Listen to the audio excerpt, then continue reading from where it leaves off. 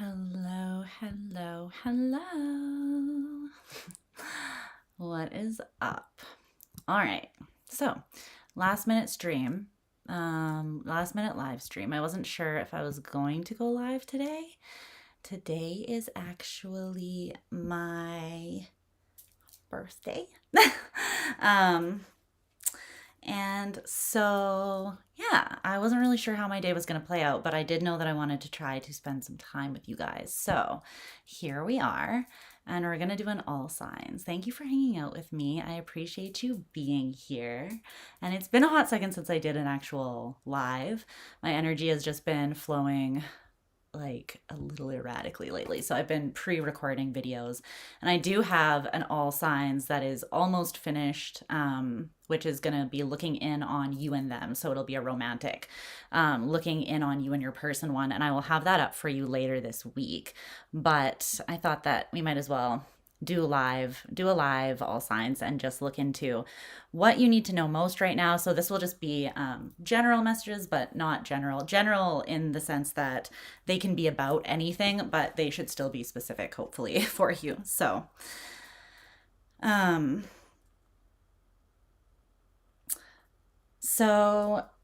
yeah, so we're going to start with Aries as we always do and go all the way through to Pisces, and we're just going to kind of look at the energy that is surrounding you or engaging with you right now, the energy that you are embodying, or how you're experiencing the current situation, what is shifting for you right now, a challenge or lesson that you might be facing, and also some advice. Okay, so hopefully that sounds good for you. There will be timestamps once the stream is done in the pinned comment down below and the info box down below, so you can just skip right to wherever you want to be. And I do not read for a particular placement either. So feel free to check any placement that you feel is prominently impacting you or resonating with you from your chart right now. And you can also cross-watch for people you might care about and see if those energies or messages resonate with you too. Okay, keep in mind also that if there's like a situation that comes up in the reading where there is more than one person prominently in your reading, then it could always be reversed. So if it does sound like that, like I'm talking about you, but it sounds like someone that you're dealing with, then just reverse it and just trust your intuition. Okay, so yes, we're going to just take a second to do a little cleanse, and I'm just going to draw some Reiki symbols into the energy, the space, and then we'll get started. So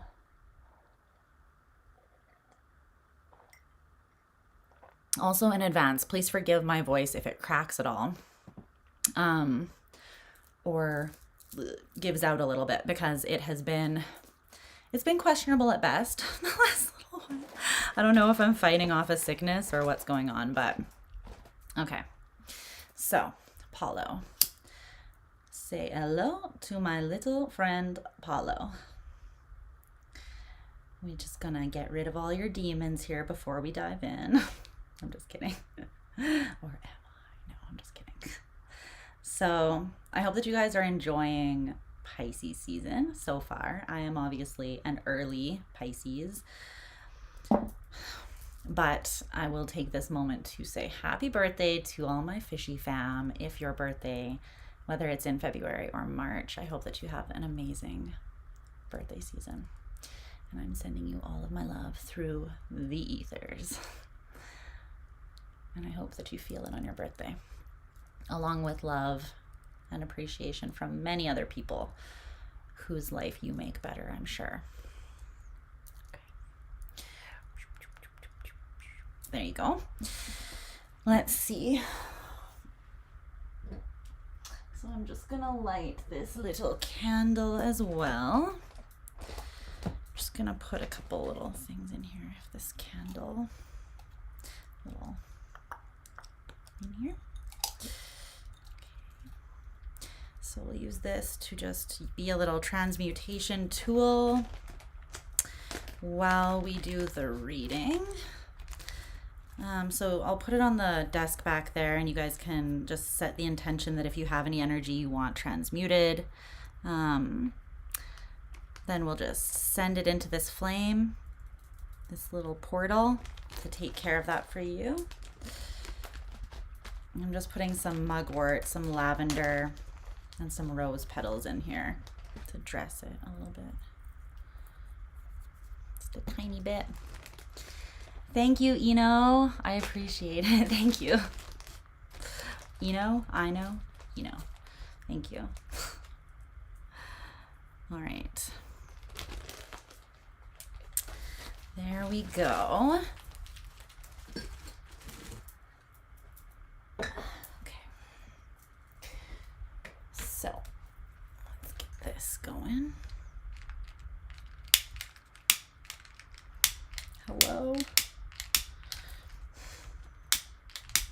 Now's not the time, buddy. Now's not the time to be out of gasoline in here. Okay. It found it in it to light one last candle, so there you go. Okay. And then I'm just going to use this Dragon's Blood incense to just draw a couple sigils. And sigils, like Reiki, they're basically just symbols that have been used over a very long period of time and have kind of like accumulated power through just being used over and over again with a specific intention, essentially. So when you write these certain symbols with that intention, then they clear the energy, they connect you more to your intuition, all of that kind of thing. So I'm just going to draw a couple for you for emotional clarity and peace so that you can discern the messages, for emotional healing.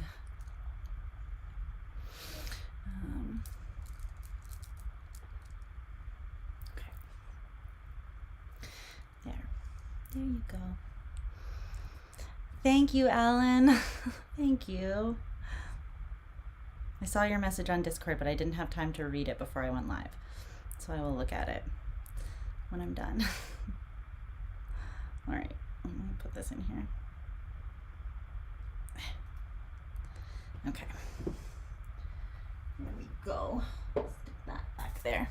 If it looks like smoke is coming out of my head at any point in time, it is just the incense. Although, at times, it could be my Gemini moon. All right, hold on one second.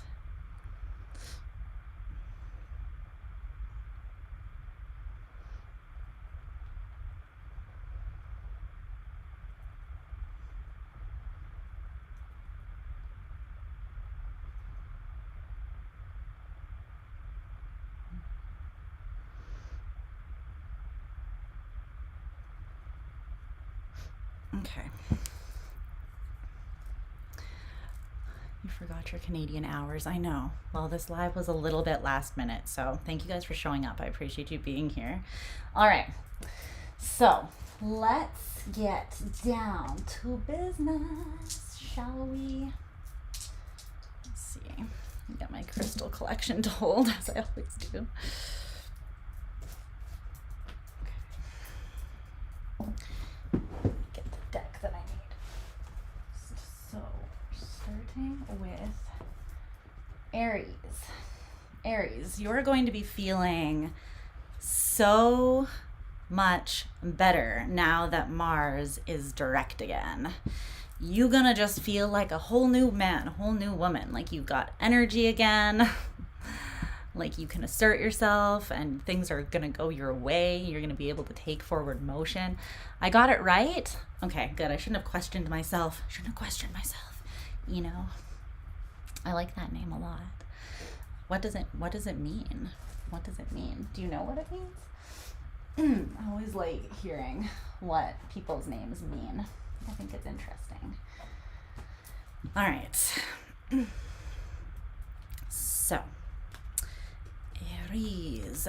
If you guys come in during the live stream, the timestamps won't be up yet, but there will be up in this corner, the right-hand corner, the top right-hand corner of your screen, there will be a GIF up there that says the voice thing. It's happening already. It's happening, guys.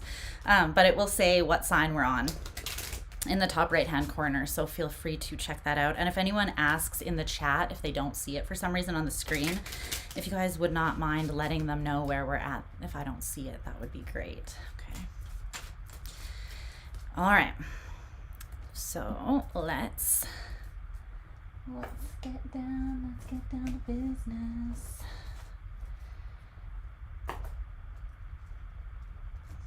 Give you one more night to get this. All right.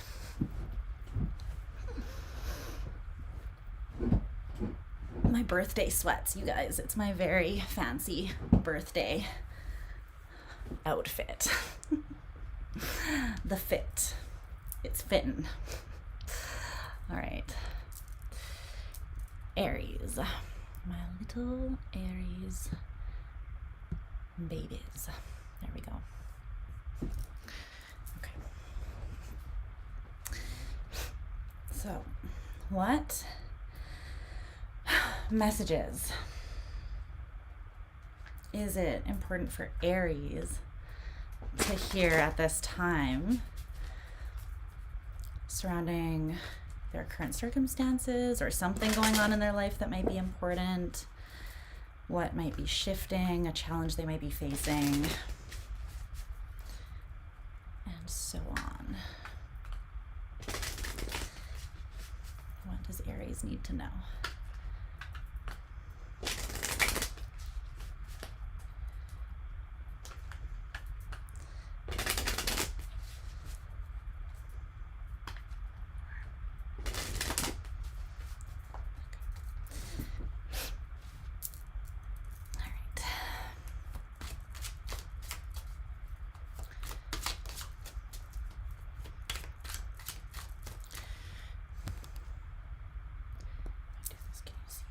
Shuffling better?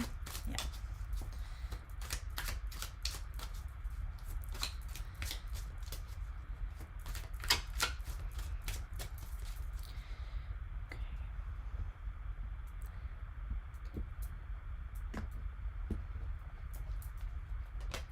Okay.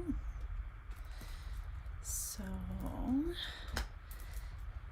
okay.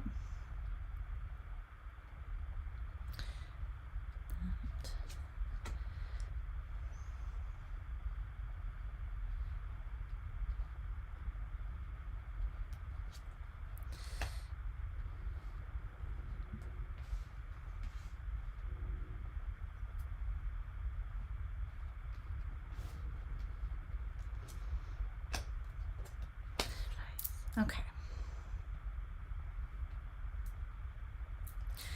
Let's get some oracle cards too. Wow. What's going on for you? Let's clarify this overall energy for Aries situation, please.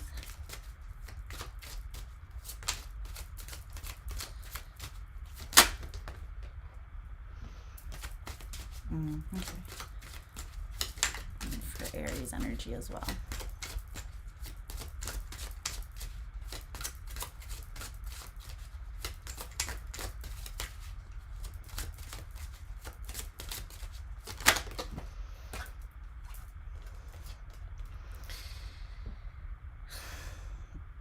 Okay. Clarify these.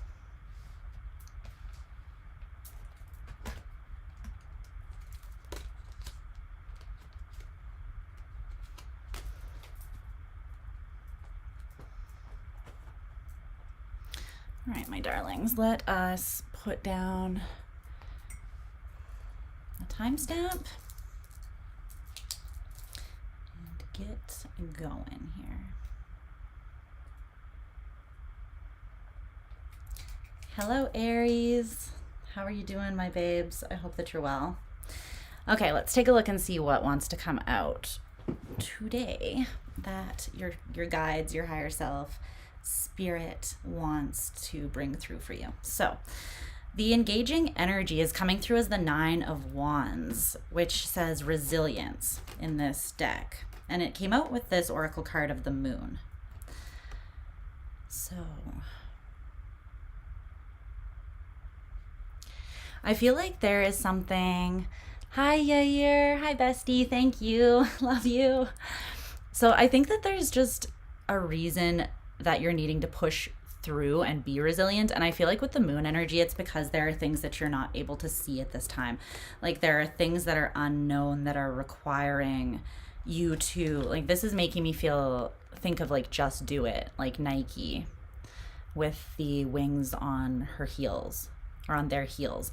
So it's like kind of this energy of resilience. Just do it. There's something you just need to do. You just need to leap out into this unknown. But it is requiring, it's like the only way to approach your current circumstances, I feel like, is to just be like, okay, well, YOLO, like let's do this thing. It almost feels like there's an energy where you can't really do too much like strategizing or planning ahead right now. And I want to find out exactly why that is, but there's definitely some things that you're just not completely aware of. And with the 9 of Wands, it's a spiritual strength, a spiritual resilience. So it's something that is testing your spirit, your strength of spirit, or your maybe your faith is usually what it is with the 9 of Wands. The 9 of Wands can also be the card of the wounded healer, of Chiron. So you've already been through a lot by the time you get to the 9 of Wands. And then when you get to the 10, it's like an energetic breaking point. It's like if you're running a long race, right? You're finally breaking through the finish line when you get to the 10 of Wands, and then you can kind of drop the weight, rest, and then get re-inspired again. But when you're at the 9, it's like you can see the finish line, but you still have that chunk between you and it where you have to push and you're tired, right? So it could be that this is like the most difficult portion of something that you've been pouring yourself into, that you're in right now. And hopefully Mars going direct will help you be able to push forwards and assert your energy in a direction, even maybe if there is some uncertainty, without feeling too drained, like with a feeling of inspiration and confidence behind you, even without having all of the answers. Essentially courage, right? So the energy that you are in, or how you're experiencing the current situation, is coming through as the 3 of Swords, heartbreak. Okay. And it came out with these 2 oracle cards, Dreams and Deluge.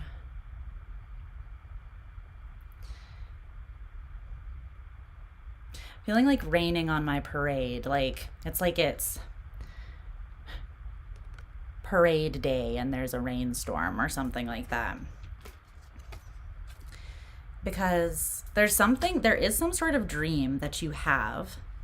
I think that you're experiencing this as like the universe is testing me. You know what I mean? Like, I don't think that it feels easy because, number one, I think that you'd feel more comfortable, as most of us, pretty much all of us do, when we have the answers and we know what we're moving into, especially if a situation does require a lot of effort, energy, and you feel like you're putting a lot of yourself into it. Most of us feel more comfortable understanding exactly what we're putting our energy into, or like what the outcome is going to be, or when we're going to achieve the outcome, you know, before we just go putting ourselves into something.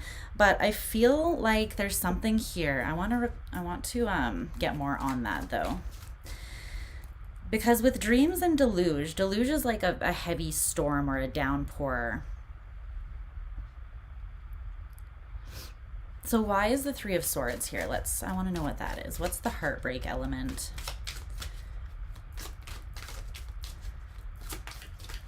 It's interesting. I think that you're,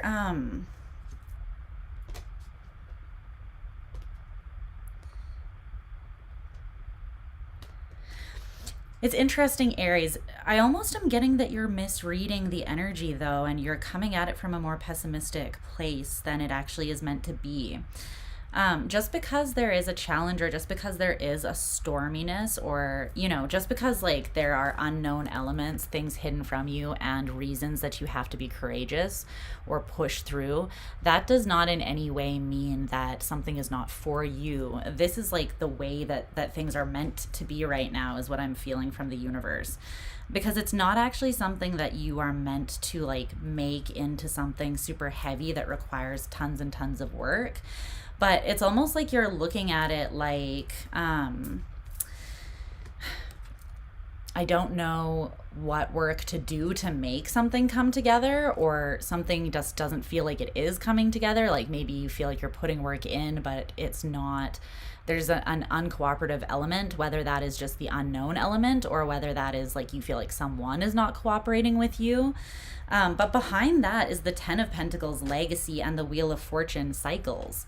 So Spirit is literally saying like you are in perfect alignment with your destiny to come together with something that is for you, and the work that you're putting in or have put in has gone somewhere. It hasn't gone to waste. You have not defeated yourself, unless this is the Five of Swords, which is like you decide that you're defeated in your own mind, right? And then oftentimes that can become a self-fulfilling prophecy, because you've decided that you've been defeated, and so then you start acting like someone who's been defeated, and you're more likely to be defeated, or to just at least experience it as a loss.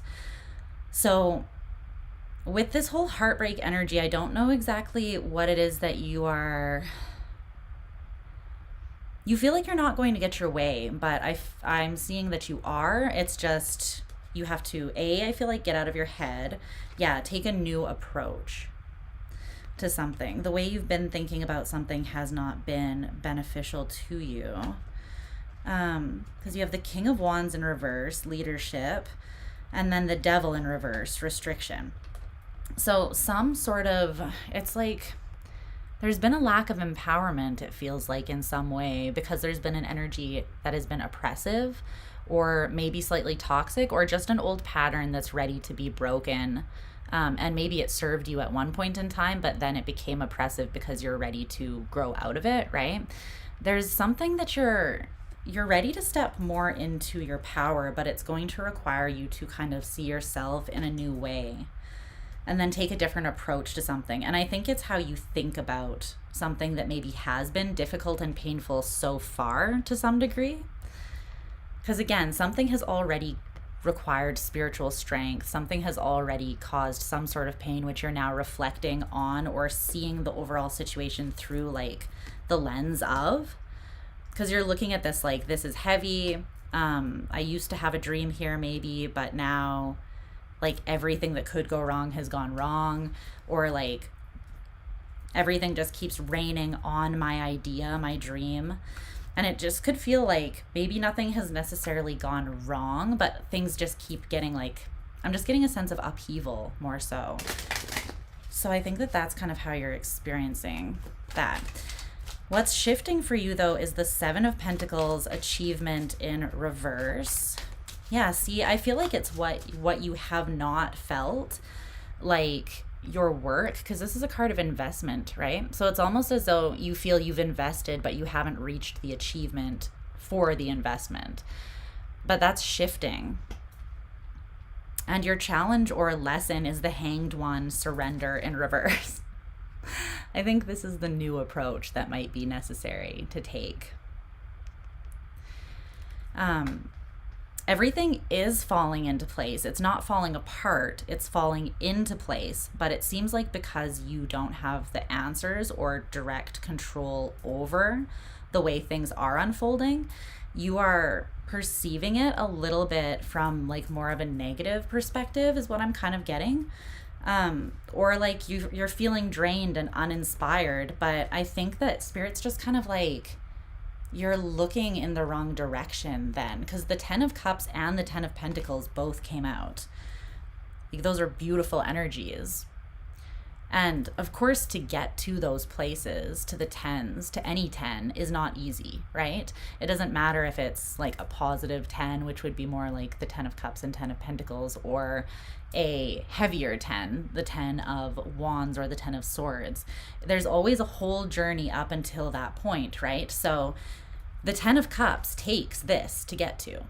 Every single time. You don't get there without this energy. The 10 of Pentacles also takes this, right? And usually there's some of this mixed in as well.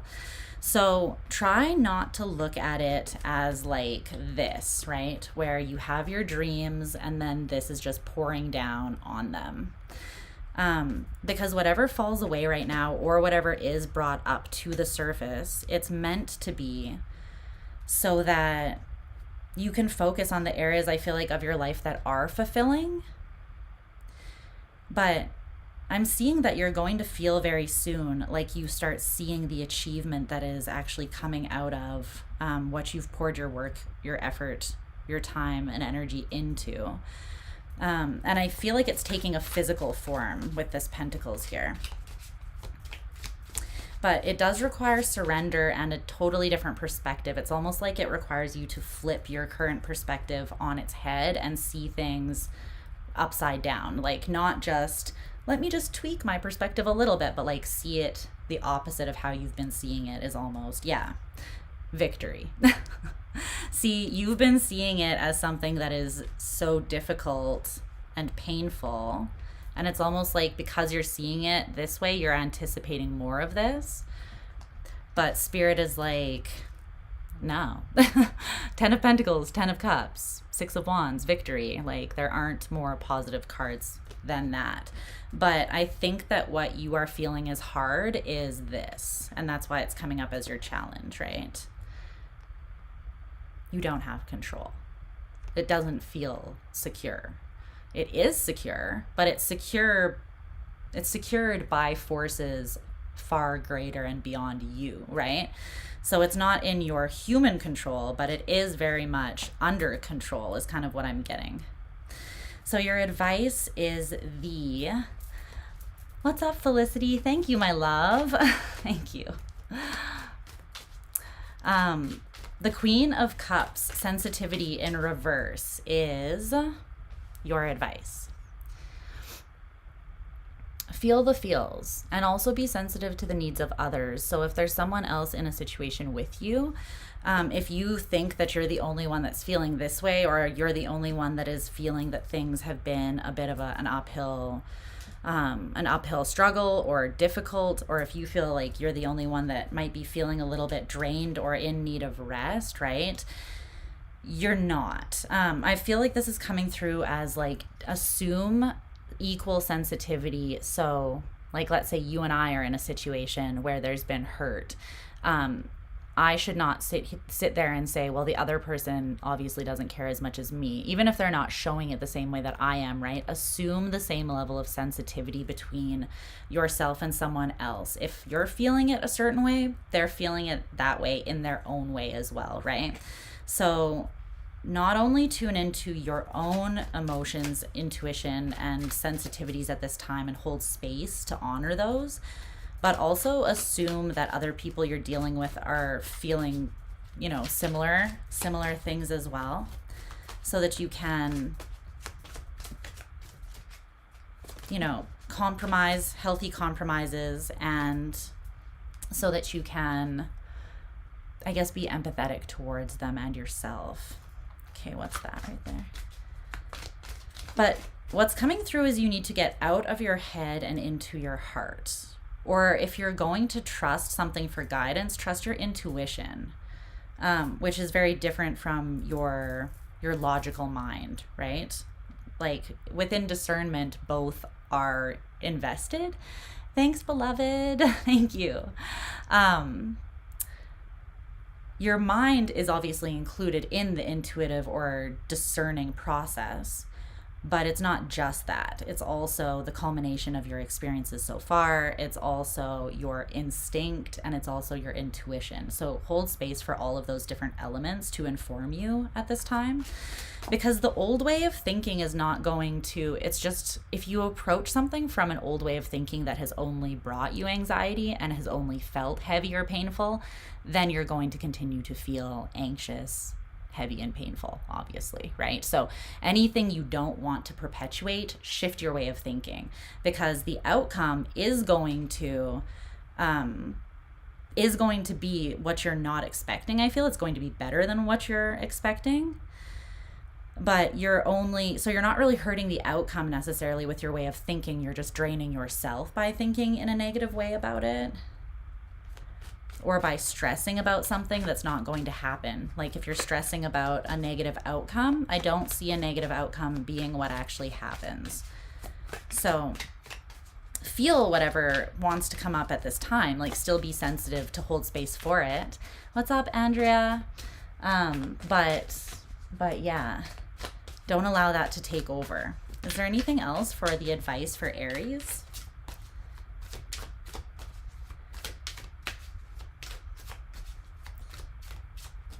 Some of you are going through, yeah, you're breaking out of a scarcity mentality or a lack-based mindset. This is the end of that for you. Wow, look at this. Unlearn. The Hierophant, unlearn, is literally under that. This is an ending of something that has been quite heavy and painful for you, and it's the way that you have thought about something. It's a perspective, a perception. I feel like you're being tested to have a more determined, confident approach and perspective, even when you don't feel like you have the skill development down completely, because you're coming at something from a new way that you don't normally.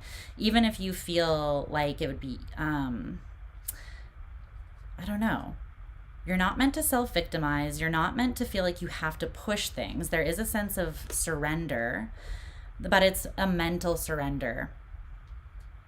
Allowing yourself to unlearn things that are no longer helpful to you. And then it's almost like the universe wants to validate that unlearning of an old way of thinking by bringing in like validation in real time almost, because this achievement is going to come through the more you surrender and honor yourself and the situation. But don't give up on this dream, whatever it is. I feel like, again, you're kind of at the last little, you can see the finish line. You're just tired.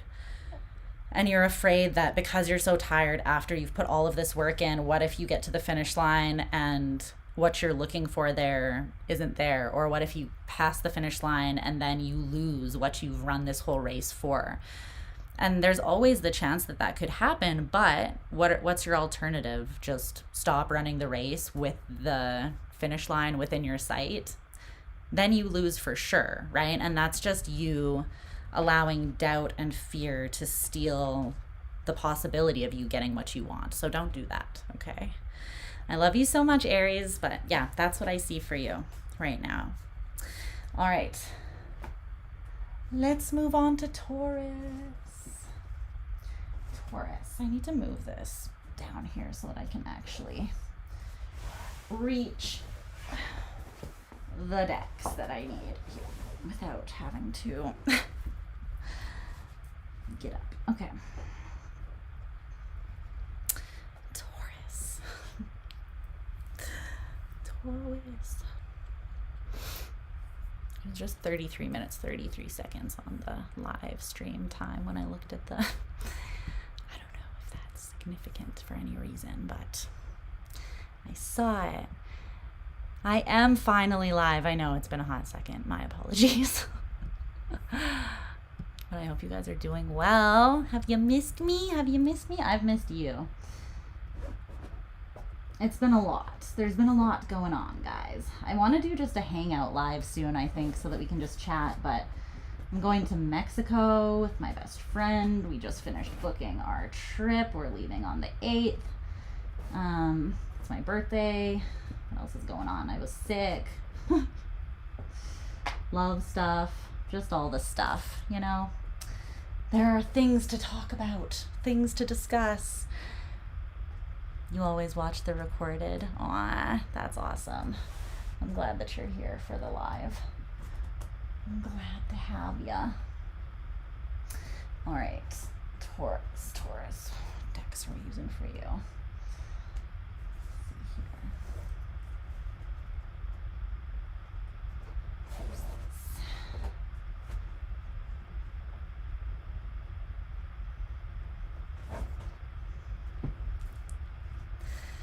I do too. I hope that I also have an amazing vacation. We're going to Tulum, so it should be good. Tequila and Mayan runes for the win.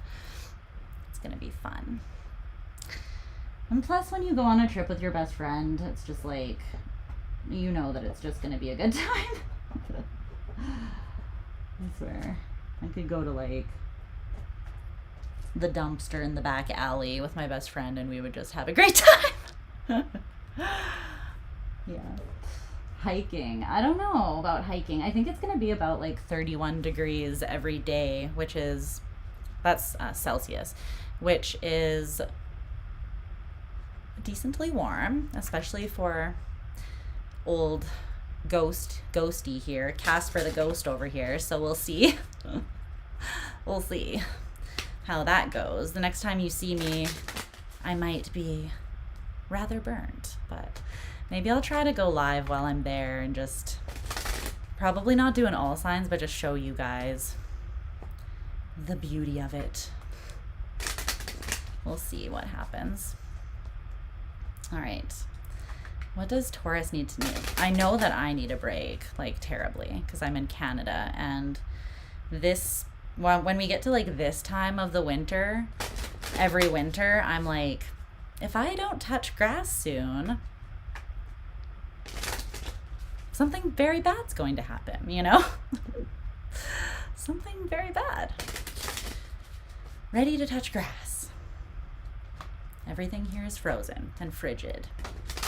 And it's, seasonal depression is a thing, you guys. It's a thing. So, fuck yeah, Mexico.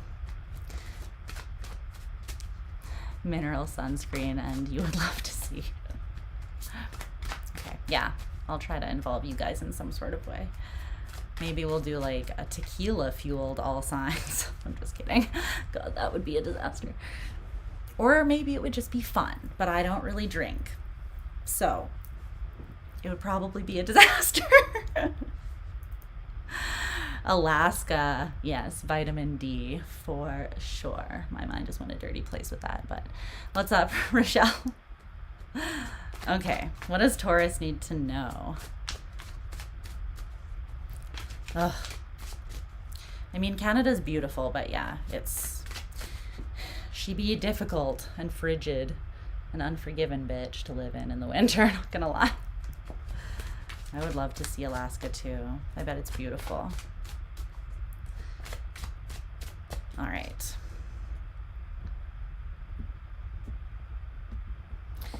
Taurus. What's happening here? We'll see. Maybe just margaritas on the beach, which is still tequila, I guess. But I'm 37 now, so hangovers, they hit different, you know what I mean? They hit different. Okay.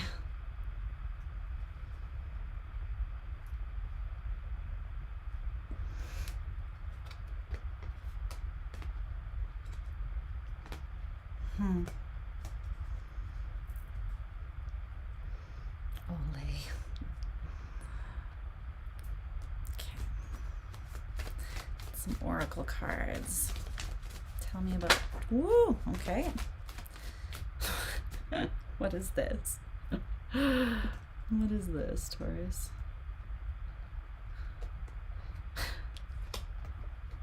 Are people just in like a jaded phase right now because things have been a gong show? And now everyone's like, we're just expecting the worst. That's what I'm seeing here a little bit.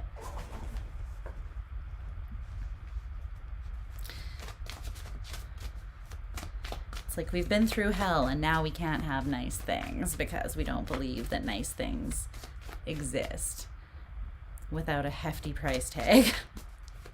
Relatable. All right. Tell me about Taurian's overall engaging energy here.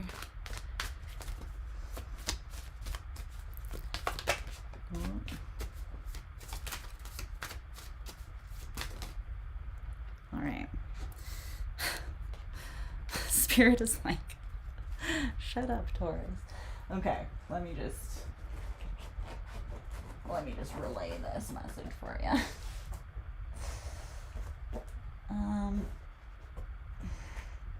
What?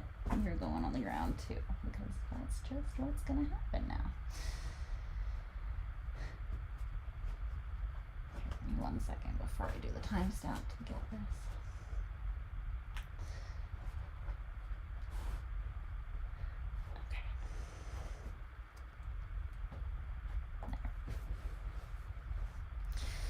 All right.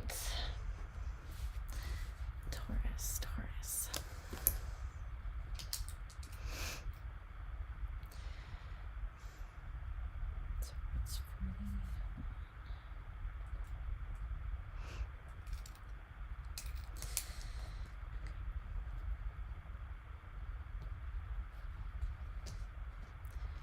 All right. Hi, Taurus. Let's see what wants to come through for you, for what you need to know right now. So the engaging energy, so this could be like the theme, or this could be someone that you're engaging with, but this is just kind of like your surrounding vibe right now, is coming through as the Four of Swords.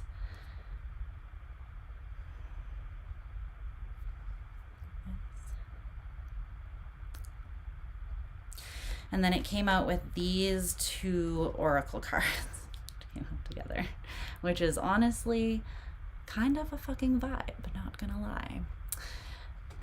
This is vibes. This is goals. We're here for this. So it's interesting though, because you, in contrast to those vibes, so that's like the universe being like, fuck it, we ball, fuck it, we ball. And then you are experiencing the energy as this. So it's the Two of Wands with this sell your soul, sign here contract. So I feel like Spirit is like, you're surrounded by peaceful energy. The Four of Swords talks about having peace of mind. It talks about being at rest. Or this is at least a situation or an energy that is surrounding you that supports that. So, in other words, there is no reason to stress. There is no stressful stressor around you. And the universe is also, or your guides are like, hey, sup. In case you forgot, you are, in fact, 100% a bad bitch.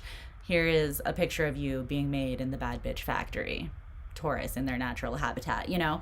But you are over here. I feel like they're bringing something in for you, or something is coming in for you soon that will validate how far you've come, how much value you've actually always held as well, even when you yourself doubt it.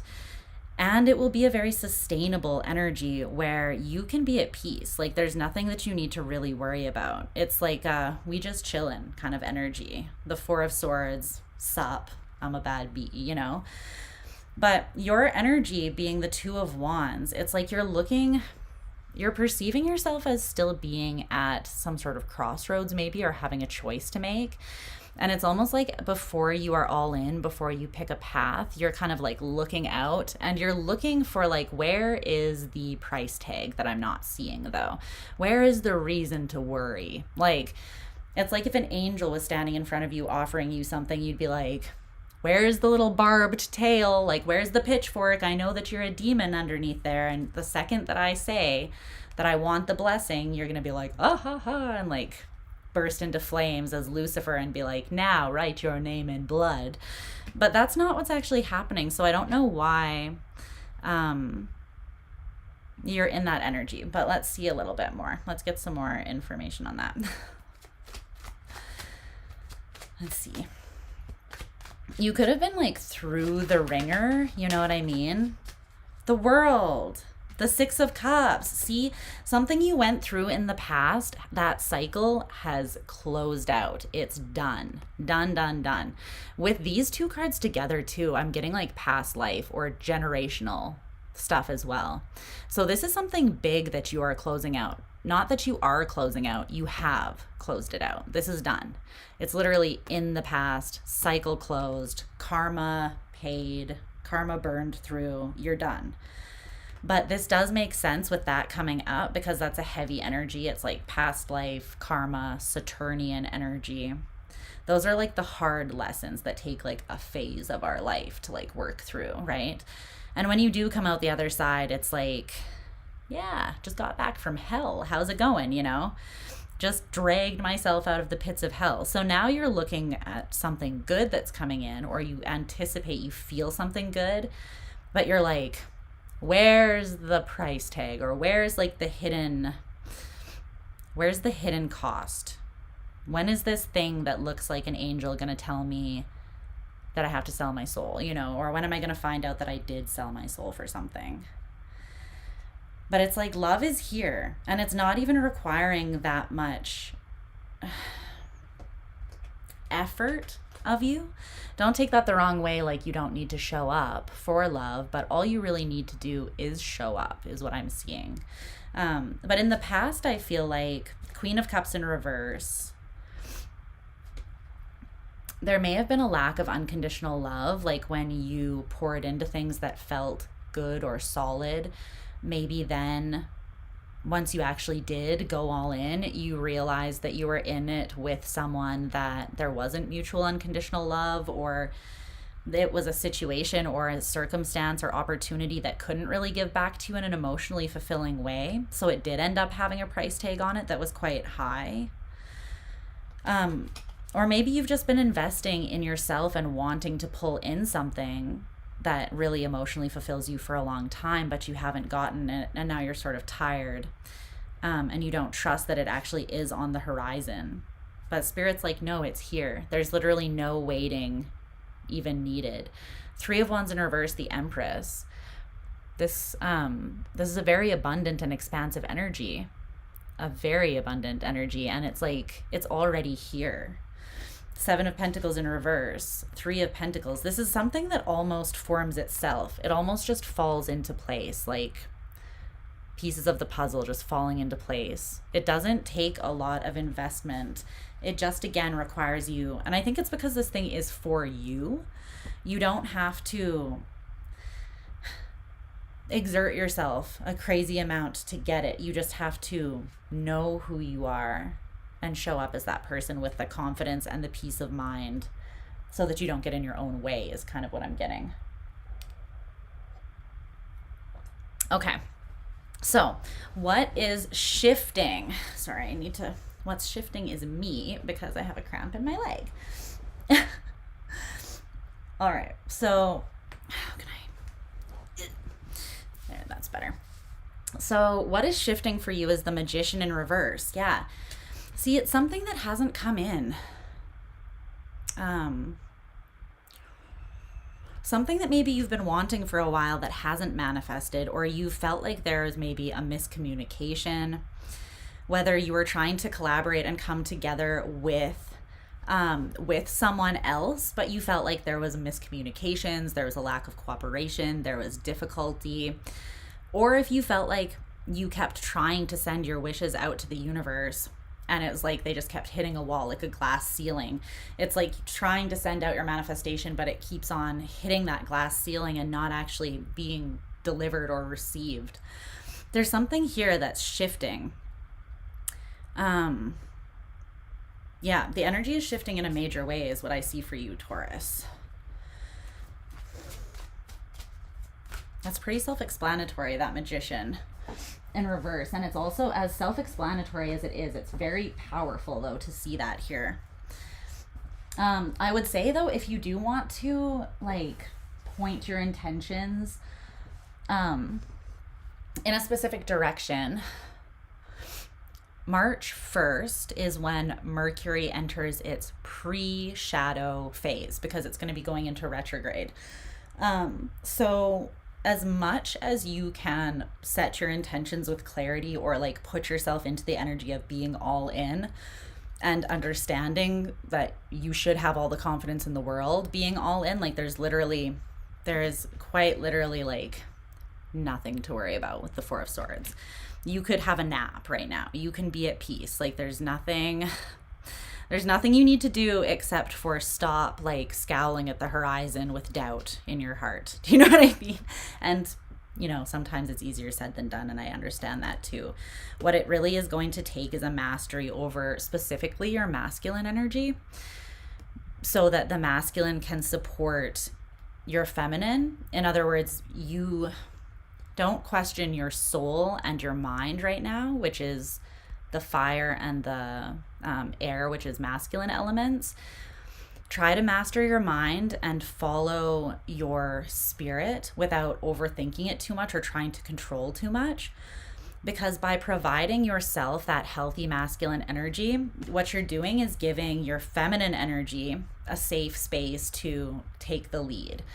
And when it is able to take the lead, that is when you become receptive. That's when the Empress energy can shine, and you can receive things in. So maybe you've been focused too much on your masculine energy, perhaps, leading up to this point. But yeah, the 10 of Cups is your challenge or lesson. Well, you know, there could be worse challenges, worse lessons to have to learn, I think. The 10 of Cups, okay. Your advice is the 9 of Wands. You might have Aries in your chart, or you might want to watch Aries as well, because they also had the 10 of Cups and the 9 of Wands come up in their reading. Why is the 10 of Cups Taurians' greatest challenge or lesson? I think that it's just like, yeah, look at this. So I split the deck. So the World came up on the bottom, and then I split it, and it's the Wheel of Fortune. It's like, it's not the 10 of Cups itself that is the challenge. It is accepting that the cycle that you were in previously that did not allow you to have the 10 of Cups energy is over. And that the wheel is turning and good fortune is coming your way. So it's more so just believing that A, this is still possible, and B, not only is it still possible, but it is ringing your doorbell very shortly. That is kind of the challenge, because I think that you do want it. It's just knowing your worth, being confident, knowing the work that you've done to close out the cycle, and just trusting that you are aligned with these good things. The best energy reader. You gave me hope and perspective not to worry. Aw, I'm glad. Yes, you should always have hope. I know that hope can be... It's interesting. I was thinking the other day about that Lana Del Rey song where she says, hope is a dangerous thing for a girl like me. And I was like, great song, but like really toxic way of thinking, honestly. Like you're really fucking yourself over there, buddy, because hope is like, once you lose hope, that's when you're really screwed. And when you won't even let yourself have it because you're scared, that says a lot, right? It's sad, because it says basically how much have you already gone through to get to that point where you're scared to even have hope because you're so sure you're going to be let down. So hold on to hope.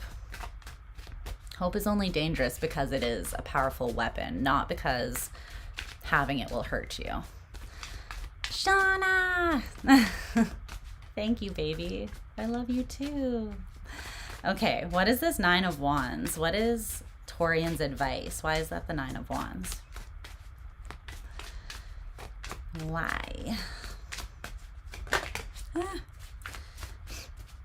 The Page of Cups in reverse. The World in reverse. Okay. The cycle is done. 10 of Wands in reverse. Let it go. Page of Wands in reverse. Okay, this is literally an energy of someone who does not have faith or hope. Okay, so that is what you're releasing, because there is going to be, like, for some of you, this is about a connection that you have.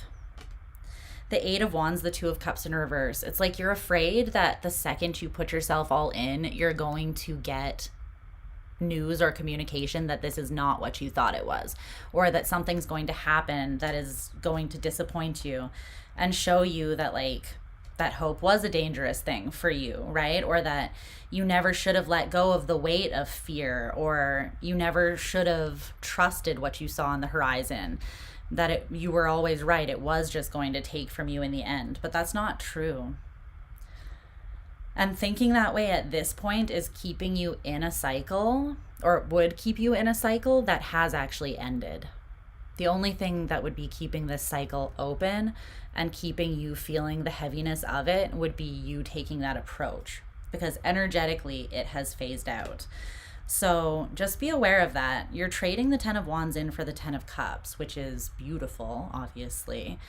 Massive level up. But with your advice being the Nine of Wands and the Page of Cups in reverse, this is kind of like, where are you making something harder than it needs to be by assuming that it will be the way that it was in the past, or by not allowing yourself to come from a light, peaceful, like open-hearted, childlike, innocent kind of space?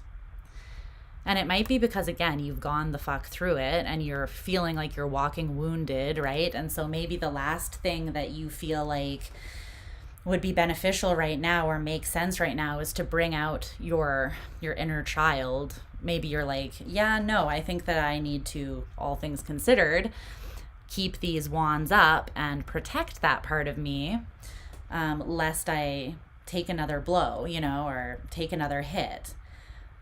But again, by assuming that that is going to be the outcome again, you're keeping yourself in a closed cycle, and you're keeping yourself from experiencing the Ten of Cups, that ultimate emotional fulfillment, and just resting in that.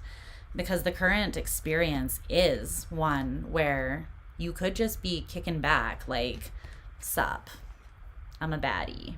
Just kicking my feet up, letting things come to me, tuning into the energy, knowing what I'm worth. So yeah, that's what I see. Is there anything else you want Taurus to know before I let them go?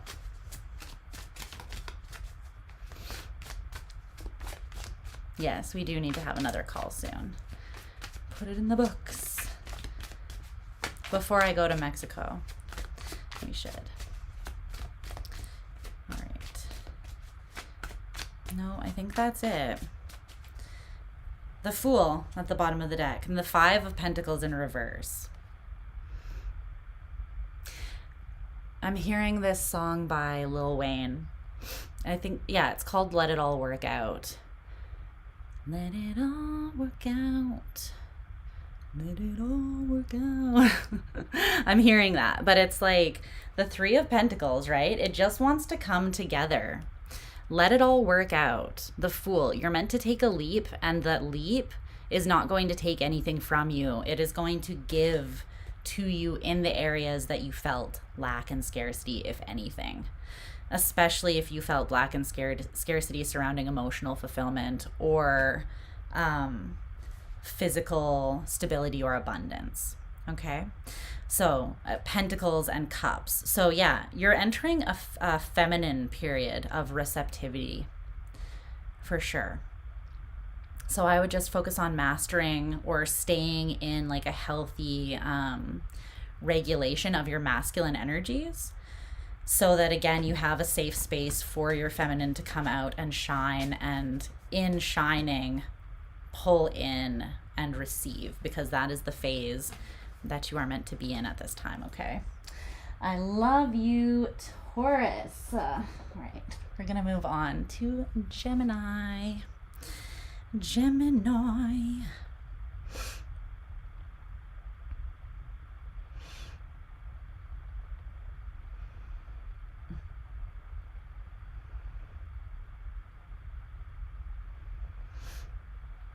Okay.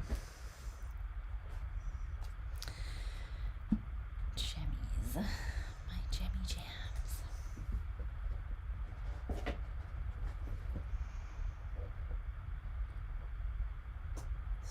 Here.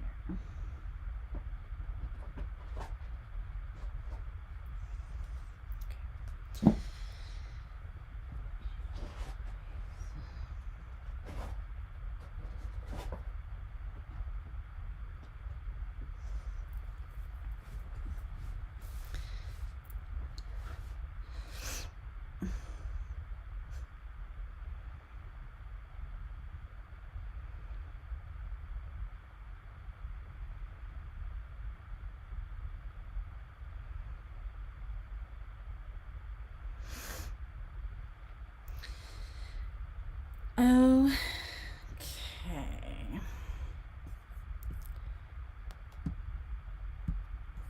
Let's get to Gemini.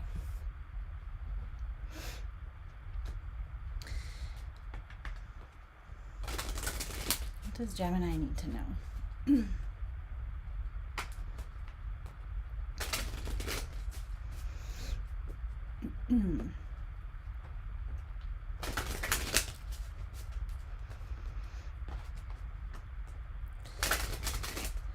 I have this like little thing of champagne, like bubbly, that I got for, I think I got it for Christmas, and I didn't have it on New Year's or anything, and I was like, should we pop some bottles in the club tonight? It's like a tiny little bottle. I was like, maybe my birthday will be the day. So I might go down and get it, or go get it from the fridge at like the halfway mark or something. Whenever we feel like we need a little boost of energy, might go get that. We'll see. We'll see. Okay, what does Gemini need to know?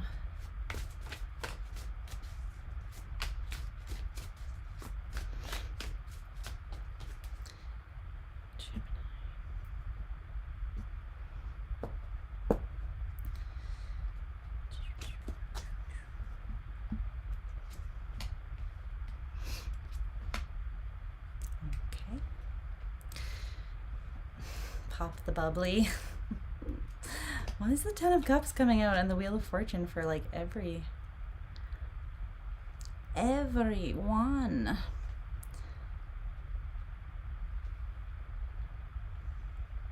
What's that all about?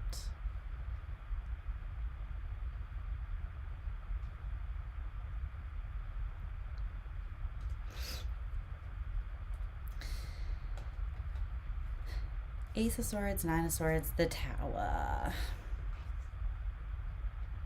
Nine of Pentacles, Ace of Cups, the Devil. Okay.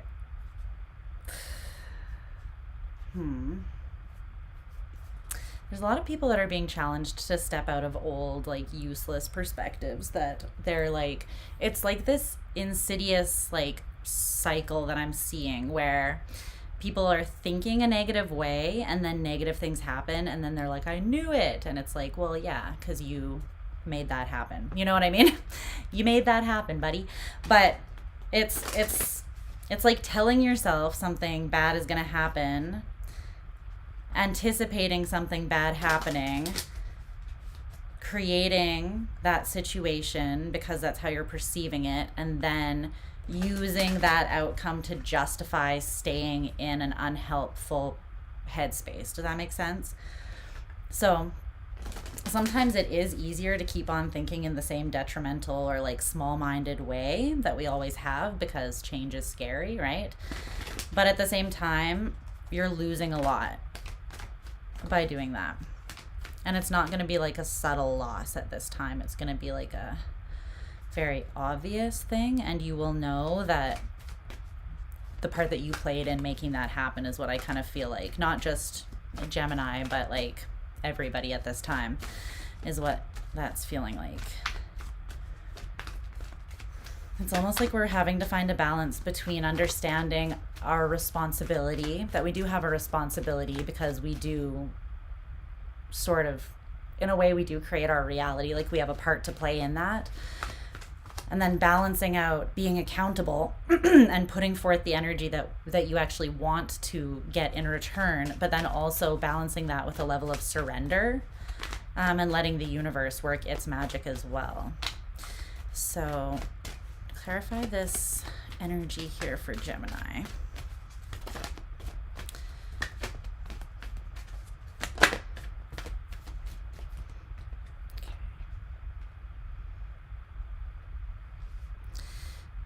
Okay.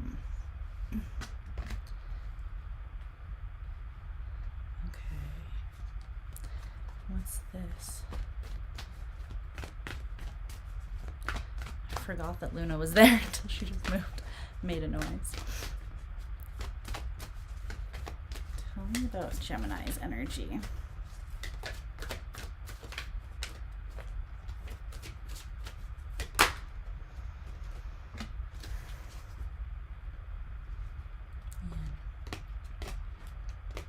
Okay.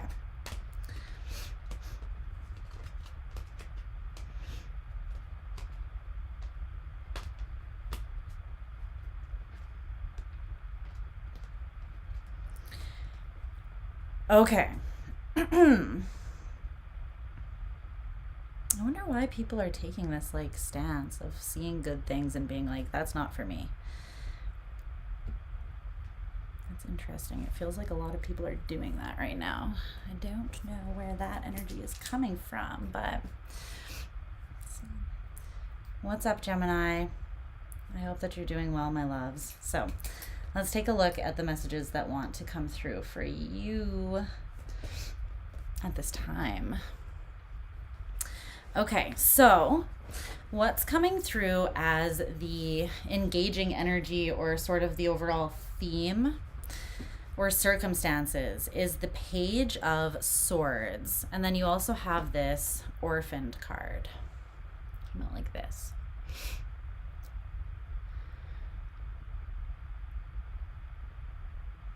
I feel like you're being challenged here. I'm hearing Jupiter in Gemini, which is still going on as a transit, I'm pretty sure. I think this is about amplifying the right, amplifying helpful ways of thinking. Because with Jupiter in Gemini, whatever is happening in this general area of things is just getting amplified and blown up really big, right? And there's a lot that goes on in the mind with Gemini on a daily basis. So it's very important to watch your thoughts with care, because thoughts become action, action becomes habit, habit becomes character, right? Then that's just who you are. And especially with this amplified Jupiter energy, there's a big focus on that. So if you are thinking about things from the perspective of feeling like I'm on my own, I have to do everything on my own, I'm going to be abandoned, or I am abandoned, or I am going to be rejected. If you're taking that approach, then you are in a bit of a, you're putting yourself in a bit of a dangerous energy, because especially for you, if you have Gemini in your chart prominently with that Jupiter placement, that, like I said, will get amplified quite quickly and to a pretty great degree. So just watch that. Tell me about this. I feel like you're kind of being challenged to think about something from a new perspective here. And it's something that you feel like you know, though. Because your energy or experience. What's up, Lissetti? How are you? Good morning from South Africa. I love that. Soak up some sun for me, please, because I'm in Canada. Okay, so your energy is the Page of Cups in reverse with deep knowing. So it's either there's something that you do know, but you're having a difficult time feeling confident in that, or there's something you think that you know, and it's coming from somewhat of like a hurt or wounded inner child space. So you could feel like you have this deep knowing that something is going to abandon you or leave you out in the cold. But if that's the case, then I feel like that is coming from a place of maybe that having happened to you in the past. So like a wound that's not totally healed. But this deep knowing card is in the upright. So I feel like you kind of know something, you do know something deep down, but you're questioning it is more likely what is happening. Yeah. See, okay, here. I feel like what you know is that something is not going to leave. The Eight of Cups in reverse, that's something not walking away.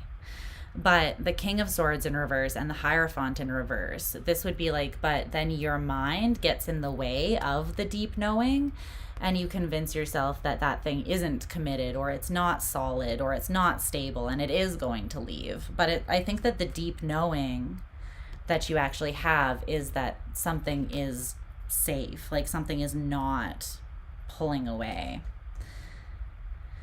But you convincing yourself that it is not committed to you from a wounded place, and this could be an opportunity, a person, a relationship, it could be anything, right? It's preventing you from actually taking action to move forwards towards this thing, because it's like, what is that? You're afraid that it's going to hurt you, so you're not taking action. The Three of Swords, the Seven of Swords. That was a lie. The results are in, and that was a lie. But yeah, welcome to Maury. Tarot for Maury. What's up, Daniel? Or Maury Tarot. Judgment in reverse, the Ace of Swords, the Nine of Swords. The truth is you're just stressed about something going poorly. And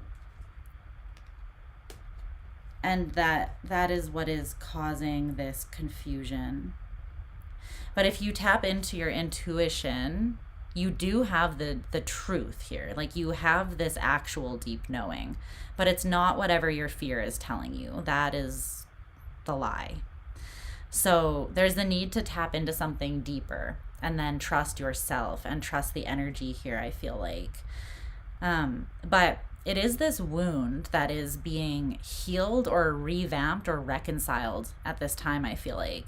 An old abandonment or rejection wound that you're being challenged to look at in a different way. Because there's something that is quite giving and abundant that actually wants to come through for you at this time. But I feel like there's a question as to, like, its validity, its staying power, like it's so even if you're seeing something as being a valid offer, it's like, okay, but how long is it going to last before they fuck off and leave me? Or how long is this job going to last before they hire someone new? I don't know. There's something where immediately when you see the good, you immediately jump to the negative equivalent, and it's almost coming through as a self-protection mechanism. Again, it's kind of like not wanting to get your hopes up because you're afraid. Thank you, Lindsay. Thank you, babes. Okay. So what is shifting is the Ten of Cups in reverse. Your challenge or lesson is the Wheel of Fortune in reverse. And then the Five of Swords in reverse is your advice. Quit playing games with your own head. Quit playing games in your own head. Okay. Because the thing is, okay, here's the thing. So when you have the Nine of Swords, right, and you're just stressing out, but then you also have the Ace of Swords, this deep knowing. You have the truth and the lie, and the truth is divine and the lie is self-imposed. But when you put 9 plus 1, you get the 10 of Swords, which is no bueno. You know, we want to avoid the 10 of Swords. You don't need these 9. You can just get rid of those 9 swords. You can just keep the one sword of truth. But it is your deep knowing that's coming from your heart and soul. It's not something that you're like trying to convince yourself of.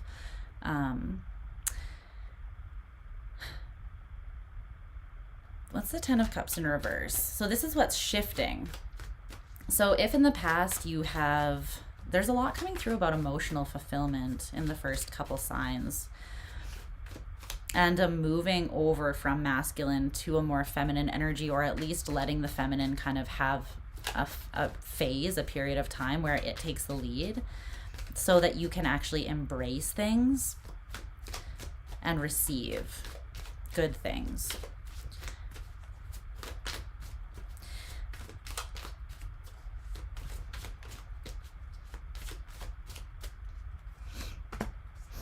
The Five of Cups in reverse. Exactly. You're coming out of a phase of grief, the Knight of Cups. For a lot of you, this definitely has to do with, it's either love or it is just something that brings you a ridiculous amount of emotional fulfillment and security. Like, it makes you feel good.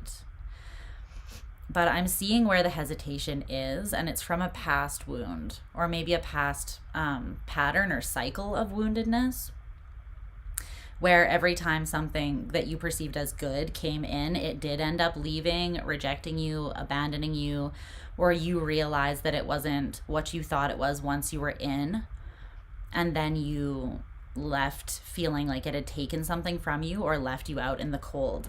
But what's shifting is that you're phasing out of this phase of always being in a state of mourning and grief, and you're phasing into the Ten of Cups, which is beautiful. So you're being asked to kind of have your heart on your sleeve and trust that the next phase of your life, or what is shifting at this time, is bringing in something that will expand your heart, but it also requires you to have an open heart to start that expansion process as well. Okay. So the challenge or lesson being the Wheel of Fortune in reverse. What's that?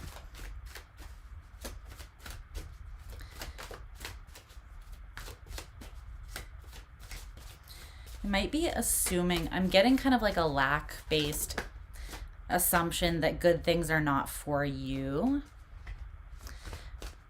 Like, yeah, it would be great if that happened, but that kind of thing doesn't happen for me. Like, it would be great if I met the love of my life, but unfortunately, all that I ever experience in love is the Five of Cups and being orphaned. And, you know, and I'm not saying that you don't have your reasons for, like, I'm not trying to take away from your past experiences, but I will say this is not what is coming in for you. You're not perpetuating that cycle unless you continue to convince yourself that there is no way that that cycle will ever end, right? Wheel of Fortune in reverse.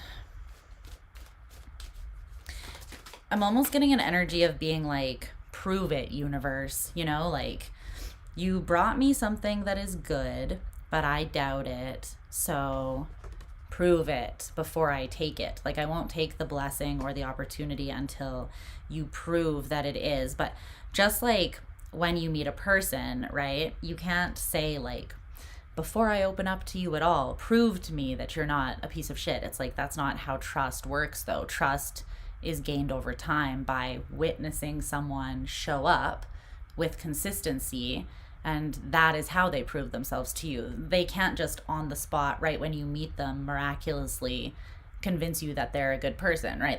It's impossible to do that. You have to actually see someone's character as they act that way. Or if they do make mistakes, because no one is perfect, then you have to see, like, is this someone who, the best apology is changed behavior, right? So is this someone who's willing to take accountability and do better once they know better?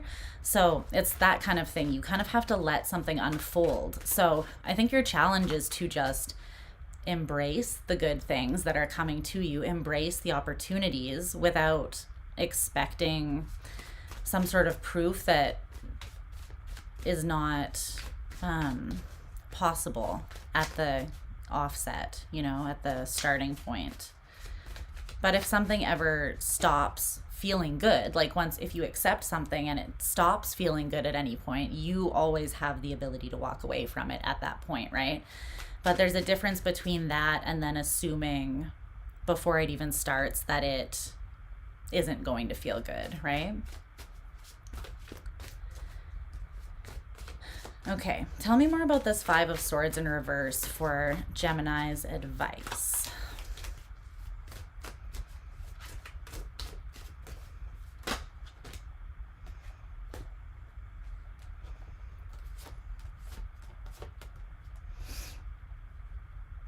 The Page of Wands in reverse, the King of Cups, the Fool, and Judgment in reverse. Yeah. You have 3 pages on the table.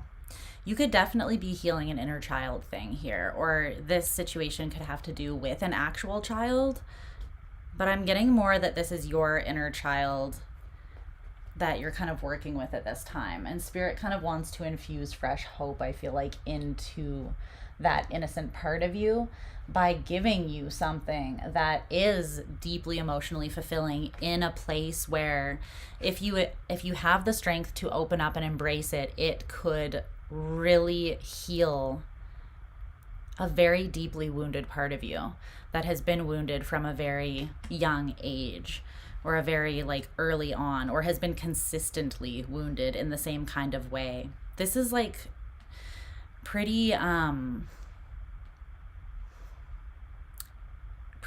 deep healing that wants to come through in this particular place. But the thing about it is you have to trust enough to open the door to that really deep place within yourself in order for the healing to reach it. Or you have to embrace the opportunity that wants to be given to you that will be healing. And for that to happen, you have to have enough faith, hope, and courage,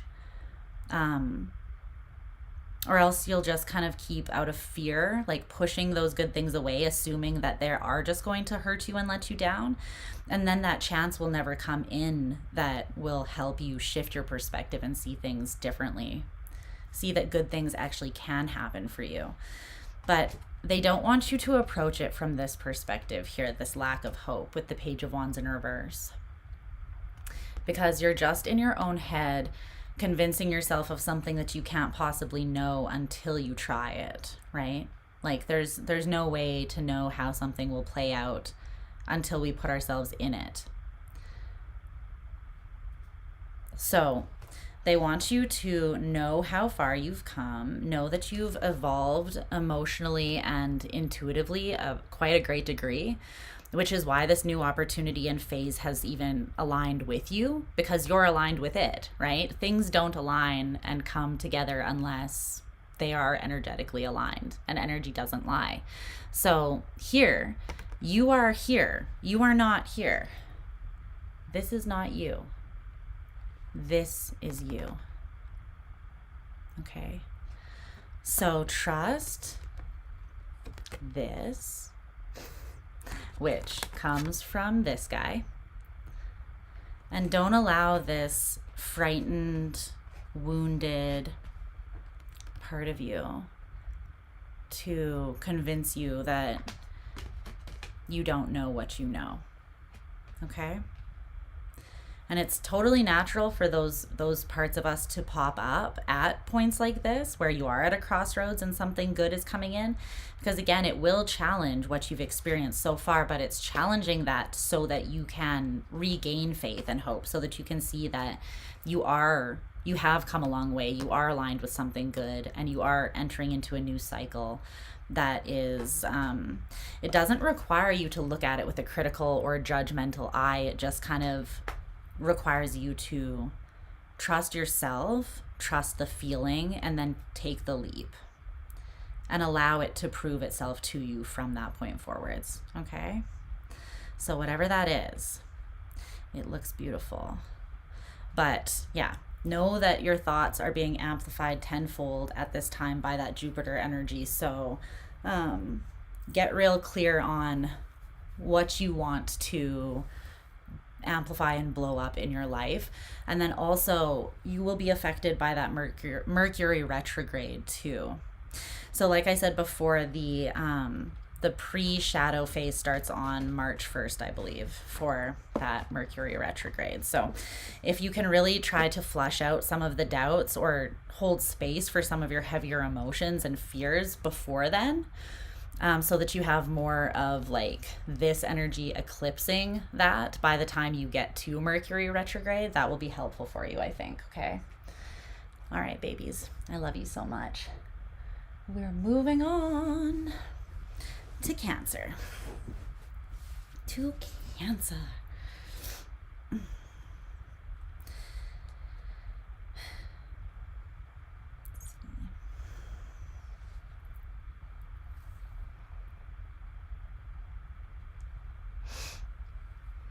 You will trust. Good. Yes, trust so fucking much. That's right. Happy birthday. I hope it's the best one this year too. It's been good so far. It's been good so far. Yeah, on the day Venus goes retrograde. I twitch. Yeah, we got so many fun things coming up, you guys. I'm in my Venus return, and it's gonna go retrograde. Woo, woo, woo, woo. Pray for me. Okay? Pray hard. I'll love you forever if you pray for me. Just kidding. We've got this. We got this.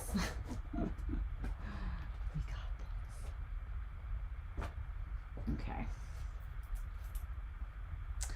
So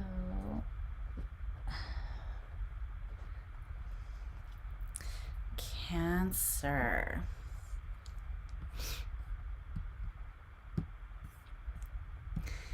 What's up, Krabby Cakes? Okay. Let's cleanse out all previous energies. A little birthday party. Aww. It will be once I go get the bubbly.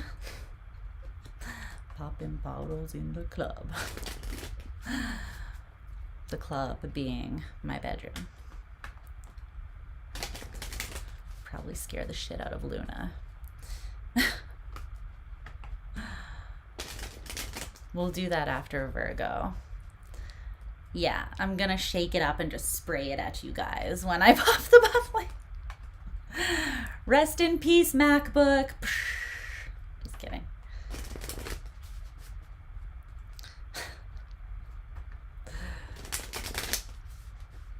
Yeah.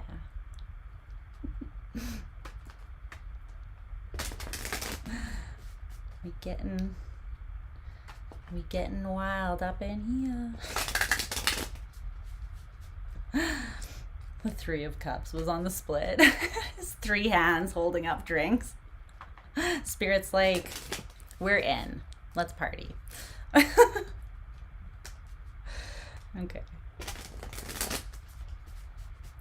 What does Cancer need to know about the energies at this time, Spirit? What do they need to know? My guides are like, do something, you boring ass bitch. Like, please live your life. I'm over here like socially anxious because of trauma.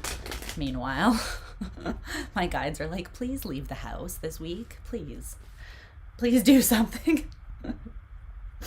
Okay. What does Cancer need to know? Yeah. Jupiter's second house. Bring me good things. Coming out of a Mars year, I'm just like, please, God, be kind to me. Please let it be easy.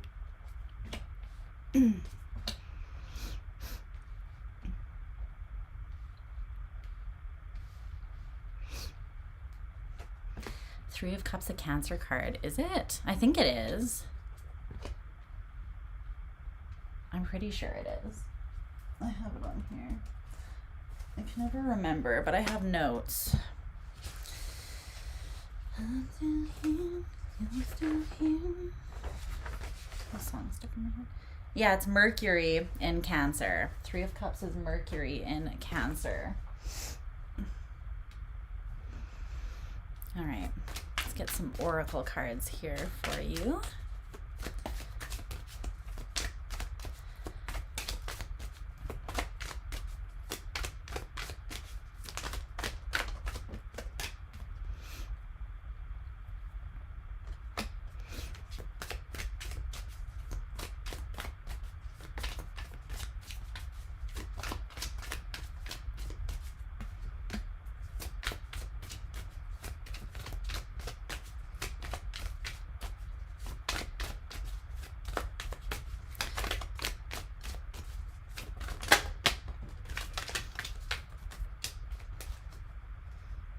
Okay.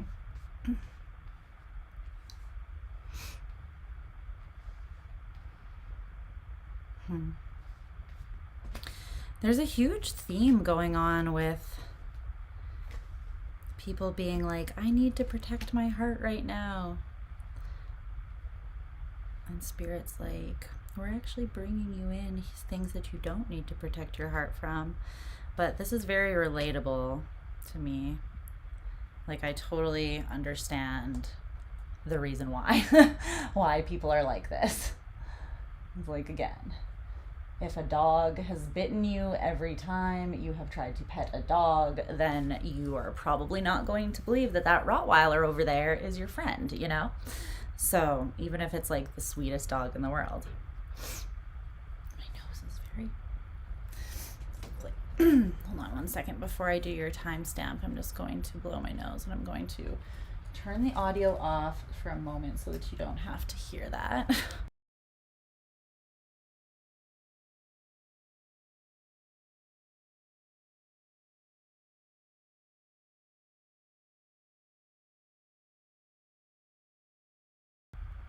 Because I am considerate like that. All right.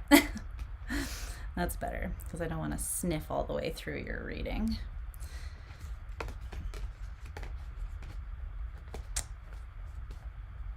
Something good is coming in for you. Okay. Hello, Cancer.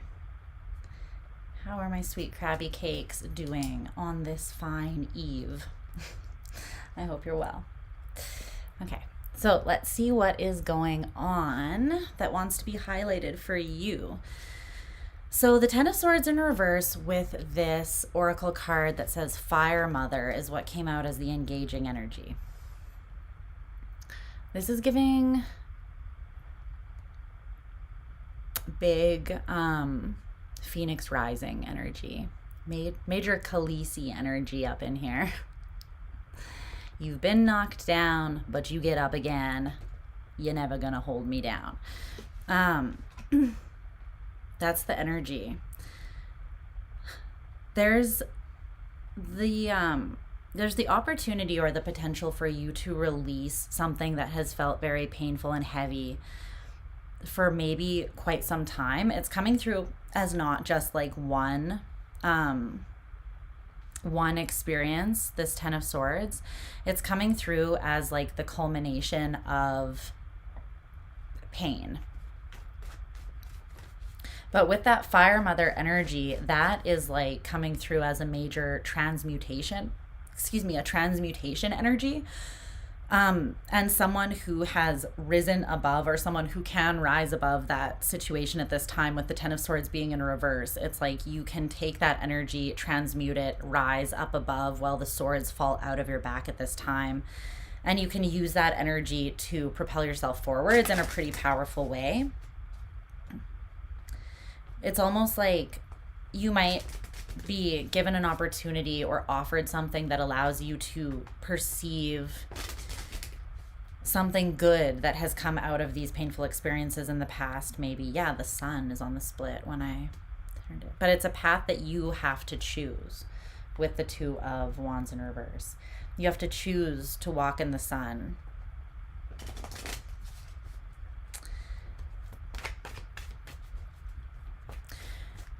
Your signifier, or how you're experiencing this energy at this time, though, is the Six of Wands in reverse with this Protect Your Heart card.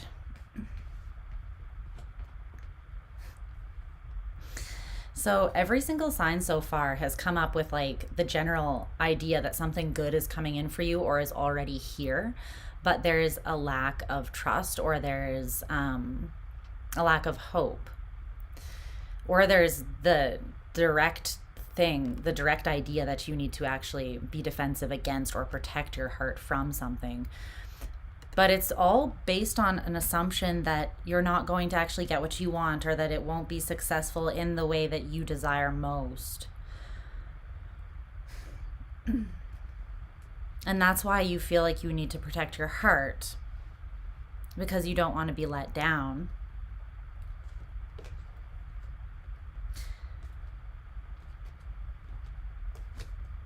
Okay, let's get more. What? The King of Swords, you feel like you need to use your head and be very smart about something. Can you tell me more about that? Like why, where is this feeling of needing to protect the heart from disappointment coming from for Cancer?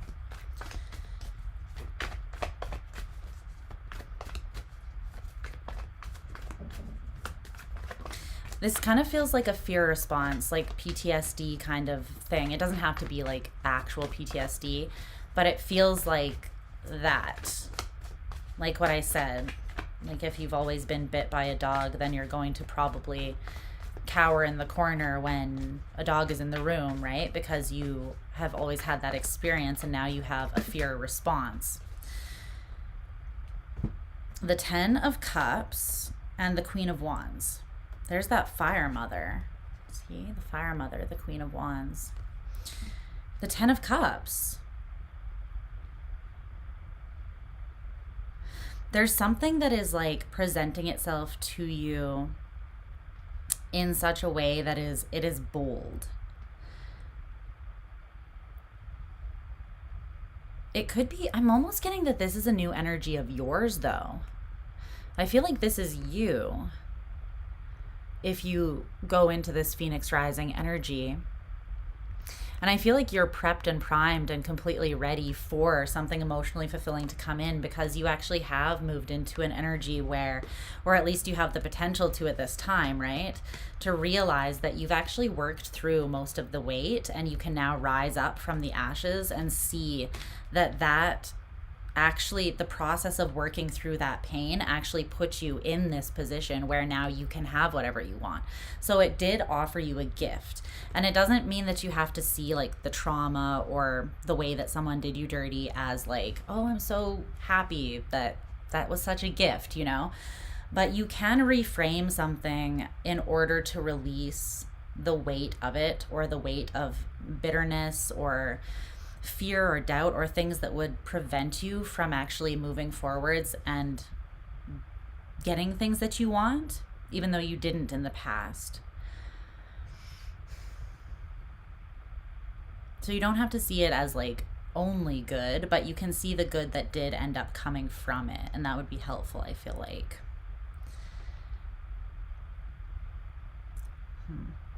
In part, that is, you're kind of being called into a deeper mastery and regulation of your own mind and your own thoughts, because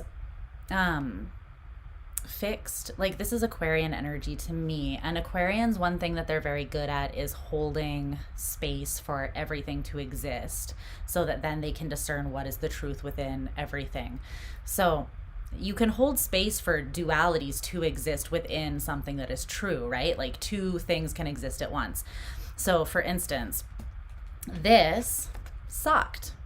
I know 100% that whatever this was for you, it sucked, because that's what the Ten of Swords does. However, there's also the truth that this, you know, taking those swords out or healing yourself from whatever that was pushed you into an empowering energy where now You see yourself more clearly, you've learned valuable lessons, and you won't make the same mistakes again. You trust yourself, you know your capacity and capability and strength or resilience, and you're also aligned with something beautiful and emotionally fulfilling because of all of that. And so that's beautiful, right? So pain and beauty, or pain and pleasure, can exist at the same time, and I feel like that's kind of the expansion of the mind that's happening with this King of Swords, or that's what you're sort of being prompted towards.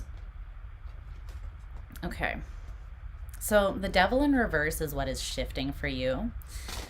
The Page of Cups in reverse is your challenge or lesson, and then your advice is the Seven of Swords.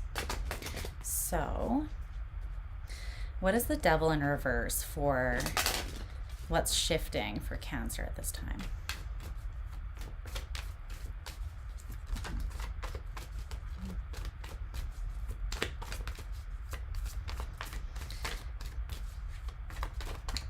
I think that this is you being able to drop a very oppressive energy that has kind of carried some sort of weight for quite some time, and it has had an influence on you because of that.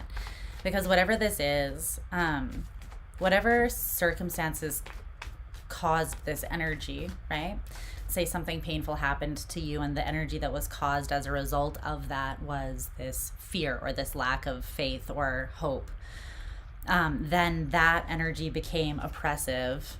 Sort of the fallout of that situation became very oppressive, and it could have created a toxic pattern, or again, like a way of existing from that space of fear to protect yourself.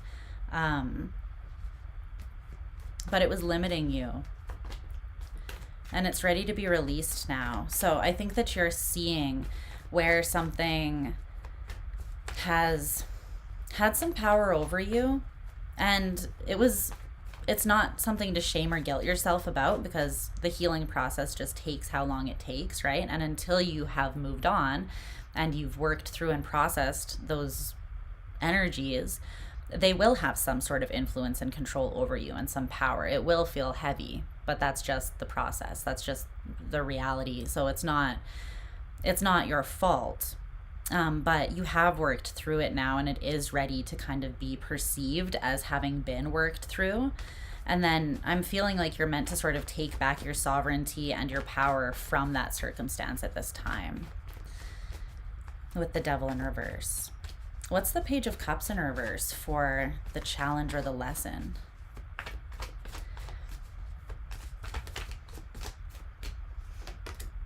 The Ace of Swords and the Tower in reverse with the Ace of Coins underneath that. And the Four of Swords. Who had that? Was that Gemini? Or was it... No, I think it was Taurus had the Four of Swords as their overall situation. There's a lot of repeating cards that are coming out.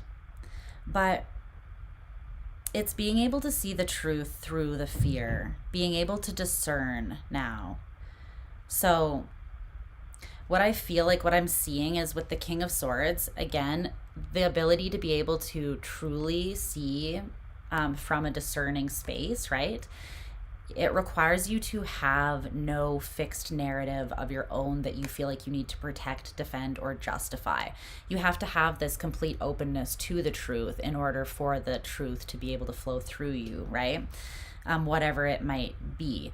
So with the King of Swords, they have the ability to kind of like, let's say you have a bunch of thoughts. The King of Swords has the ability to be like, I am not my thoughts, just as I am not my emotions. I am the consciousness behind the functions of my thoughts, my feelings, my body, whatever. I am the conscious being that can step back and observe my thoughts or observe my emotions and then respond to them. They don't have to influence me or control me, right? So right now it's going to be an important time for you, and this is your greatest challenge, that if you do get a little bit triggered by, I don't know, just moving out of one phase that you've been used to for a while, even if it wasn't necessarily a happy phase, it was a comfort in a way because it's what you've known. There's the need to see the truth through that like part of you that has been wounded and afraid for so long. Because I feel like the truth is that there is no like impending disaster that's about to come in. There is no reason to be so afraid that you have to be constantly vigilant and on guard, out of fear that something is not going to work out. And again, with the Six of Wands in reverse and that protect your heart energy, it's coming through more as like you're projecting that reality and creating a self-fulfilling prophecy, if anything, where that is not actually the reality. Because something is not going to fall apart. Something is coming in that is a divinely offered opportunity, and you're meant to be at peace about it. Like, there's nothing threatening about this. The only thing that it is threatening is your old way of perceiving and your belief that you need to be constantly kind of vetting the energy and protecting yourself. I feel like you're at a place now where you can just naturally read the energy as it comes through and trust if something feels good versus it doesn't. But you don't need to be like in your full suit of armor 100% of the time, super vigilant, like scanning the room for threats. It's more just like trusting that if something comes in that does not feel good, you will pick up on it, and you'll know what to do when that comes to your awareness. But that's not what I'm seeing as coming in. I think that you've gone through quite a bit of chaos in your life, and you've come to expect good things either not happening for you or good things just being very, very hard. Like, you need to put a lot of work in to make good things happen for yourself. But whatever this new phase is that's coming in, it's not meant to feel that oppressive or restrictive. Okay? So the Seven of Swords is your advice. I think that you need a strategy against your own mental fuckery at this time. So how can you take the King of Swords energy, and apply some sort of healthy strategy to your own mind, right? So let's say you have anxiety. Let's say you have bad anxiety, okay? Just as an example, but this could be kind of anything that creates more issues or difficulty or complexity within your mind where there doesn't really need to be. So let's just say you have anxiety and you don't have any like grounding techniques, or you don't have a plan of action on how to tackle anxiety when it starts forming. And so then it just builds and builds and builds, and then you spiral out of control. That's not helpful, right? And I understand when you're in a state of anxiety that it can be really difficult, but that's why you need a strategy, right?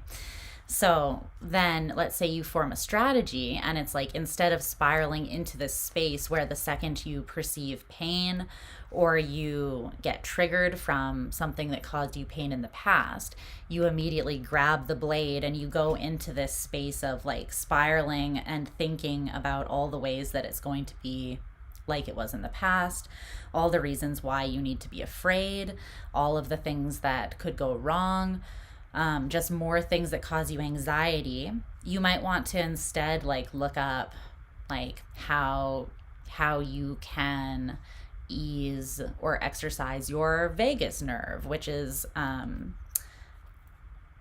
part of you that helps process and regulate and release stress. So even just like one way that you can work with the vagus nerve in a healthy way when you do feel anxious is just to like sigh out loud. So like, but like really like let it like let the actual sound come out when you sigh. That like activates your vagus nerve, which helps you release anxiety. Or even if you're someone who, when you get stressed out, you feel like you want to cry, but you like hold your tears in, or you stop yourself from crying. Tears actually hold stress enzymes and stress hormones. So when you cry, you are actually releasing stress from your body in a physical way. So maybe you want to form a strategy where when you feel like you want to cry, you actually let yourself cry. Or instead of turning off or numbing yourself out, you actually maybe listen to a playlist or watch a movie that will help you emote, rather than like repressed. You know what I mean? Something like that. So it doesn't have to be a crazy strategy. It doesn't have to be anything too insane, but maybe you just want to exercise, you want to cry, you want to journal, you want to do something where you are getting out of your head in that way that is not helping or serving you. So whatever strategy that is that allows you to kind of like take a step back when things start going in a direction that's not super supportive, that's going to be helpful for you at this time, because you will have this kind of like instinct. And again, it's out of comfort, not necessity, but you will have this instinct to be like, who goes there when something good comes in, I feel like. Even though this situation is true and good and you're meant to be at peace about it, you might need a strategy to actually like allow peace or to amplify peace rather than stress or doubt or fear. Okay? So work on that. All right. That is what I see for you, my beautiful Cancerians. So we are going to move on to Leo. But I love you. And I hope you guys are doing well. All right. Leo.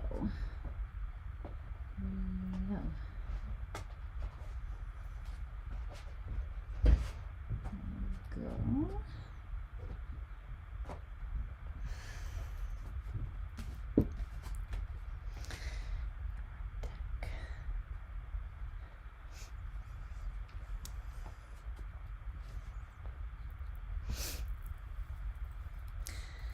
Me go, guys. We're like 2 hours and I'm almost halfway. I'm just saying I'm almost halfway.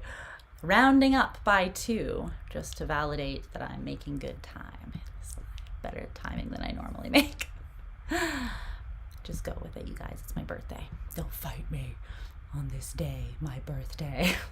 I'm just kidding. Okay, Leo. What does Leo need to know? Leo. Okay. Some water.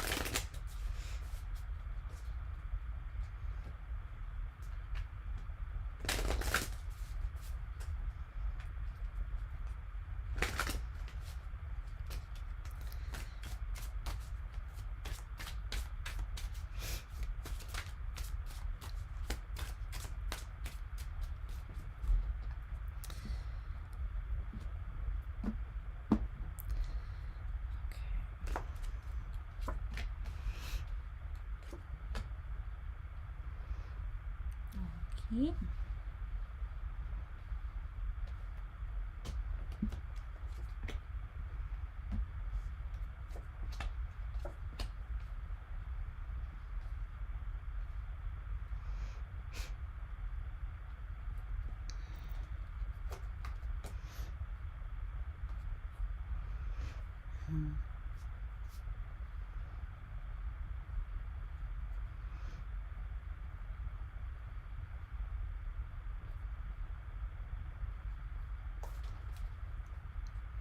Let's get you some oracle cards.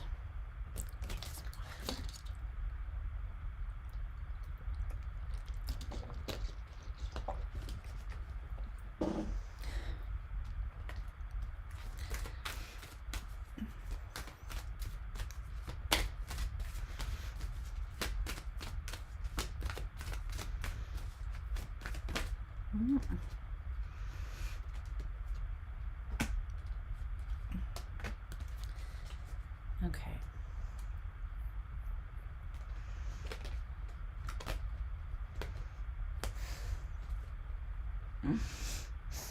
Okay.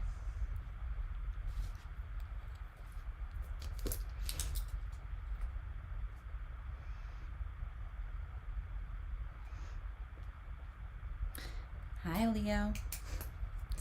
How are you doing, my loves? Let's see what messages want to come through for you at this time. Okay. So the theme or the surrounding or engaging energy for you is coming through as Temperance in reverse with the long night moon, darkness. Okay.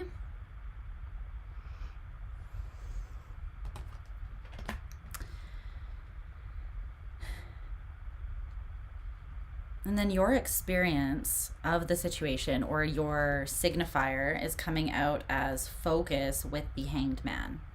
So you have Sagittarian energy here. You also have the energy of the moon and Neptune on the table as well.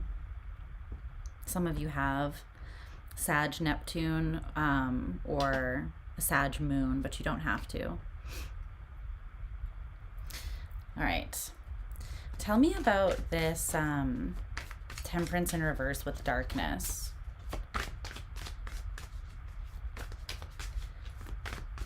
It's interesting. I'm almost getting a phase of forced destabilization or things being thrown off balance. It's almost like things falling apart to fall together. Like before things... what Mac Miller song is that?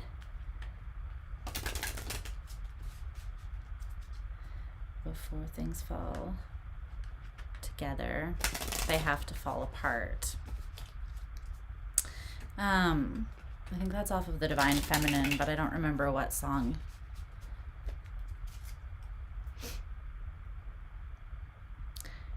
But that's what this is. It's before things fall together, they have to fall apart, at least in this case. I don't know why some sort of destabilization needs to take place. It's either to like disarm you in some sort of way so that you can receive something that right now your current state has you so like structured that you don't have space to embrace something. What's up, Faye? Hi. Or it is that there is an imbalance in your life that you're not aware of, and so it's going to be amplified through you being pushed into a state of darkness or unknown to amplify your awareness of what is already imbalanced so that you can create balance there. It's one or the other, I feel. Can you tell me more about that? I don't think that it's going to be a super heavy. Yeah, it's for healing. It's definitely to heal. There's the star. So Aquarian energy. It's not negative.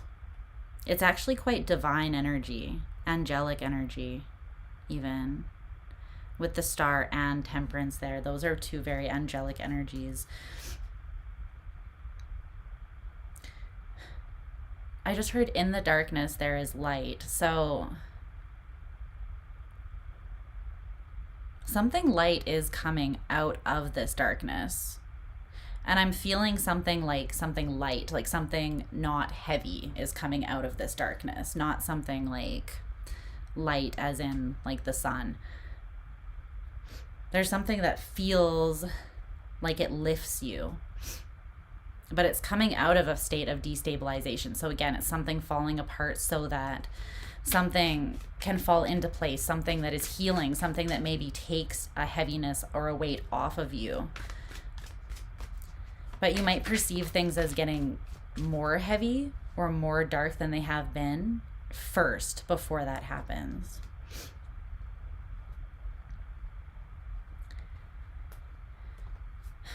Okay. Tell me about this hanged man with focus. Why is Leo experiencing things in this way at this time?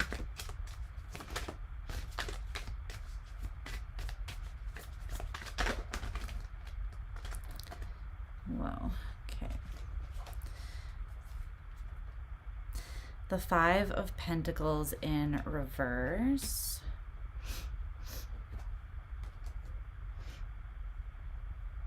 And and the Page of Pentacles in reverse with the Queen of Pentacles at the bottom of the deck. Holy Pentacles, Batman. So there's something that wants to physically come into being. It wants to find physical form. I feel like this is something that wants to manifest for you, but it's coming out of the darkness. It's like something coming out of the womb, right? A void space of darkness and finding form, or finding its body or life, being born into existence, essentially.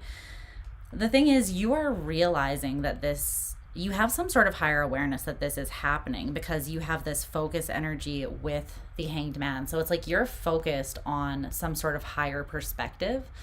So you have an awareness that out of the current state of darkness, of confusion, of uncertainty, whatever that is, that something that is actually going to bring you in from the cold or add to your life is coming from that.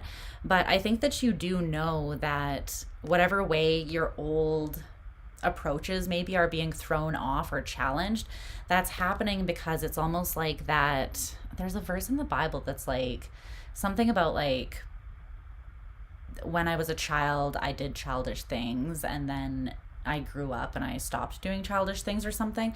Not saying that you're childish, but there's an approach with this page that is outgrown, and you're growing into the Queen of Pentacles. And the interesting thing is you're skipping the night. So there's not even a physical action that needs to be taken. What it is it is a mental, like it is a perspective shift. And it's like you're being shown, I feel like right now, through the destabilization or the highlighting of what is not balanced, you're being shown what you've outgrown, what doesn't work anymore. And then you're going to be like integrating that new truth into a more mature sort of perspective or way of framing things. And I think that it has a lot to do with you seeing your own worth in a way that you haven't.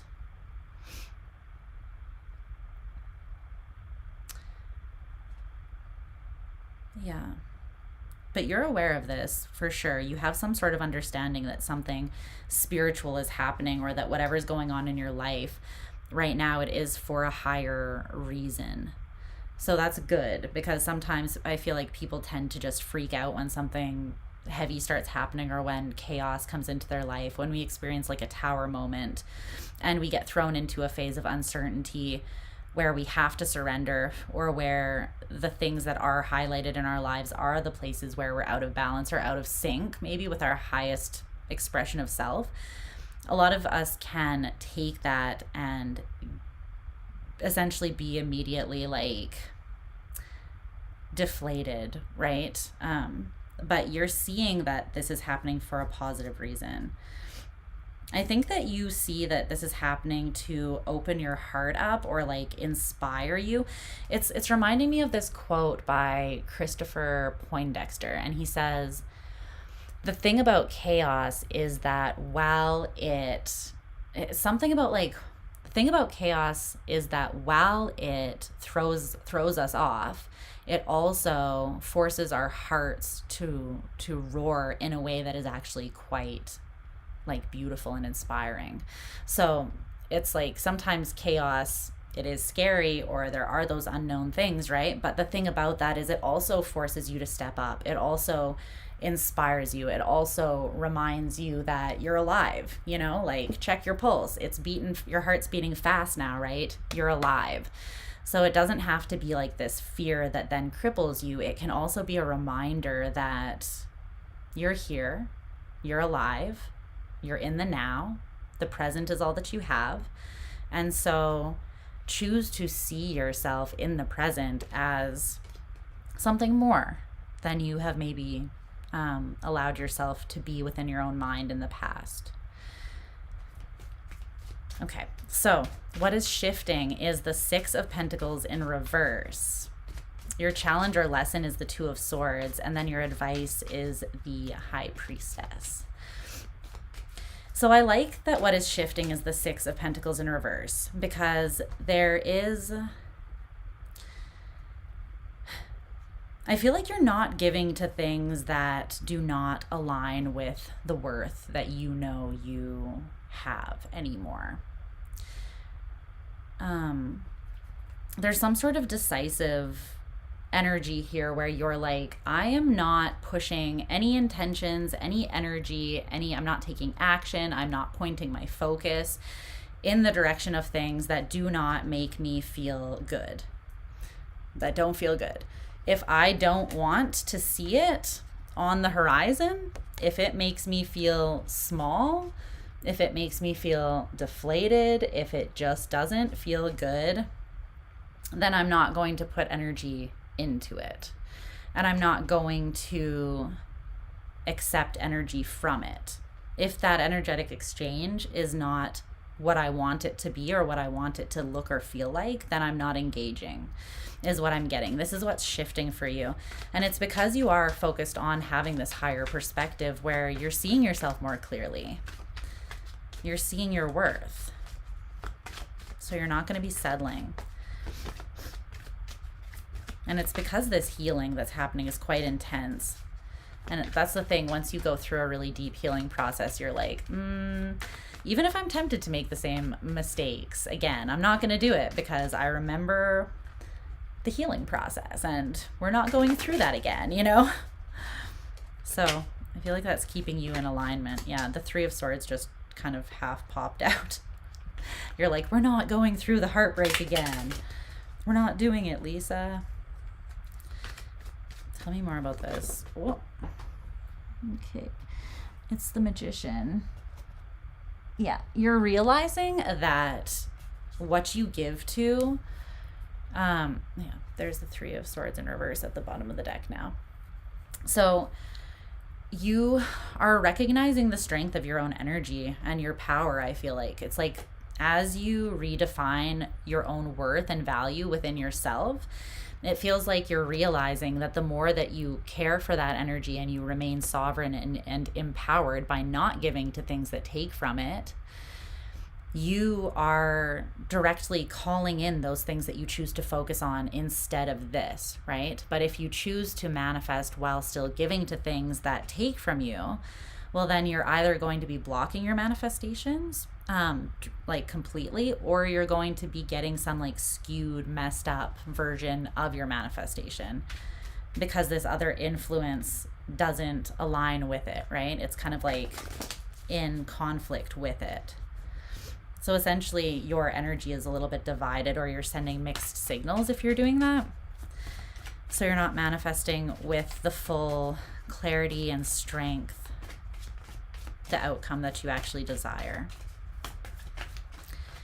But this is shifting. So you're stepping into a much more empowered place. You're getting out of your head, I feel like. And you're also able to see other people's intentions a lot more clearly at this time, I feel like, because you're getting out of your head. So you can see the more that things fall into place for you and structure begins like building back up in your life after this phase of destabilization, you're going to have a heightened awareness of what destabilizes that newly solid energy, right? Because you're coming out of a phase of feeling like things are not stable. And so when something comes in that starts to threaten this new stability, you're going to be like, you know, get out of here. You are the weakest link. Goodbye. Okay, your challenge or lesson. The Two of Swords, and then the Devil in reverse and the Ace of Pentacles in reverse just came out to clarify. All right.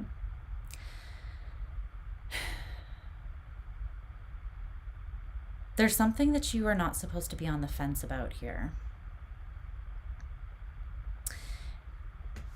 Do not be on the fence about things that... How can I say this? If something is constantly putting you in a state of conflict within yourself, right? Either conflict in your spirit, conflict in your heart, conflict in your mind, if there's a situation that is constantly leaving you confused to the degree where you are fighting with yourself or you're very back and forth on how you feel about it, most likely that is not for you. It's either the situation is not for you, or it's pulling something up out of you that is no longer for you, like a fear or something that is being triggered. But your challenge or lesson is to root out all the ways that you are indecisive and then see where that indecision's coming from. So whether it's coming from an old doubt that you're ready to release now through seeing things from a higher perspective and focusing on a more transformative way of thinking that's going to actually be beneficial to you rather than like limiting. Because it's either your own limiting toxic patterns or way of thinking that steals otherwise like very good and abundant opportunities, or it's things that come in that are not really a real opportunity, but you're still like, should I take this? And that's maybe because you're just not registering it as like what's the main source of the indecision with the Two of Swords?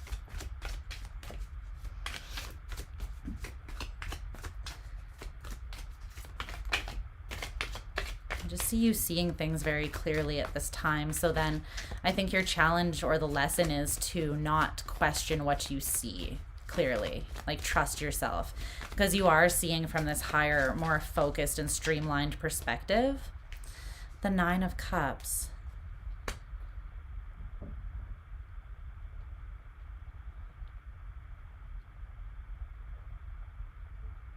You're focusing too much, or you've been thinking too much about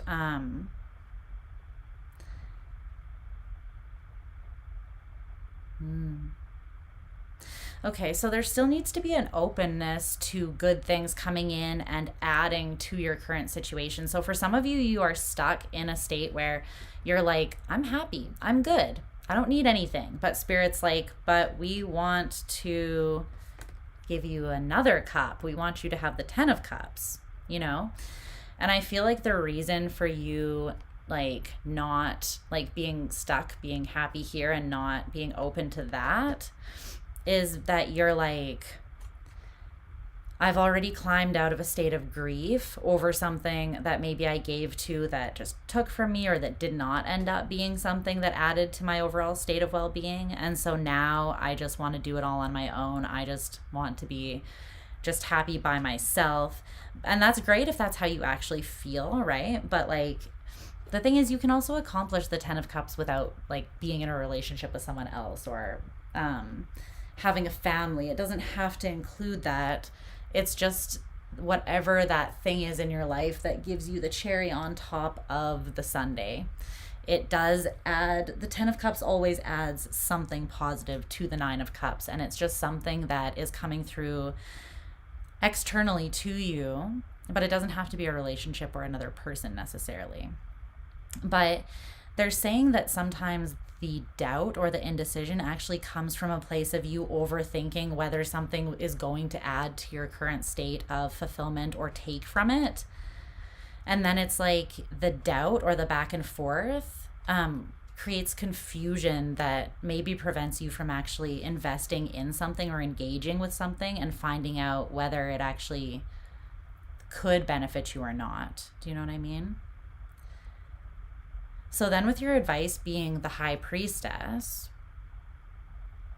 it's about trusting yourself, your intuition, putting work into yourself and the things that you already know fulfill you emotionally, right? The things that put you in this energy to begin with. Invest in those things. So don't let anything that comes in as an opportunity take away from the time that you put towards prioritizing yourself and the habits, the relationships, the structures in your life that you know keep you in that space of personal fulfillment.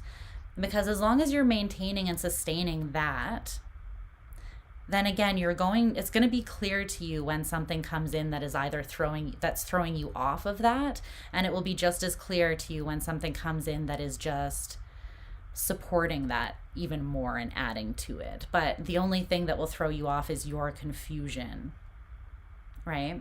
That's just going to muddy the waters. But if you continue to prioritize yourself and give to yourself in all of the ways that have served you so far, then know that through taking that action, you are in alignment with your higher self, and you can trust your intuition and the hits that come through to you. So if you have a hit that says, hey, this thing does not align with what you're trying to manifest, it doesn't feel good, then don't sit there and question, is this thing really not good? Just trust your intuition and cut it out or stop giving to it. And on the other side of things, or in another vein of things, if your intuition tells you, hey, you don't have to, like, this does feel good, then don't throw yourself into overthinking, like, is it really the devil though, even though it's showing up as an angel? Like, just allow yourself to, from that balanced and sovereign place, trust yourself. Okay.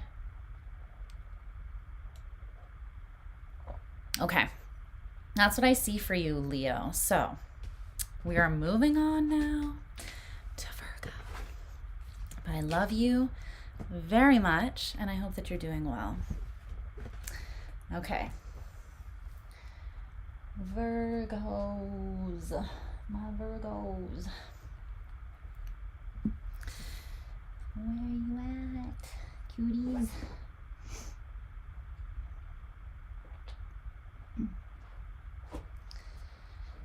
Where you at? I'm hearing that Drake song. It's like, why am I hearing Drake right now? He's Canadian, but we don't claim him. I'm hearing that song though that's like, you the best I ever had, the best I ever had. So I don't know about that, but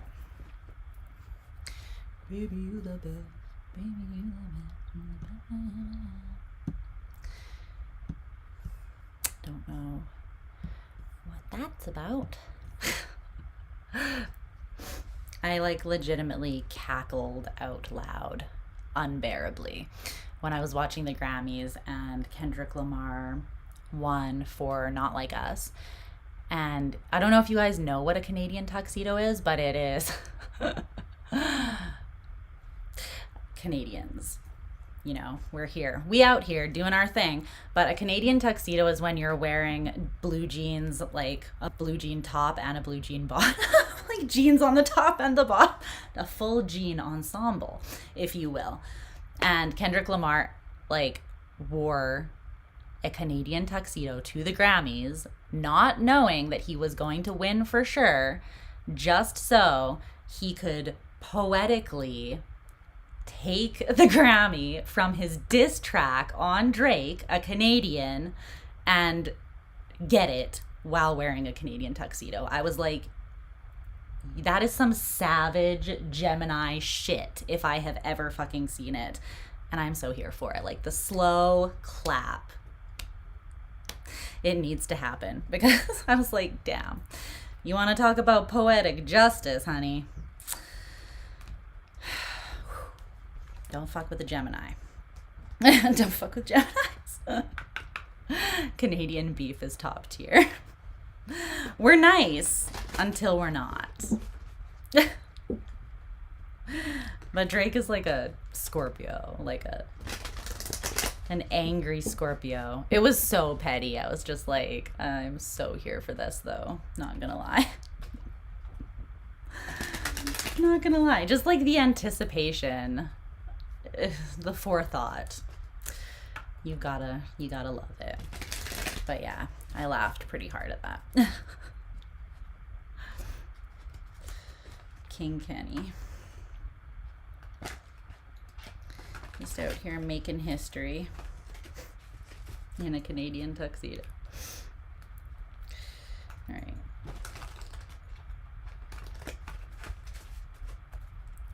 Shuffle. Virgo.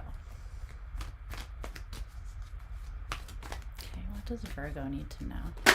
Ah! Okay, I'm not going to keep that because I'm pulling the cards out. I'm not, like, I'm pulling them in sequence after shuffling. I'm not just letting them fly out, but the Nine of Swords did come out.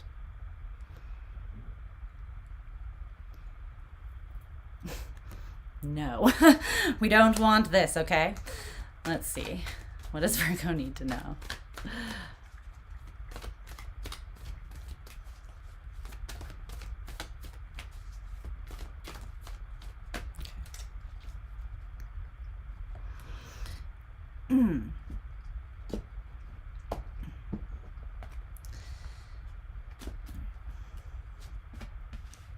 Okay.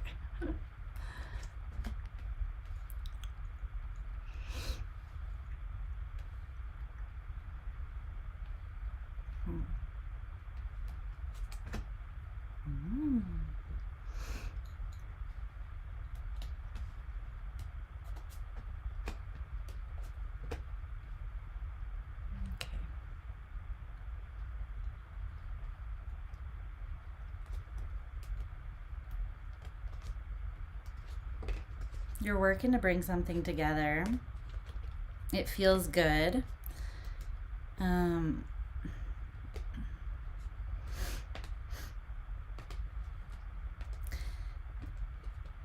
It's interesting. It feels so good that you are tempted to see yourself as not worthy of it. Hold on, I'm just gonna let Luna out. You wanna go out, buddy? Here you go. Good job. All right. Yeah, it's like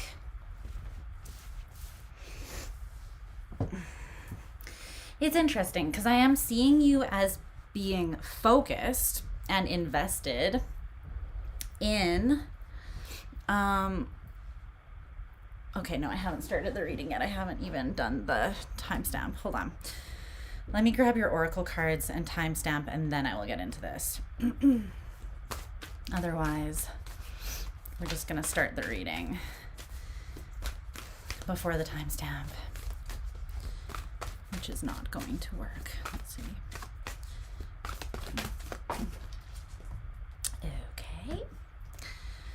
Okay. Excuse me.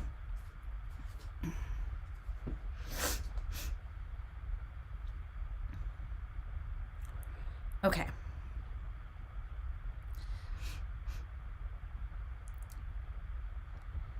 That's interesting.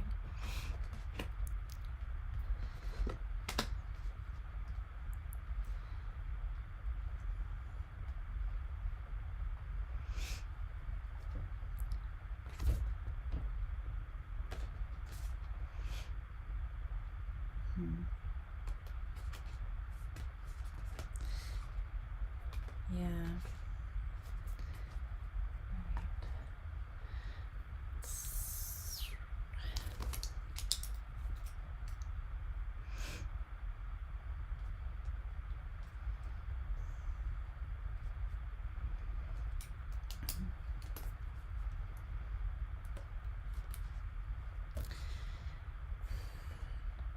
Okay, Virgo. What's good, baby? I hope that you are doing so well. So, what wants to be highlighted for you right now? The message that you need most. Why is my nose so runny? So you have the Fool with this card of development. And it says gradual progress, continuity, slowly but surely, adaptability, and a time-honored approach. So you are being, what is around you at this time that is engaging with you? So this is like the situation basically that's surrounding you, that you have you get to choose how to respond or react to this, but this is what's happening around you, right? There is a cycle that you've closed out, and now you're being asked to leap into or to move into a whole new cycle, a whole new era or phase. And that is requiring some sort of development naturally, right? So it's like when you pass a video game level, right? In order to go to the next level, then you have to kind of have some skill development, right? There's going to be new challenges, new bosses to defeat, new tasks to complete, different things like that. And so you will continue making gradual progress as long as you slowly but surely adapt and continue to grow and be open to the development, right? So whatever's coming in right now for you, it is something that is a whole new chapter and phase of your life, and it does require development, but it is also coming in as like a result of development that you have already done or that you've been doing. Yeah. And I'm seeing that like you've been putting in work to put something together, to build something here, and it's something tangible. It's something that feels good. It makes you feel confident, or it makes you feel valued. It makes you feel taken care of, nurtured. And you enjoy, I feel like, nurturing whatever this is as well. The thing is that underneath that, there's the Five of Pentacles and the Page of Pentacles with Temptation, which is the Devil card. So with this, I feel like this is the only place that you could maybe run into a hiccup. It's like there's this underlying temptation that when things feel really good and you're approaching it from that energy of like the Queen of Pentacles takes care of herself, right? She does the things that are good for her. She does not do the things that make her feel like crap. She does the things that make her feel good and remind her that she is valuable and she is worthy of being treated that way and treating herself that way.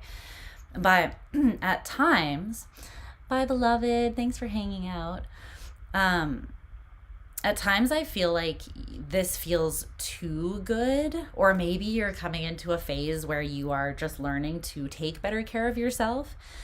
So you could be coming out of a period where you're developing more now, and because you're developing more, you're coming out of a phase where you used to maybe self-sabotage more, or maybe you had some habits or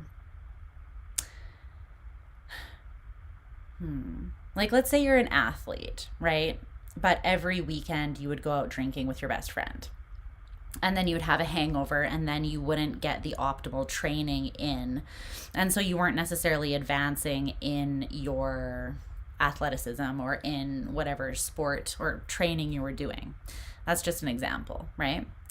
The Queen of Pentacles would maybe like realize, okay, I'm entering a new phase of my life where there are new opportunities that are available to me, but in order to receive them, I have to continue making gradual progress, which means that I need to act in ways that I don't need to take opportunities that might be tempting and they might feel good in the moment, but then they actually put me out in the cold, or they make me feel like I don't have enough to offer because I'm not taking care of myself.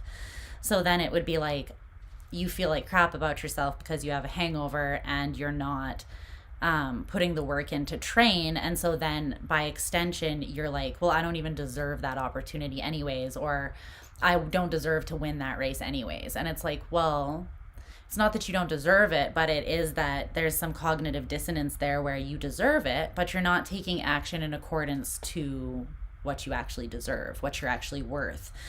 So you're putting in effort to build something, but it does require you to continue developing your own self-love and self-worth and the practices of that. And then staying in alignment with that so that you don't throw yourself into an old habit, pattern, or sabotaging sort of way.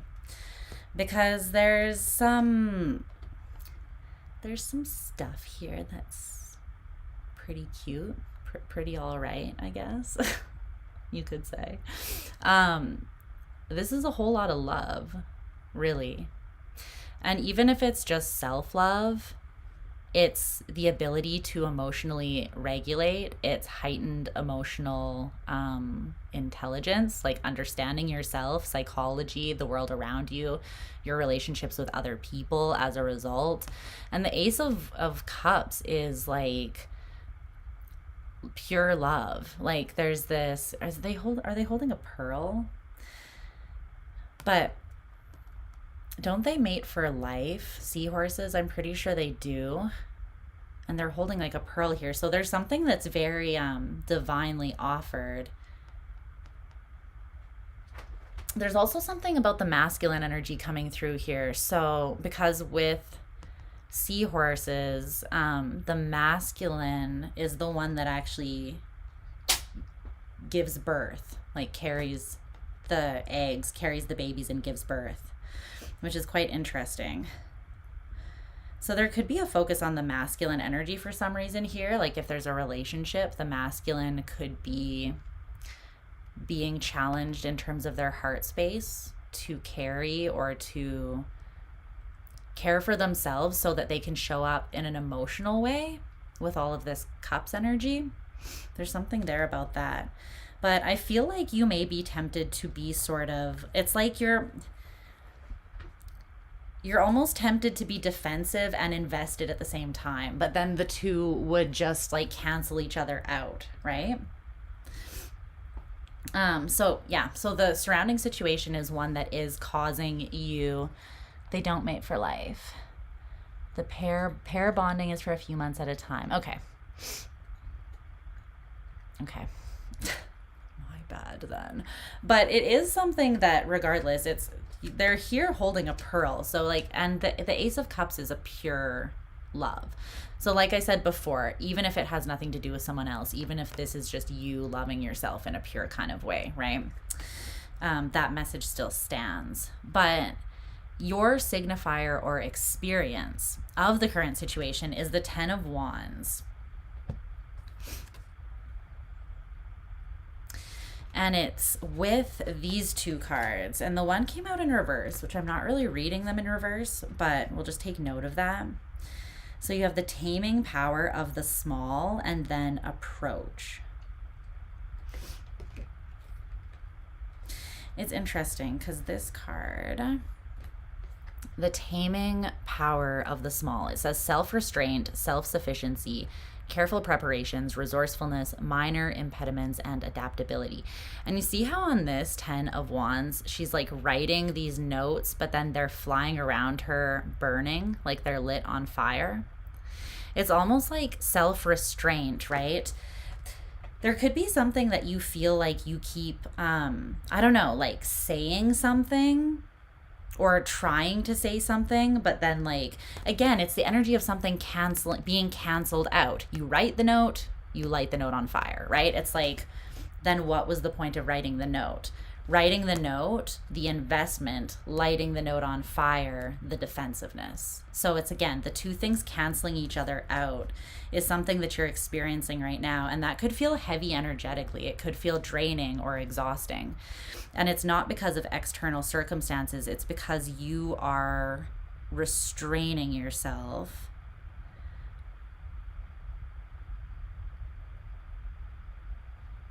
It's because you're restraining yourself where there's actually meant to be advancement.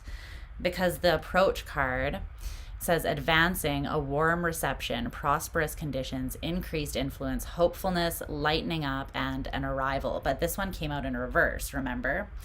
So it's like by focusing on restraining yourself, that's actually not positive in this circumstance, I feel. Because it's canceling out something that it's blocking a warm reception or something from actually breaking ground and being able to develop in the way that is required right now.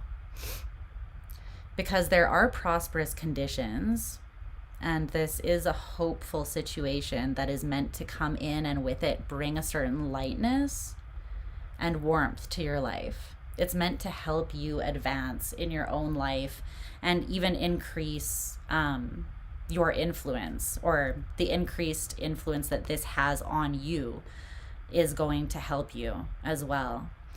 But I do see like a kind of dissonance internally, or like you're fighting with yourself, or again, you're taking action, but then like retracting it, or it's being canceled out by some form of self-restraint that's not serving you at this time, okay? So if you're feeling exhausted, that is a big part of the reason why. It's the fight that you're having within yourself or it's the energy that you're expending to restrain yourself when you're not actually meant to, surrounding whatever that is about. Okay. Is there anything else about that you want to mention? You are. You're here. No. Okay. So what's shifting for you is the Wheel of Fortune. And your challenge or lesson is the Messenger of Fire, the Page, or is that the Knight in this deck? Hold on one second.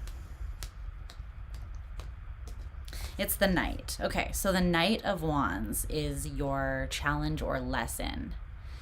And then your advice is the Four of Pentacles. Okay.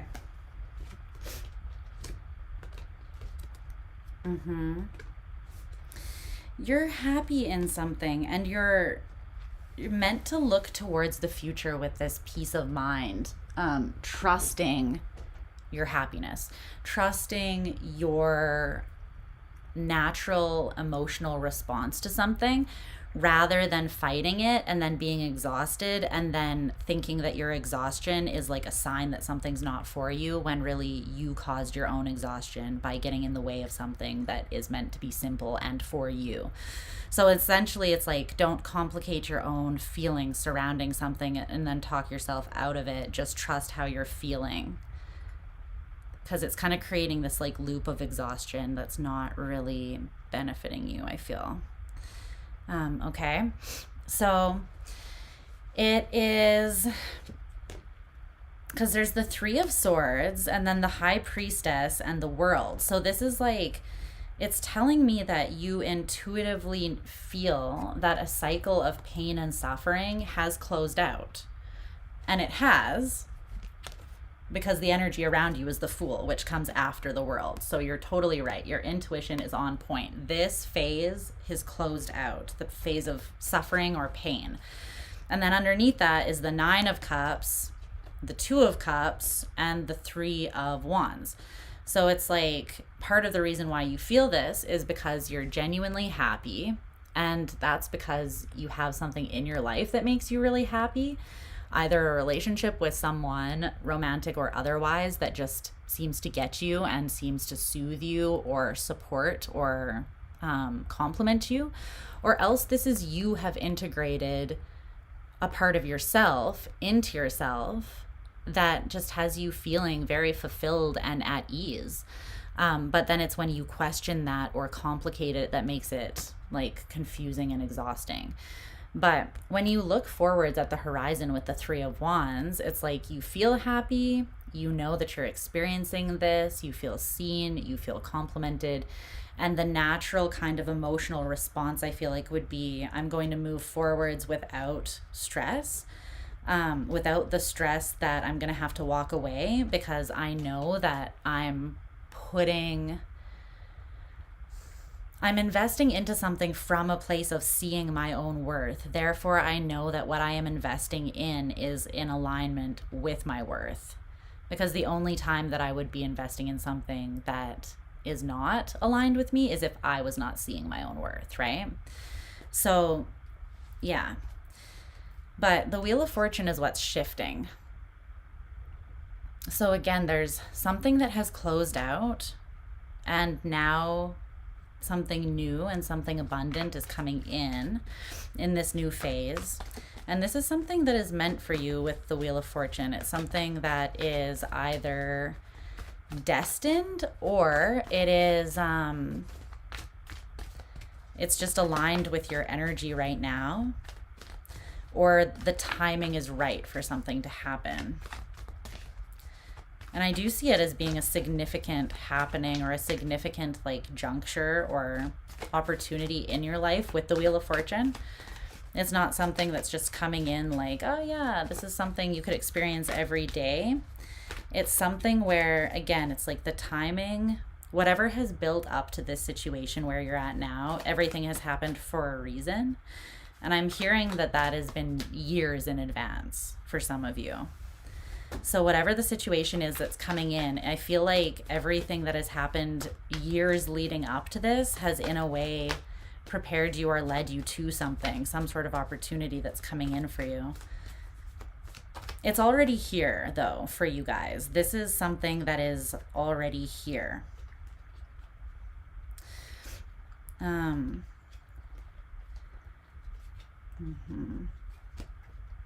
Because you're in the Fool energy of development and being pushed to continue in a state of progression and adaptability, slowly but surely moving forwards. And you are currently in this embodied energy of this heaviness that's being created through restraining yourself or holding back or not trusting yourself. So this is something that's already here for you. It's already like happening, but there is some sort of deception surrounding it with the Seven of Swords. I think it's the deception that's creating this restraint. I feel like in your mind, it's interesting when you're in a balanced headspace. I think like if you follow like point A to point B to point C, like logical, making sense, it's like you manifested from a place of power, there you are, a new opportunity. And because you manifested from that place, you manifested a divine opportunity that's going to be highly emotionally fulfilling. The Ace of Pentacles, the Ten of Cups. A plus B equals C, right? It's like very straightforward, whatever. That's when you are like using your mind in its higher expression or evolution. When you are not, it's like you convince yourself that you manifested from this little childish, like immature place of not knowing, and that because you manifested, it's going to fall apart or something bad is going to happen. But really, the only thing that would cause something bad to happen is your own back and forthness or indecision about something that is meant for you, right? So there's just the need to trust yourself, I feel like. That Knight of Wands in your challenge or lesson, though. Luna, can you stop? I don't know what you're doing, but you're like pacing around the room and it's stressing me out, so stop. The Queen of Pentacles.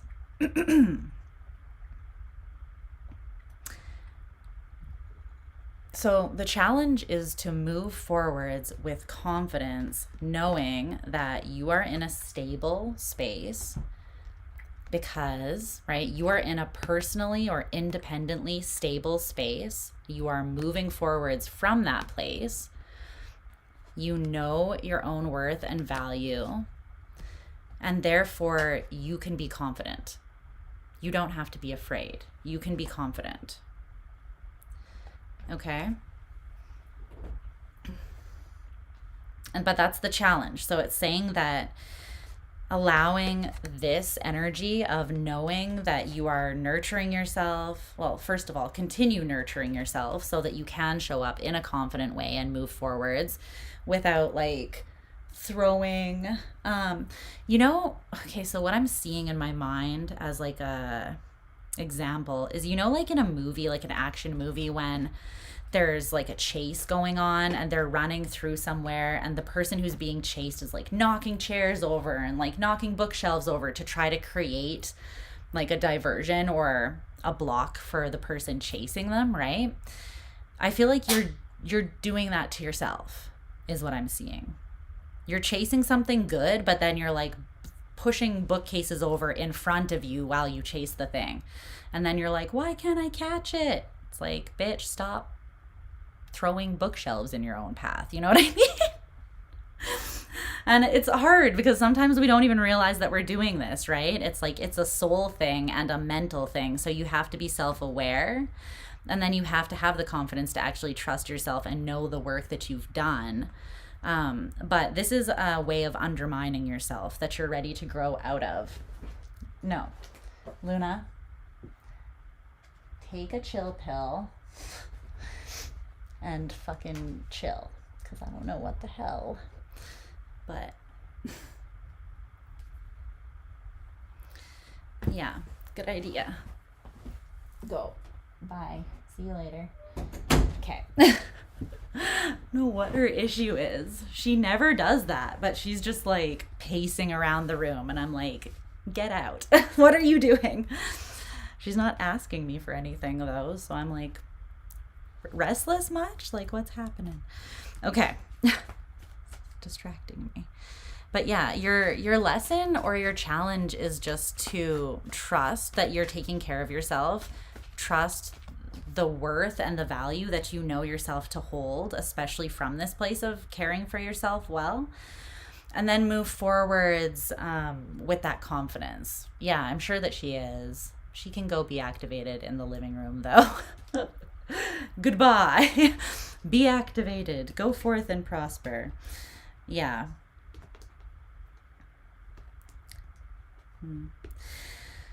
The thing is, for some of you, this is about a connection, and there is a lot that is unknown, and it's because you are meant to be strengthening your belief in yourself so that you're not in a state of negative self-restraint, but you're in a state of positive self-confidence that allows you to develop even further, because you're not scared to take the next steps, right? You trust how far you've come and you trust where you're going. But the Two of Cups, the Moon, and the Ace of Cups, really strong Pisces energy here. But it's coming through as like there's something good between you and someone else, or you and two parts of yourself, but there's still something hidden. But the thing that's hidden is just more love, or even deeper love. So it's almost like if you get in your head, you convince yourself out of fear that what you're not seeing is pain. But what you're not seeing is actually just an even deeper level of love, that it actually exists there. And the reason you're not seeing it is because of the restraining of it. Like you can't see something fully that you won't allow fully to manifest, right? Even from yourself. So that's what I feel. The advice is the Four of Pentacles. What are you holding on to? Here. What are you holding on to that is part of maybe an old structure that wants to crumble so that you can build on something stronger, I feel? So maybe the old structure was like a foundation of insecurity or a foundation of woundedness, but now you've gained confidence or you have healed that wound. So then you can release the fallout of that, right? You can release the insecurity in that example, and then you can put together a new foundation, but you just kind of need to be aware of what structures I feel like are still in place that are more restrictive or that are formed through restraint and that are not really lending to further development is what I feel. Okay. Yeah. Because you're ready to develop even further and from a place of personal power, which you're already in, but there's something that requires a fresh perspective. There's something that, and I think that the perspective shift is that you see it as prosperous conditions. You see it as something that allowing it to influence you even more would actually give to you and benefit you. You seeing the hopeful side of things, or how something can lighten your life rather than make it heavy.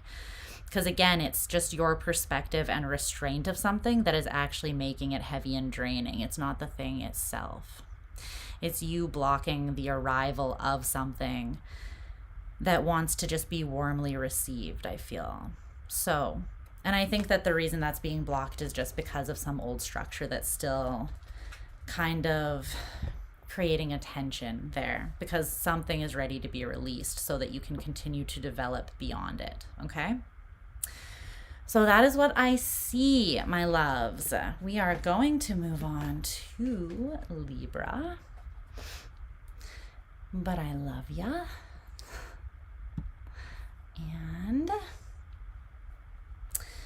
let's see here.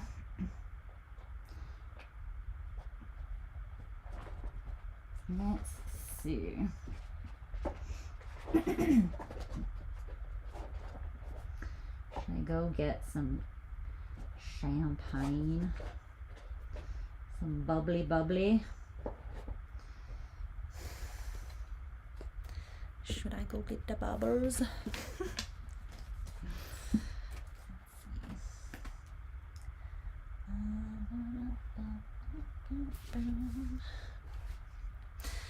Yeah, Luna's definitely activated. She always gets influenced by lunar cycles. Okay. Do it? Okay. Look at it.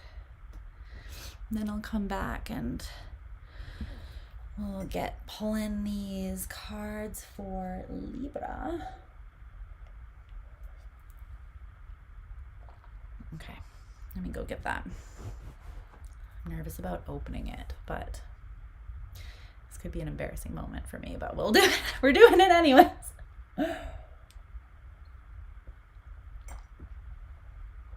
Phase 1, coffee, complete. Phase 2, champagne. To be very shortly. All right. I'll be right back, you guys. Give me just 1 second.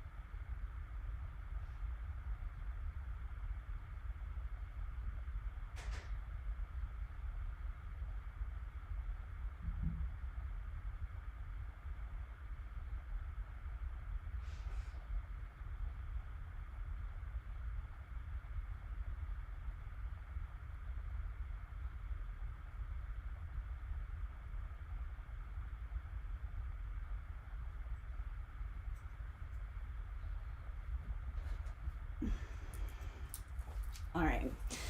I turned on the sink for Luna to drink from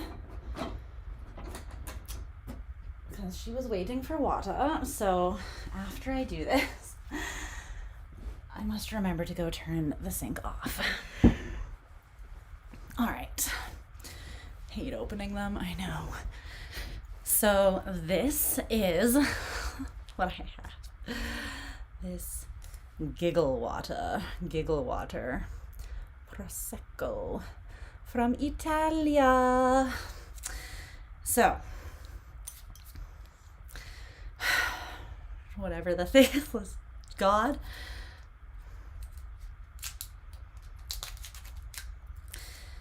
please help me with this. This is legit. Too legit to quit. Let me see.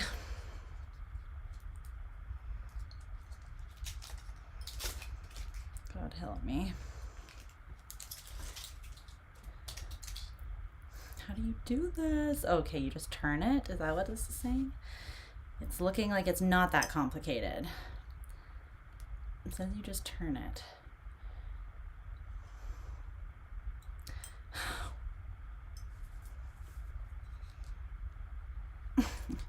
How? How do you turn it when you're weak? Ah! Okay, I got it. This is not a legit one. You just turn it, apparently. It's not that fun, you guys. It's just like little bubbles. Okay, well, I guess that it just had this thing on it where you just have to like turn it. It didn't actually do it. Well, we really built that up for it to be not that scary, you guys. But yes, cheers to you with the giggle water. And we're going to put it in this glass because we don't have any champagne flutes. It smells good, not gonna lie. And we're just gonna empty that in there because it is just the amount of one glass of wine, basically. So, look, if you're gonna come for me with the whole, you can't drink wine and do a spiritual thing at the same time, then you just, here's you. And you leave my birthday party now, okay? Because we're not here to hear it. I'm just kidding though, but I love you. But you should leave if you're offended because I'm gonna drink this now. All right, we're moving on to Libra. Okay, that was anticlimactic in the kind of way that I'm not mad about though, because me accidentally drenching my laptop in bubbly was not going to be the highlight of my 27th or 37th year on this earth. So cheers. Let me try this. Oh, it is very bubbly. Okay. Yeah. It's my party and I'll cry and sip and shake my butt and do whatever I want, okay? Let's see. All right, Libra. Let's see what's going on for you. What does Libra need to know at this time? It is very, refreshing. It's very light. And crisp. Let's see. What messages do we have for Libra? Libra.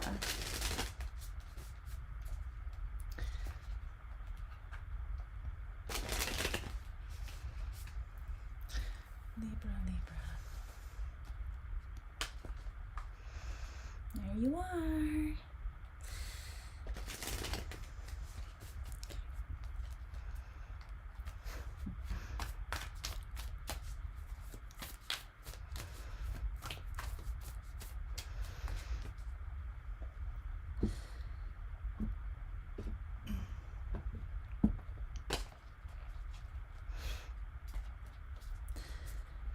Libra.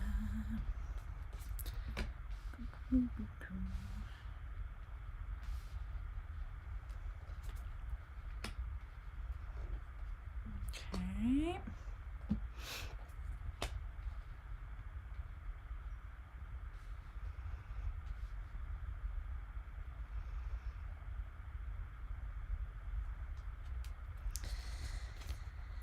The Lovers, the Six of Pentacles, the Ace of Wands. Okay. Three of Swords, Queen of Wands in reverse. Why? Okay. Let's see. Isn't this Lovers card so pretty? Because I'm here for it. I'm here for it. Let's get some oracle cards here. Tell me about the engaging energy surrounding Libra, please.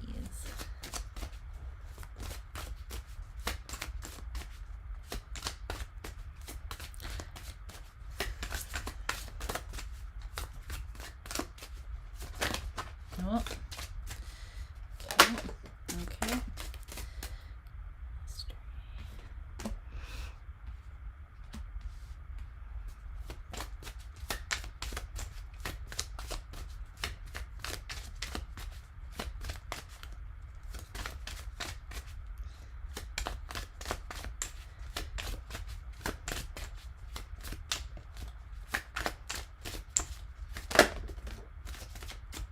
Okay.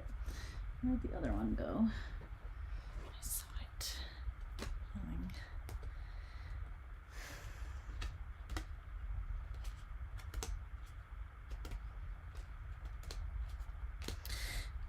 What is all of this with people being so scared of like positive things?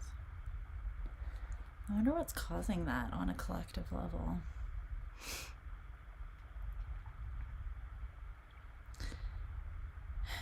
Aside from the obvious, you know, it's a hard knock life and everybody experiences trauma in this world because that's just the human condition. And then when good things do come, it's like, I don't know about that. Like, I wonder if that's just it. If we have all gone through this phase of things being pretty difficult up until now, and then now we're kind of collectively moving into a time where, I don't know, like divine alignment is happening with things that are truly meant for us, or people that are truly meant for us, or whatever the case may be. But now we're having trouble in the first leap into that new, more abundant and abundant reality that we can actually trust. We're having difficulty with that because of the past. Like, I'm not sure if that's all that there is to it, but that's definitely a common thing that's happening, I feel like. Okay. Hello, Libra. How are you, my beautiful people? I hope you're doing well.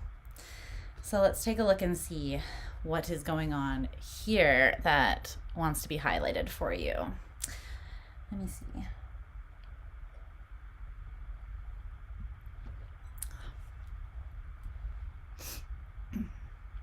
Okay. So the engaging energy or the surrounding circumstances that you are dealing with right now, it is this mystery card with the Two of Cups in reverse.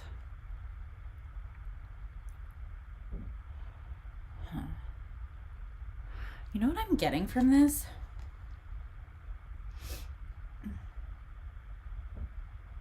There's more at play here than what you can see, what is right in front of you and what is visible, or even what you can maybe even feel or like put your finger on. Like maybe you can feel something, but you're not sure. It's like you can't put a definition to what you feel, or you don't know what to call what you feel because it's something you've never really engaged with or come into contact with before.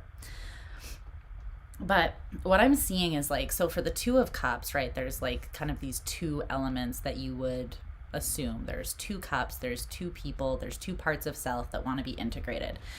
But see on this mystery card how there's four different circles, and then there's also this big triangle of light here. So it would be like if this is one cup, this is two cups, there's the Two of Cups, but then there's also like this, which might be like source or like your higher selves or some sort of divine energy, and then there's this, which could be some sort of grounding force or magic, and something that is like triangulating all of it together. There's elements that are unknown to something that you're in. It's not just, so if this is a relationship, it's not just the two of you.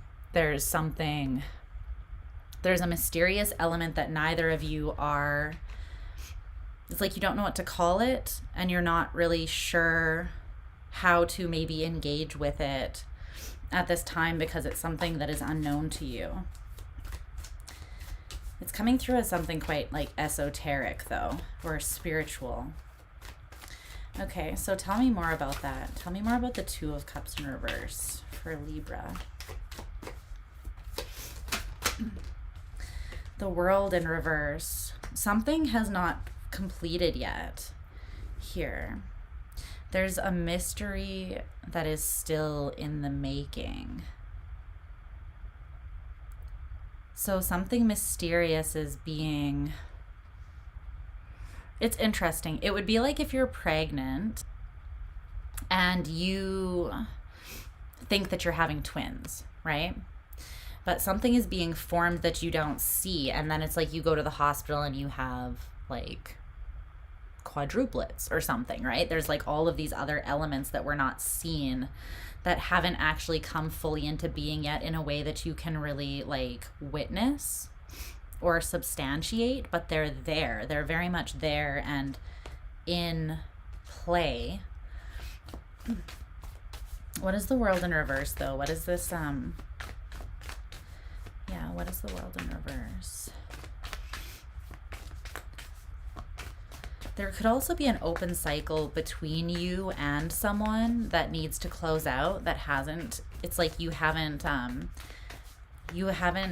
gained the wisdom or the piece of information that is missing to move away from the past, the way that something was done in the past, an old cycle that maybe kept you in a more of a disempowered dynamic with someone. And there are new elements that need to be integrated into the connection or utilized that are available, but they're spiritual elements. And those would allow you to give in a different way than you did in the past, and therefore receive in a different way than you did in the past. And see through why something has not been moving forwards. I feel like why something has felt uncooperative, or why something has felt like it hasn't been shifting. There's elements that want to be utilized here that will help with that. I think that something is bigger than what you are actually seeing it as. I think that I'm getting this perspective because underneath that is the Lovers again. And the Lovers and the Two of Cups can sometimes be compared, but ultimately this is just like a grander version, like a much more amplified, bigger version that contains even more spiritual, karmic or galactic kind of energies than this, right? Even more mystery, but the same kind of deep connection. So, and then behind that is the Queen and King of Pentacles.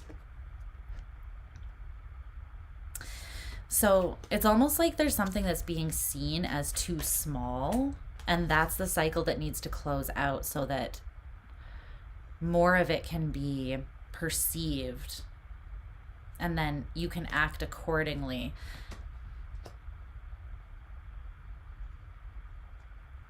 But right now, the engaging energy could be a little bit confusing to you because there is this cycle that hasn't fully completed or closed out yet.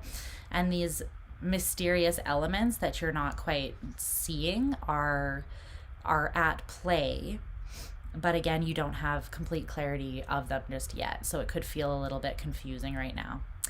But your signifier, or how you are experiencing the current circumstances, is the Three of Wands in reverse. And it came out with these two cards, Obstacle and Healing.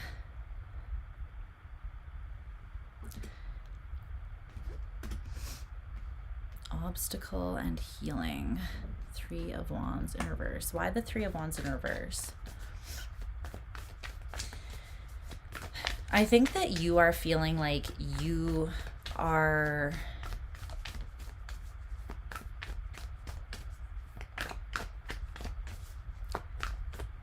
Well, what I heard is up against the wall. Ace of Cups, Page of Cups. Love got you up against the wall, huh? It's a hard knock life, Libra. No, I'm just kidding. But there is something beautiful here that is being offered to you. And I think that you're realizing here that there's an obstacle that is still at play, right? There's an obstacle that's still at play with the World in reverse there. The cycle hasn't closed out. But in order to move beyond it, there is healing that needs to happen. And something cannot come in until that healing happens. So that is where you feel like your back is, like you're up against a wall. It's like, yes, this is here for you, but it requires some level of healing your heart specifically, so that you can offer it. You know, healing your heart or opening your heart to a vulnerable space, so that you can actually offer it. So the obstacle could have to do with an emotional numbness or a disconnect from the heart, or fear surrounding intimacy or vulnerability, maybe. But you're recognizing that this is something that needs to be healed and wants to be healed, but it is like kind of a prerequisite to something moving into its true form, its higher form, and a smoother expression of that form is what that feels like. Can you tell me more about Libran's energy? This 3 of Wands in reverse.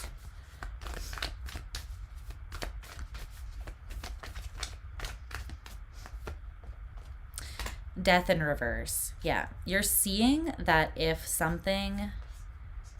you're seeing what hasn't changed. And you're seeing that if you put your energy towards healing that, you will have the peace of mind that you need to move away from the past.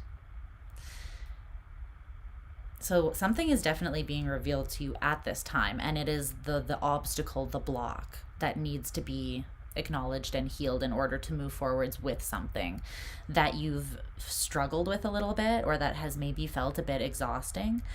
But it's felt exhausting, I think, because you feel that a certain connection is there, but it's like you can't see everything that needs to be seen in order to fully nourish and support this relationship or opportunity. So now you are being shown that, and I think that you're gaining clarity surrounding how to direct your energy so that you can move into a place of equal give and take and strength, more sovereign strength here, that will allow things to kind of evolve or expand beyond old blockages. Okay. So what is shifting for you is the Ace of Swords in reverse. Your challenge or lesson is the 2 of Swords in reverse, and then your advice is the 7 of Pentacles in reverse. There's something they want you to stop giving to, stop investing your energy into. What is this Ace of Swords in reverse? What's shifting is you're seeing what you did not previously see. Yeah, see, the Moon in reverse is still at the bottom of the deck. Something's being revealed to you. And it's very black and white. See, both of these cards are just pretty much black and white. Most of the cards in this deck have color in them, so that's significant. It's like something maybe that you were seeing as very black and white, new elements of, you know, mysterious elements are being shown to you. And that maybe is bringing more color into your understanding of something. But whatever is being shown to you that needs to shift or evolve, I feel like that is coming through as very like, this is what it is. Like it seems like it's quite clear. And I feel like you are seeing that, because when the energy came through and said like you feel as though your back is up against the wall, right? That's kind of making me feel like you're perceiving this new information that's coming through to you as almost a bit of like a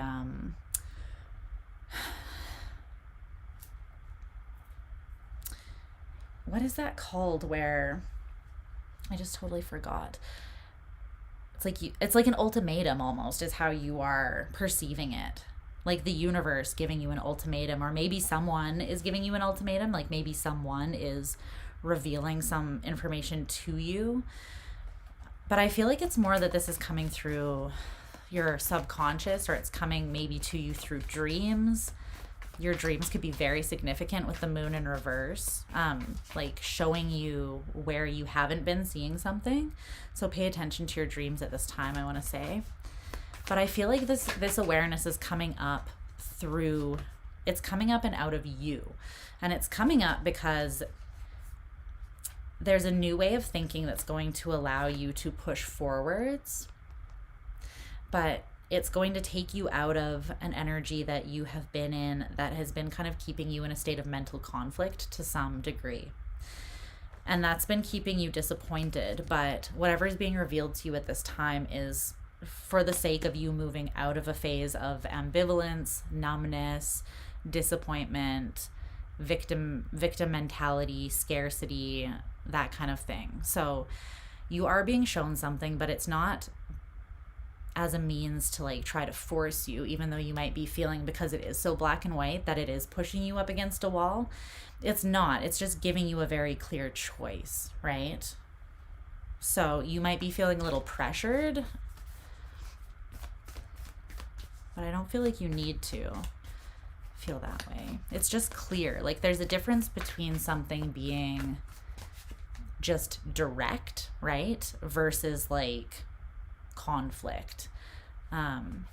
If you speak the truth directly, like in a very black and white way, or the facts are given to you, that can sometimes seem harsh, but really it's just indisputable truth, right? Yeah, and I feel like it can feel harsh when you've been, and look, it's another black and white card. That's interesting. If you have been seeing things from a very confused place, or a place of fantasy where you're just like dreaming about all these potential possibilities, and then all of a sudden what's revealed to you is like, boom, no, this is just, it is what it is. It's the black and white truth. That's going to feel harsh in contrast to this, right? Because this is like, anything could be true. Like, who knows? What is life? This is the twilight zone. And then someone comes in, or the universe comes in with like a blatant sword of truth. Then the directness of that. So you could have been in a phase where you've been kind of like, it's coming through as like very Neptunian or watery, or just kind of like floating around. And it's not necessarily bad, but there is some sort of reason why that's been holding you back. And you are meant to see more of the holistic truth at this time. So it's not meant to be harsh or forceful. It's just meant to give you much needed information. Okay. Your challenge or lesson being the Two of Swords in reverse. I think you're being shown the truth with such direct clarity so that you can make a clear decision. So it might feel again like it's an ultimatum, but I think it's really your higher self and the universe being like, you've been on the fence for long enough and you don't need to be anymore. The challenge or the lesson is learning how to make a decision that I feel like is meant to be relatively easy and not complicated. Tell me about that Two of Swords in reverse.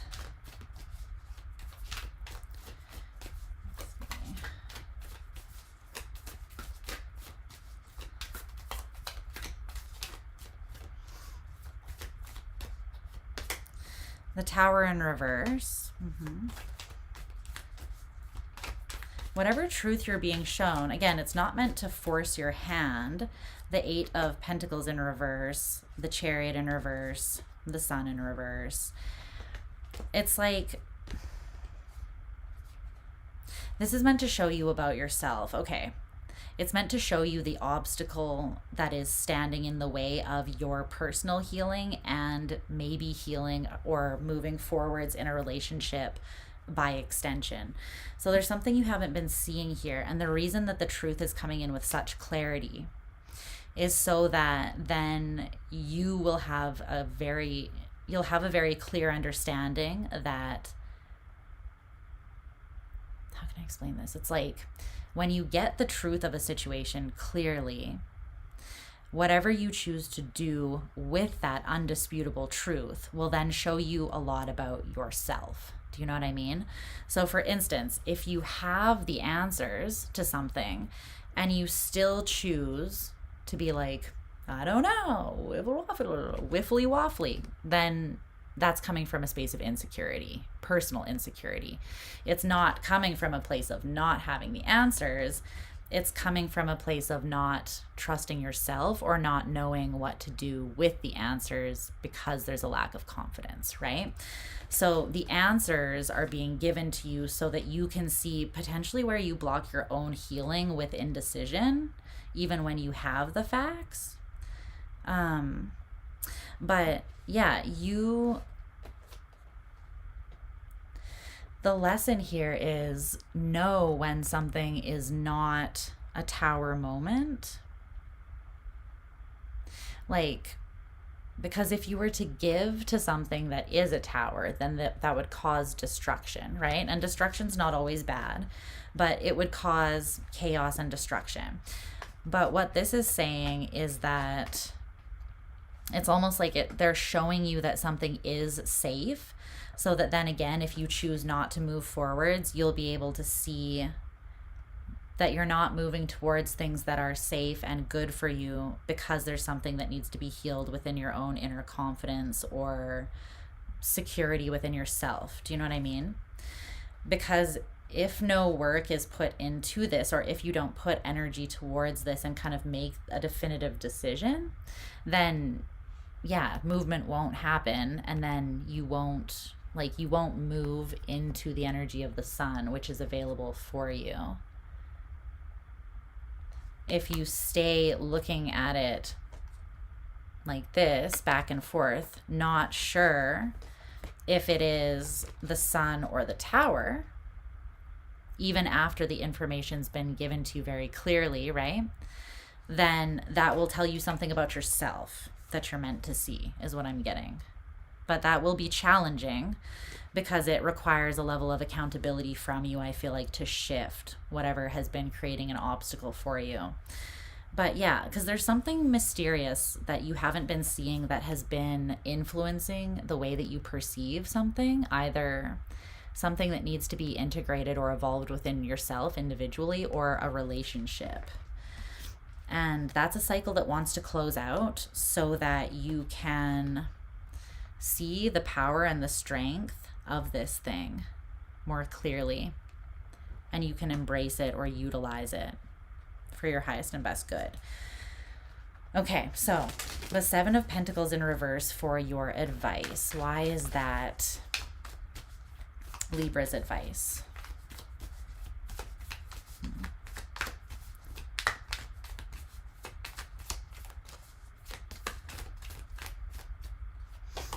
The Star, the Magician, and the Five of Pentacles. Yeah, but the Ace of Cups is under that again with the Hierophant.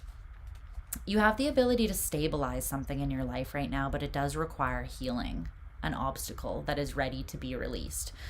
And it's a self-imposed obstacle that is coming through you not evolving something that is ready to evolve. So that's what's creating an obstacle. And I don't think that you see it right now. So basically your advice is pay attention to like what when you invest in it does not bring you more healing, right? So when you invest in uncertainty or doubt or being on the fence about things, that does not lead to more healing, right? Because you're not trusting yourself. So what can you cut out that is an investment in something that is not furthering your healing, but that is more so keeping you stuck? Because healing, whatever this is going to allow you to manifest abundance where you have only experienced more, like you've experienced scarcity more so, but you're meant to embody this faith in yourself, this certainty, and a deeper understanding of what something is and how you can not get in your own way, but how you can kind of evolve so that you can be in an energy of abundance and confidently manifest something that is aligned with you and healing for you without kind of questioning it to death, is what I'm seeing, okay? Allow your heart to tell you what to invest in. Allow your heart to guide you towards what feels stable and secure and healing and soothing for you. All right. That's what I see for you, Libra. So we're going to move on now to Scorpio. All right.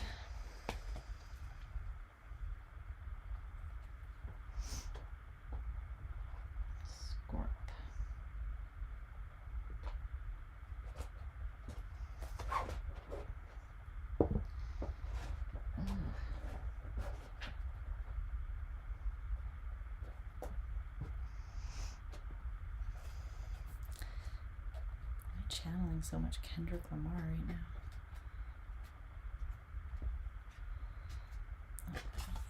Oh, okay.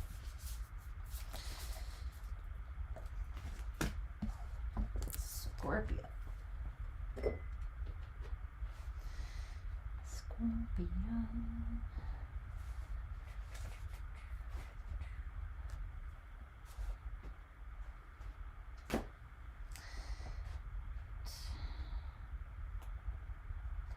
Oracle deck.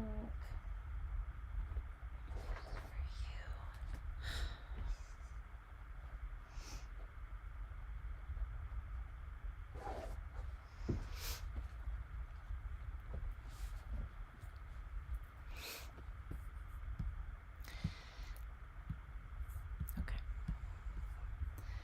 What is going on for my Scorpios? Clear the energy, clear all previous energies. Let's tap into the messages that Scorpio needs most at this time. I'm going to turn on my little space heater because it's a little bit chilly in here. Just give me 1 second.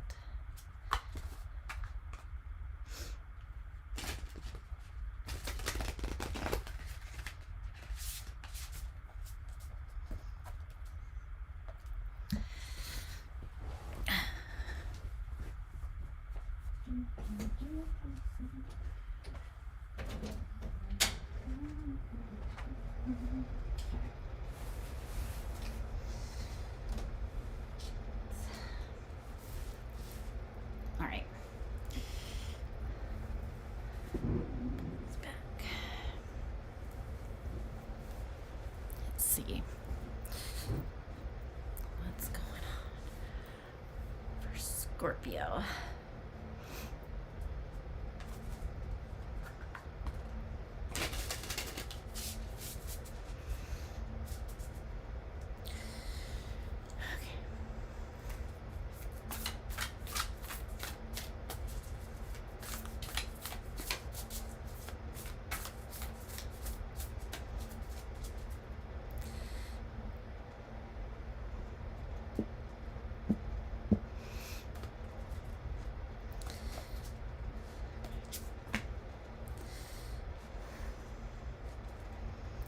Thank you, love. Thank you, Darian. Darian? Thank you, my love. I appreciate that so much. The North Node conjunct my sun. Yeah. And my North Node is in Pisces too, actually. Okay, let's see.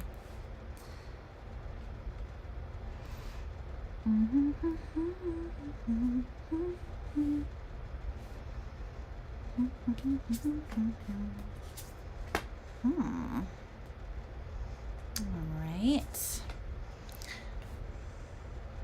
Okay.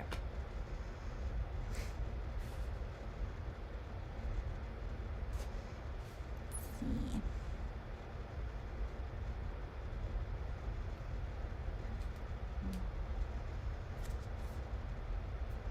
There's a lot of people, yeah, there's a lot of like, we're moving away from the past and the ways that we have acted that have not been fulfilling for us. And it's kind of just this energy of like, now that you know better, you are now responsible to then like do better with what you know, kind of thing.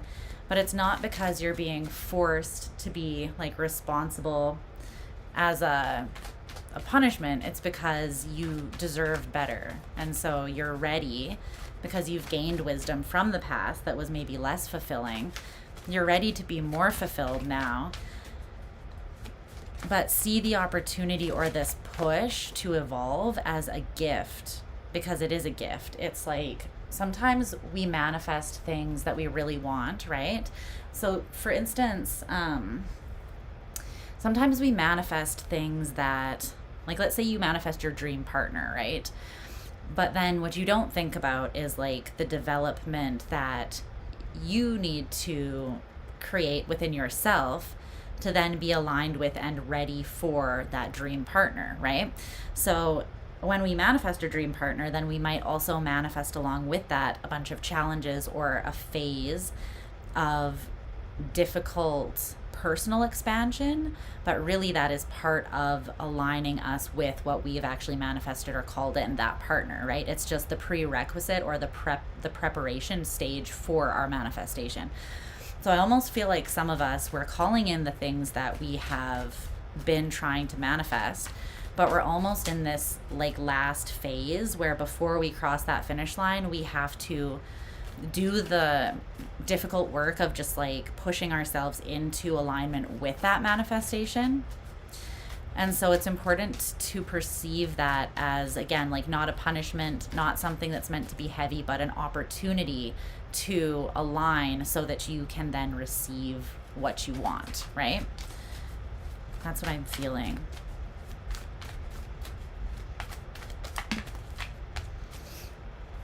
Mm-hmm.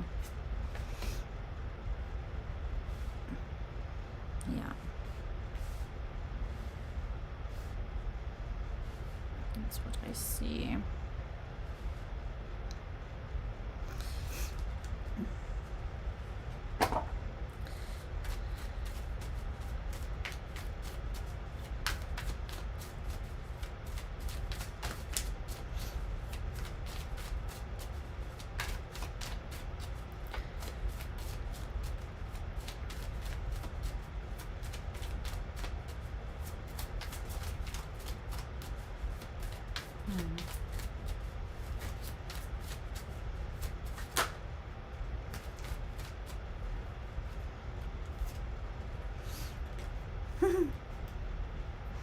What?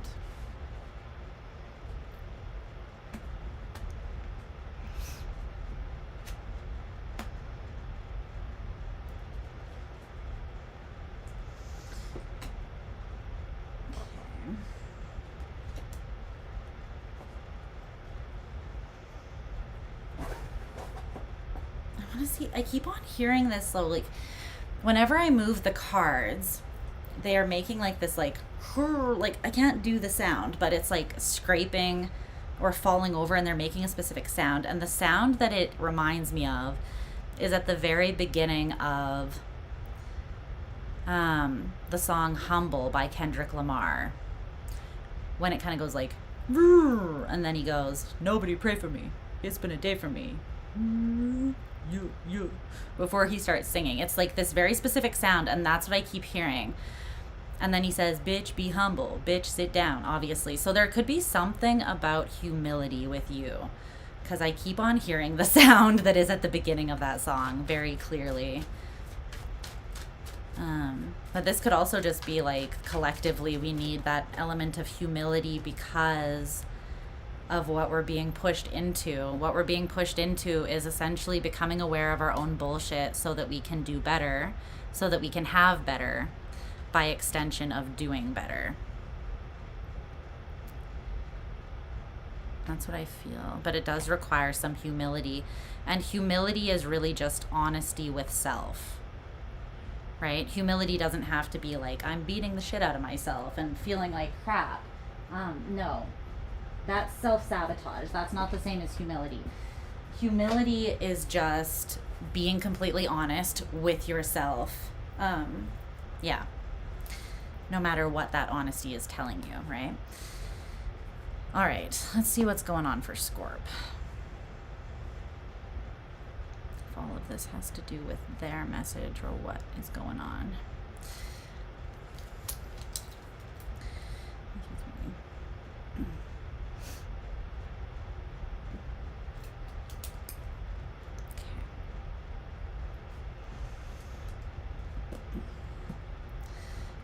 me see.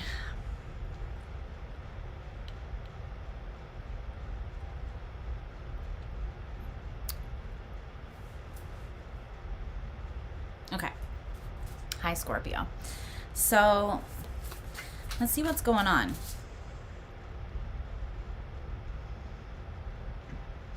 Okay. So the engaging energy for you, or the overall circumstances or situation, is coming up as the Ruler of Swords in reverse. So this is the King of Swords in this deck. I'll show you it in the upright so that you can see.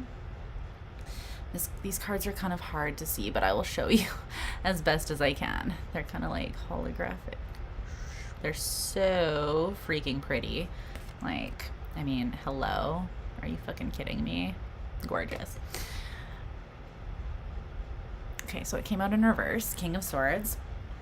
And it came out with these cards from Big Mama, my beloved Oracle deck.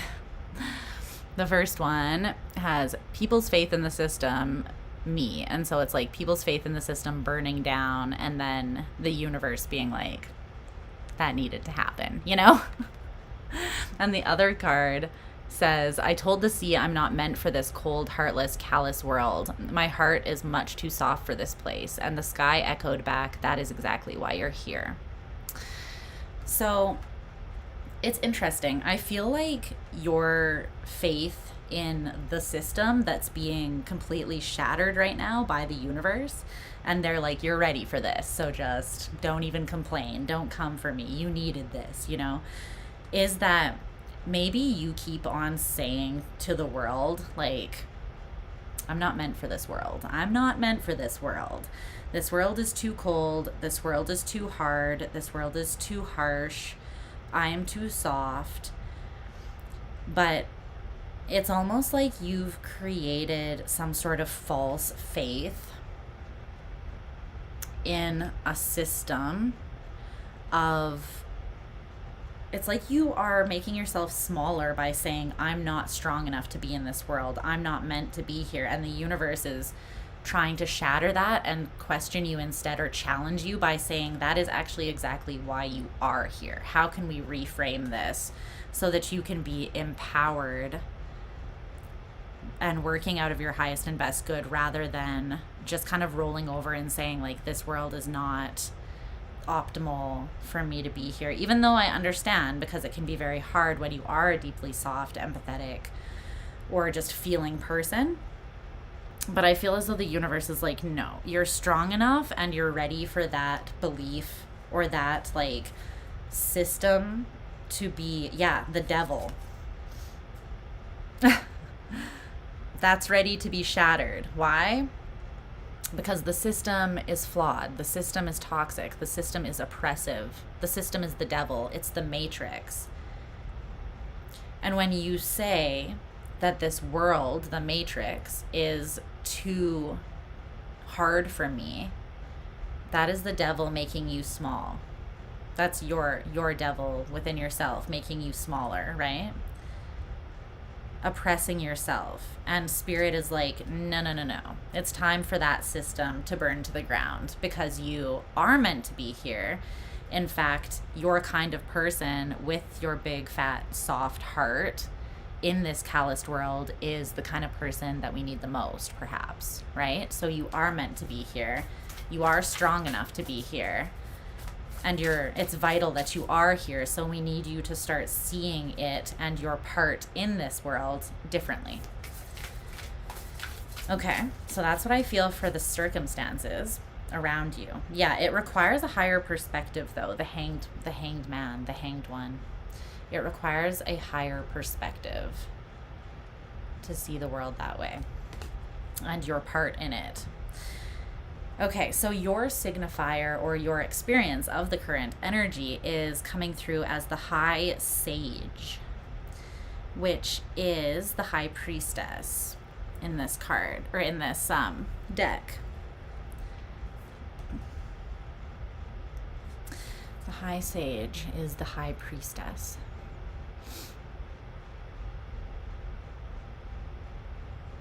And it came out with this card. The best apology is changed behavior, as well as this card, which says evolution, release, psychic endurance, and sacred instincts.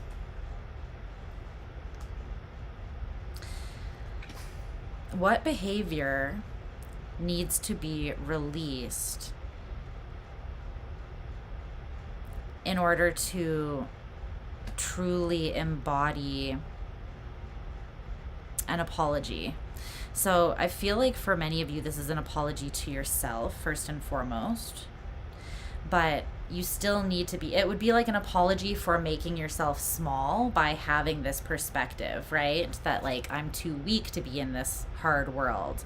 My goodness or my softness or my heart is a liability, right? Having that perspective and then building your life on a system that thinks that way is only ever going to dwindle away at your power and make you smaller. And so then once you realize that, again, you have the responsibility, once you know better, to do better for yourself first and foremost, so that you can be what this world needs most as well as a result of that, right? But it's like, where is your behavior needing to change so that you can really apologize correctly to yourself and help support yourself in growing, evolving, and being the strongest and most sovereign version of yourself, the most in dominion and empowered version of yourself. Because there is this evolution that wants to happen, and it is very spiritual and psychic evolution with the High Priestess here. There's something that, what's up, Star Lava? There's something that is your endurance and your faith, though, is being tested. Not your faith in this previously built system or belief, but your faith in your sacred instincts, your faith in your intuition. That's what's being tested so that it can be strengthened, because they want you to rely on that more so that you can evolve. Can you tell me more about this High Priestess, please?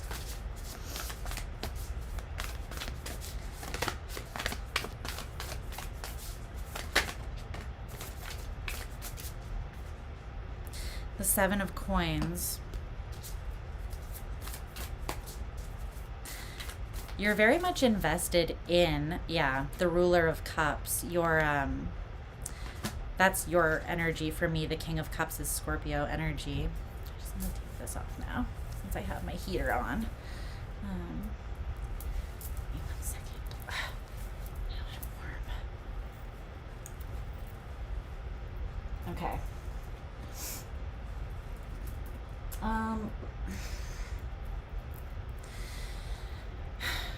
You know that you're in a phase of expansion and evolution on a personal and spiritual level right now, is what I feel.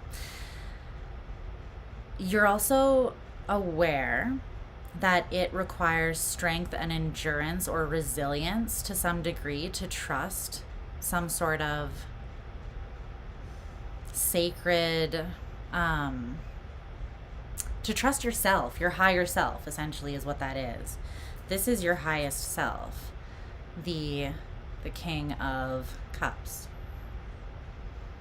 right? It's your highest self. You wear the crown and you don't question your heart.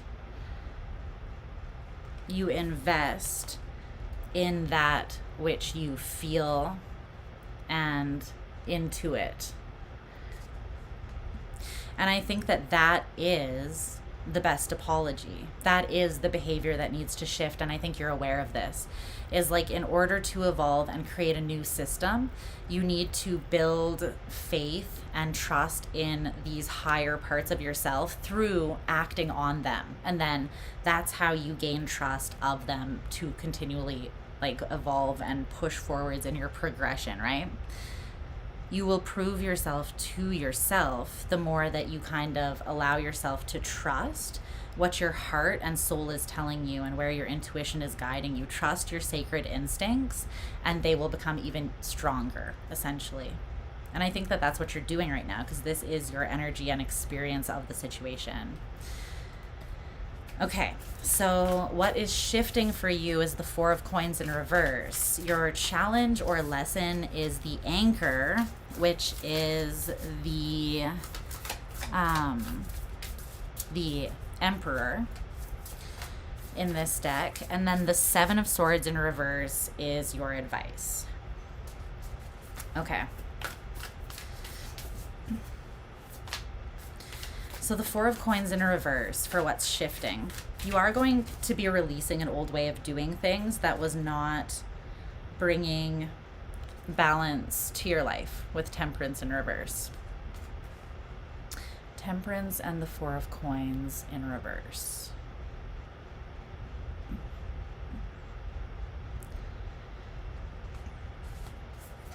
I heard this is a long time coming, but that doesn't mean that it was meant to happen faster than it is. I just think that you're at a culmination point where you are ready now to see yourself differently and to start acting and living from a more empowered place. The Hierophant. And the Three of Cups. And then Justice in reverse and the Chariot in reverse. Yeah, you are bringing more stability. Again, you're creating a new system. The old system is being burnt to the ground, and the Hierophant is literally the structures and systems that we build our life on. So this is you creating new structures that are going to bring more balance, more joy, more resolution, more community, more connection to things that are aligned with you and feel really good and abundant and supportive. Whereas in the past, I feel like there was injustice and a lack of moving forwards to the degree that you could have. And it's because you were kind of seeing yourself as the underdog in some sort of way, because you're seeing your softness as, like I said, a liability. But I think you're meant to realize now, as is absolutely true with Scorpio, that vulnerability is your greatest strength. Vulnerability is your superpower. It's your weapon, your secret weapon. It is not something weak and something that you should shy away from. It is what will ultimately set you free in this lifetime. That is your path as a Scorpio, is to realize that you are soft enough and brave enough to go to those really deep and vulnerable and intimate spaces where most people do fear. And then from that place, because you can access that place, you can help others heal, you can heal more deeply, you can provide this anchor, this structure for both yourself, and then you can show the world a better way as well. Because that's kind of what you're here to do. Tell me about the Anchor, the Emperor, being your challenge or lesson. I think this is just you are being challenged to be in dominion over your life and your strength in a way that you haven't been so far. And of course that's going to challenge you, right? Anytime that you're stepping into more power or dominion over yourself, then it always, like, expansion by its very definition requires pushing outside of the limits and going where you haven't been before. That's what it takes to expand into new territory, right? So that is coming through as what the challenge is. It's like there's a responsibility here that you're being asked to step into, but it's because with great power comes great responsibility. The best apology is changed behavior. So if you've been playing small and you want to now be the emperor in your own life, then you will need to take on the responsibility of shifting your behavior, and being humble and accountable to the places where you sold yourself short in the past, right? The 10 of Coins in reverse. So not seeing it from a victim status where it's like, yeah, the world is just too cold and harsh and I haven't gotten what I want because I'm so soft and weak. It's more like, no, I, in a way, chose to not get what I'm actually capable of achieving by seeing myself as small and weak in the past. And that's the part that I played. So how can I change that through shifting my behavior and forgive myself for taking that from me, essentially, taking my own potential from me, right? By convincing myself that I'm in an environment where I can't possibly flourish, which is bullshit. You are meant to flourish here and show others that flowers can bloom in the dark, and softness can very much exist and needs to exist in a cold and calloused place. So that is your lesson. I feel like you're being challenged to step up in your own life, step into your power more. And you're going to prove to yourself how resilient you truly are and how strong your sacred instincts and intuition really is as well, and how much you can trust it. The more you trust it, the more you're going to realize this. Okay, so what's the Seven of Swords in reverse for your advice?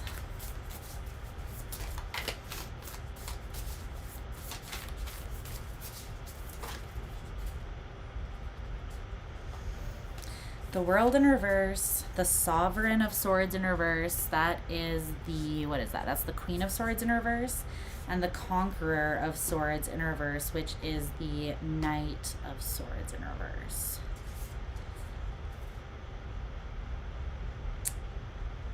You are meant to alleviate your own internal state of conflict and tension by showing yourself the truth here.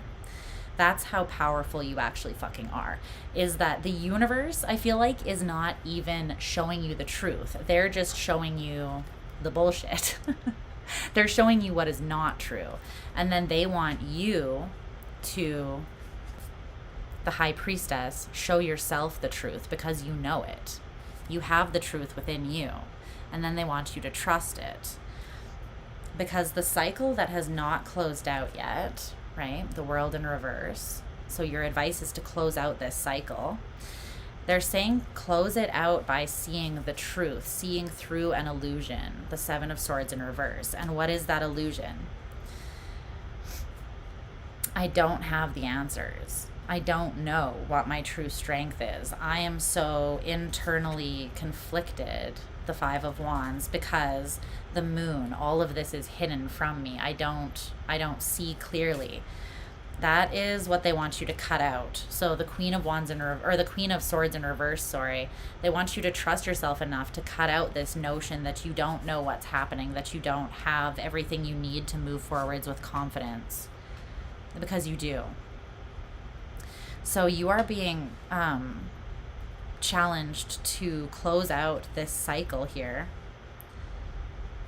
and see yourself, sort of redefine the way that you look at yourself, and so that you can exist as a more empowered version of yourself. Thank you, Donna. Thank you, love. I appreciate you. Anything else that you want Scorpio to know before I let them go?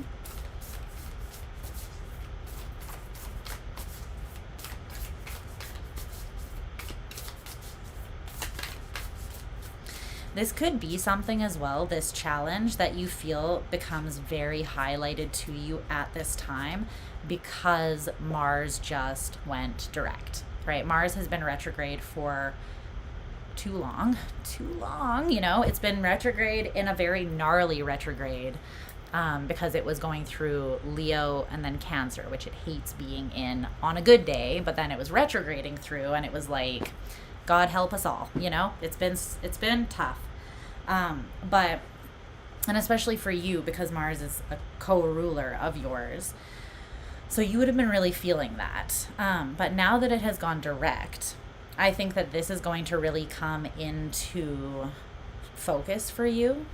It's like the things that you were convincing yourself you didn't know, or you really truly didn't see, you're going to see them with such clarity now that the universe is like, the only true apology, once you do see the truth of how you've been playing small or limiting yourself, the only true apology is changing that so that you can be better for yourself, right? And if you're not willing to do that, then you will be faced with the recognition of that as well, that you're not doing better for yourself because that is a choice that you are actively making, right?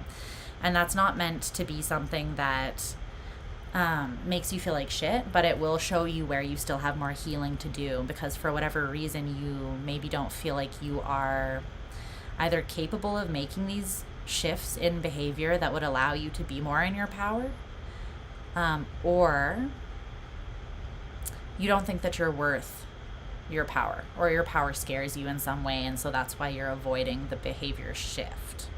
But either way, you will be challenged at this time, but it's because with Mars direct again as well, and this Emperor energy, now is the perfect time to slingshot yourself forwards. And I feel like you can propel yourself forwards in a pretty significant way with that Mars energy, like at your back. It's like the wind at your back, the wind to your sails, you know.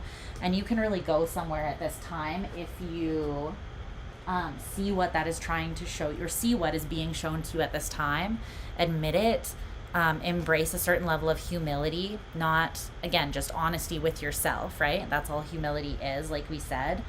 And then so that you can move forwards and just be happier, be a more full embodiment of your potential and your power, because that is what you truly deserve, and that is what the world needs most from you as well. You showing up with the awareness of everything that you are, so that you can actually offer everything that you are. Okay, so let's move on to Sagittarius. Sag.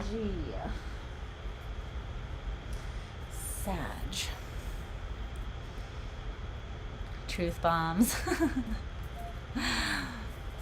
Yes. Go listen to some King Kendrick. But as a Scorpio rising with Pluto and Scorpio conjunct, and my moon and Chiron in the 8th house, and my Venus in Aries, and my Jupiter in Aries. Yeah, I definitely understand. Mars has come for my throat as well. But then you realize it's really you with your foot on your own neck, and it has been the whole time, and you're like, well, fuck my life. But then again, then you just have to be humble enough to know that you've been getting in your own way, right? And then let yourself off the hook. Let yourself be happy. Let it be easy to a degree, Scorpio. It doesn't always have to be struggle, okay? Your softness doesn't always have to be a vulnerability or something that weakens you it doesn't have to be a liability. It can be something that you can shift the way that you see something, and then you can create a lot more from that thing by not downplaying it. What's up, Tenmei? How are you?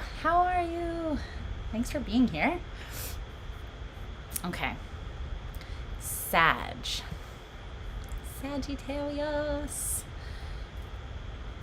Let's see what's up with you.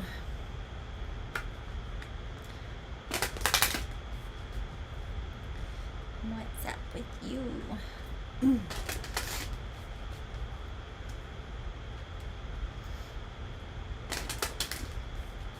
Hopefully I'm not jinxing this or anything, but dare I say, we're only at 4 hours, and usually my lives are like 8 hours long, and it's not gonna be this time. So your girl is slowly but surely no, I'm just kidding, but I don't mind them even being long, but every once in a while it is nice to, like, when my energy is just streamlined and not scattered, and I can just flow a little bit more without it being quite that long, you know? We're getting there. I think that means that at least a lot of the energy that was shifting for me is finally integrating. So it's like I'm not struggling to swim through the energies as much as I was for a little while there. Thank God. All right. Tell me what's going on with Sagittarius, please. Spirit, what do you want to highlight? What is the engaging energy? You just got home. Watching Saggy. Aw. I will be your peace before sleep. as best I can anyways. I never claimed to be anyone's piece. I feel like I'm batshit insane, but I will bring transformation to your life, you guys, so yeah. All right, what is Sagittarian's signifier or experience of the situation? Let's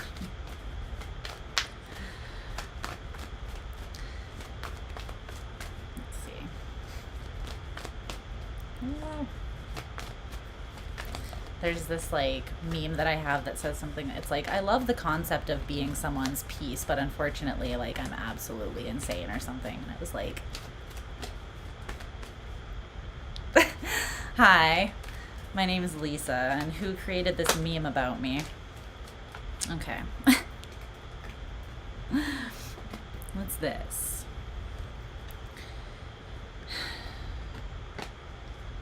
Time for a nap.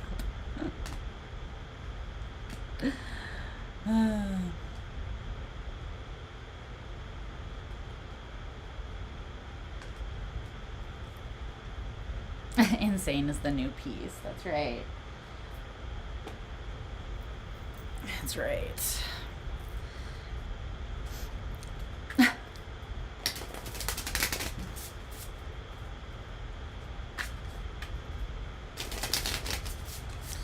Insane in the membrane. Insane in the brain.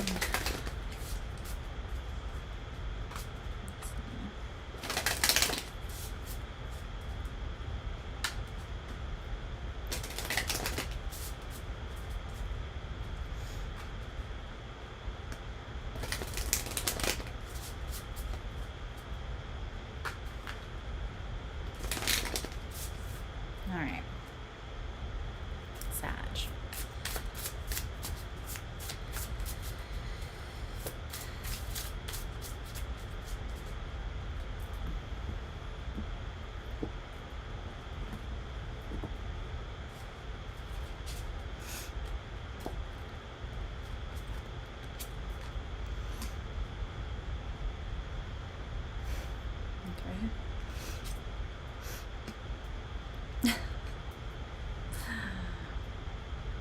Why, though?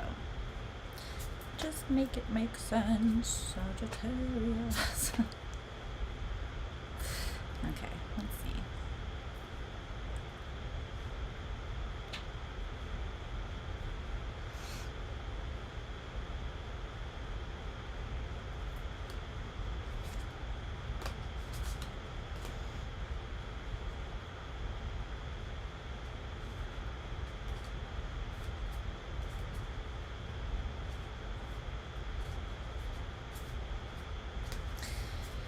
There's definitely something about insecurities being like, it's like there is awareness being drawn to insecurities or lack of confidence that have kept us small, is what I'm feeling.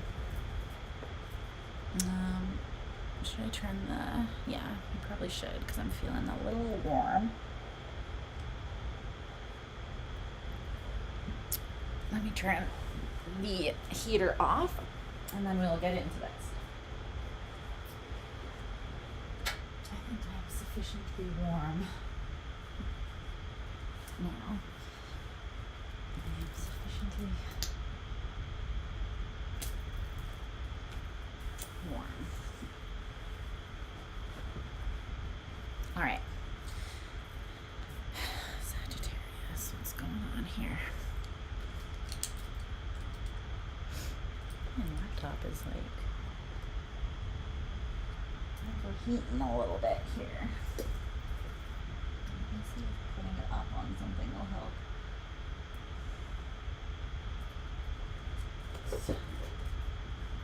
Journal underneath it or something.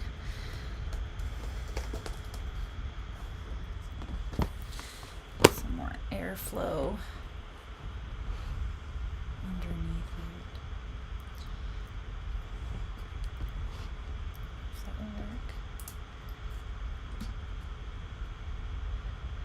But let's try, because it's freaking out. It's having a moment. Okay.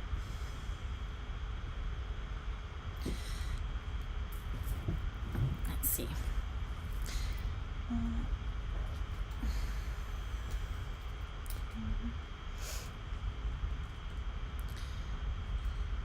Hello, Sag.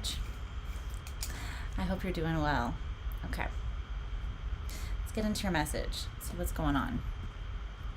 So, the current circumstance or the engaging energy that is showing up for you that wants to be spoken on.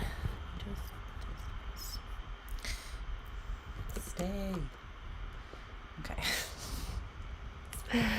Is coming through as the Seven of Wands in reverse. With this oracle card, happy, happy.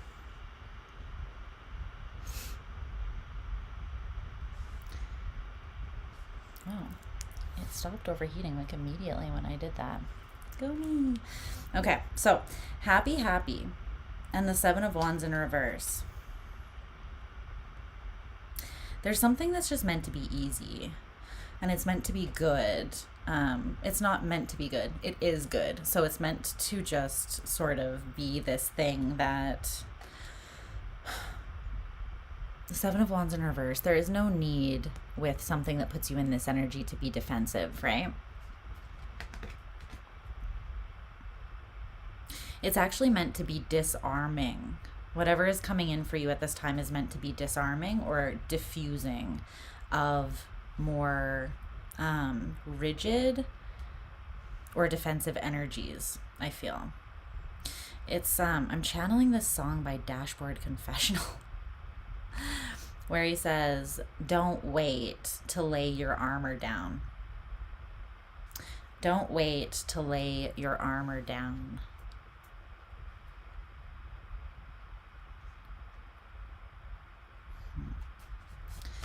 Tell me about this Seven of Wands in reverse with happy, happy.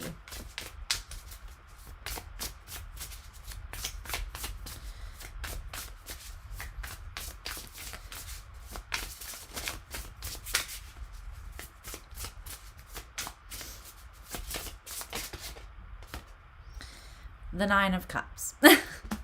The Two of Cups. The Sun. Okay. Well,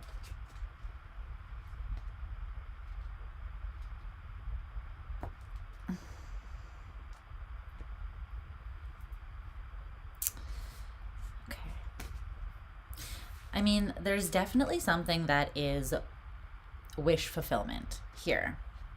The Sun, the Nine of Cups, and happy, happy. Yeah. This is like, see the genie lamp there? You rubbed it and the sun came out. You got everything that you wished for. Happy, happy.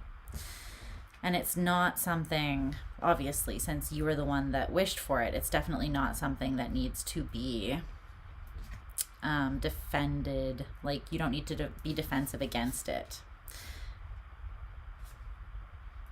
So then you also have the Two of Cups,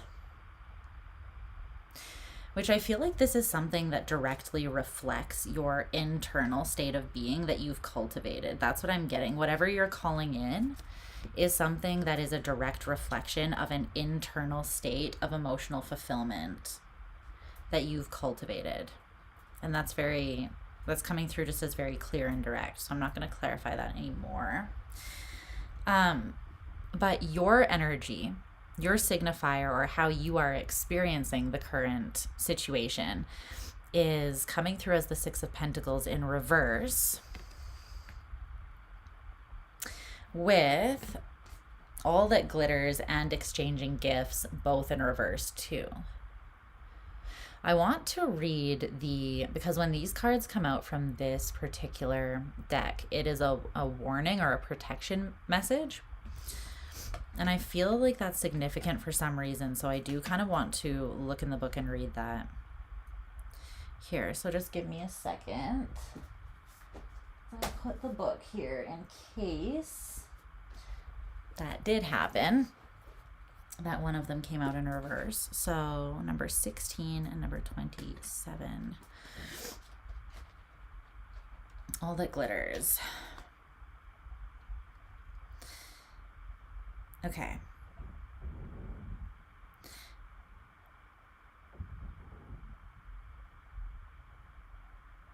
Okay. So it says that when in reverse, this card talks about a sign that you are meant to walk away from something that you're contemplating because there is, because it is essentially just, it's not true.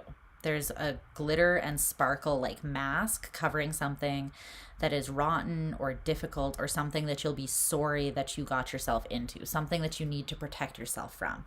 However, that's not the reality, because the reality is the Nine of Cups, the Sun, the Two of Cups, the Seven of Wands in reverse, and happy.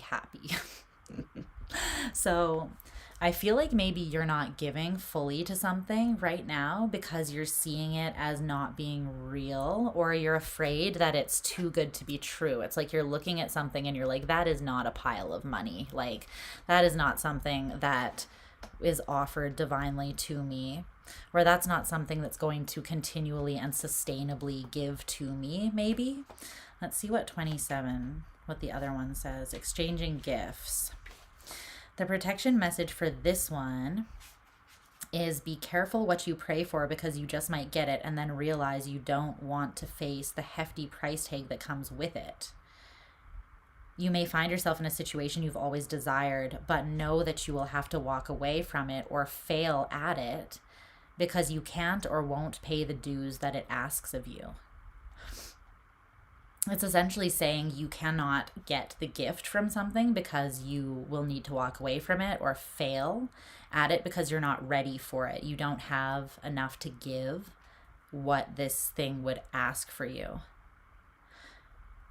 There's also a fear with this card in reverse that you will be the only one giving and not receiving. Like there will be a codependent dynamic, or there's like a victim mode, or needing to hold on to control. It could be a situation where you feel you need to prove yourself and that there is imbalance and not true give and take. So you're seeing something that's very interesting, because you're seeing something as very potentially like the opposite of what it really is. And then you're not giving fully to it. Or you could be experiencing the situation as like maybe you're in a situation with someone else and you see them seeing it this way. So like, let's say this is a relationship and you're like, I'm literally your freaking soulmate, you know? Like, we are the lovers. We are the Two of Cups, the Sun, the Nine of Cups. Everything is happy. But then you're looking at this person and they're like not giving to it in an equal and balanced way because they're not trusting it. It would be something like that. So either you are not or someone else is not, but there's this idea that if I give to this, I'm going to end up looking stupid because it's either going to be taken away from me, proven to me that it was not what I thought that it was, or that there's some sort of toxic dynamic that I'm not seeing. But that is not true. So why is Sagittarius experiencing it this, like in such a different way from the reality of the situation? Because I don't know what's causing your vision to be so skewed on it. But every original card in the spread came out in reverse.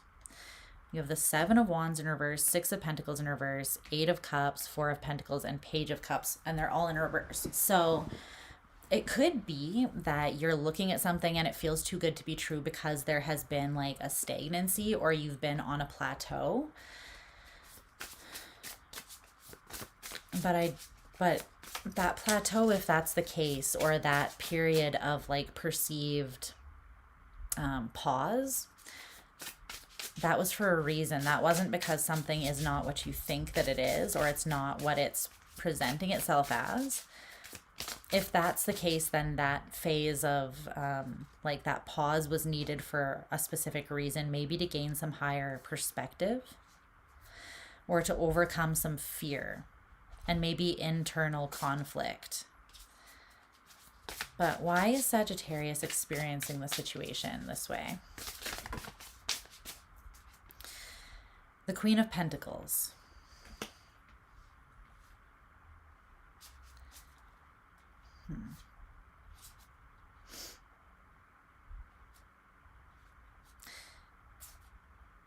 Because you love yourself.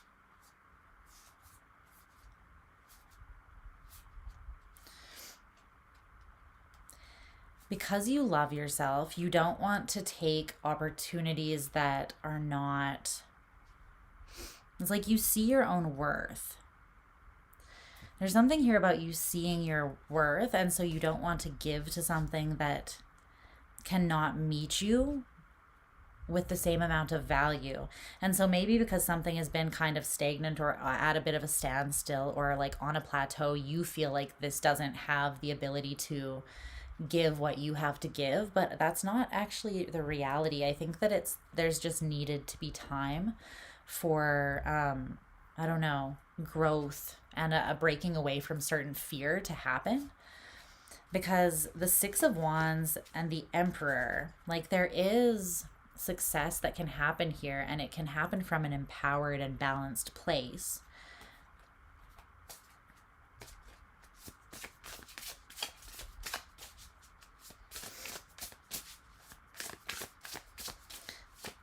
But the Queen of Pentacles is also someone, like, is this Sagittarius, the Queen of Pentacles? No. Okay. The Chariot in reverse. Okay. You're perceiving something as being at a standstill and kind of perpetually on the horizon, but never actually within arm's reach or never actually within grasp. And I think that you're seeing that as something or someone not... It's like, it's almost like you're looking at this and you're seeing the slower energy or the halt in energy as being someone not putting in their part. And so then you're kind of seeing, you're saying this person's not putting in their part, or they're not pushing forwards with this, even though you're seeing this other person as being someone who is confident and balanced and loves themselves and takes care of themselves. So it's like there's this lack of congruency between how you see this person versus what you see them putting into the connection, or how you see the connection moving currently. And because of that, it's like it's not adding up to you. And so then you're like, well, this is just not what I think that it is then, most likely. But it's because there's pieces that there's something you're not seeing, though. I think that you might be seeing this person as someone who hasn't more together than you, because they look good, feel good, take care of themselves. That doesn't mean that they're perfect, right? So there could still be other reasons why they are not able to move forwards, or why they are questioning their own emotional truth at this time. And it could be because, again, they are overcoming some sort of fear or insecurity that you maybe don't see. But that's what I feel like is causing the confusion for you, why you're not seeing the situation for what it is, because you don't understand. It's like you're looking at something and you're like, well, if they are confident, or if this is the connection that I think that it is, then why is it not moving forwards or expanding the way that it would make sense for it to, in my mind. Okay, so what is shifting? What's up, Vanessa? Happy birthday, baby. Happy birthday again. I hope you had a wonderful day. Okay, so what's shifting is the Eight of Cups in reverse. Your challenge or lesson is the Four of Pentacles in reverse, and then the Page of Cups in reverse is your advice. The Eight of Cups in reverse. Why is the Eight of Cups in reverse? What is shifting for Sag?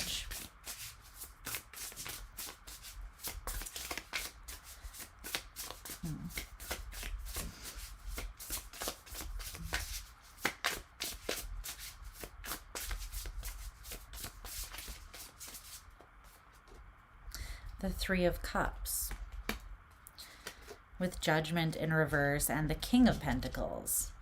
You're seeing something from a fresh perspective. You're seeing this person and yourself from a fresh perspective is what that feels like.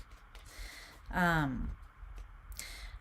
think that there's something that was not emotionally doing it for you. And I feel like that this was more of an approach than an actual person or a thing that you want to cut out and distance yourself from. I feel like it was maybe more like looking at something, thinking that you understand. Like, it's almost like assuming that what you see is all that there is to a situation. But there's more that's hidden here under the surface. And so it's like I feel like what's shifting is you're withholding judgment towards something and you're letting it kind of reveal itself to you more as a result. And then you're gaining a truer understanding of it because of that. And you're seeing where you fit into the picture more because of that as well. It's allowing some sort of reconciliation to take place. But again, there needs to be a lack of judgment for that to happen. And then there can be this balance that happens, the Queen and King of Pentacles. You'll realize that you are more aligned, more tempered, more balanced, and more of a complementary fit with something than you currently see yourself as being. And I feel like you'll understand once you have a bit of a clearer perspective. I think that what you're seeing is that someone has been challenged to level up here, and that's why and maybe you as well have, and that's why there's been a period where things have been a little bit more on a plateau. They haven't been pushing forwards like 0 to 60 because there's been internal work that needs to take place. And maybe you're looking at this person like they're just the most confident, beautiful person in the world and like they don't have anything to be insecure about. And perhaps from your perspective that's true, but the thing is there's something inside of this person that they have still been needing to work through, just as much as you're facing your own insecurities and fears as well.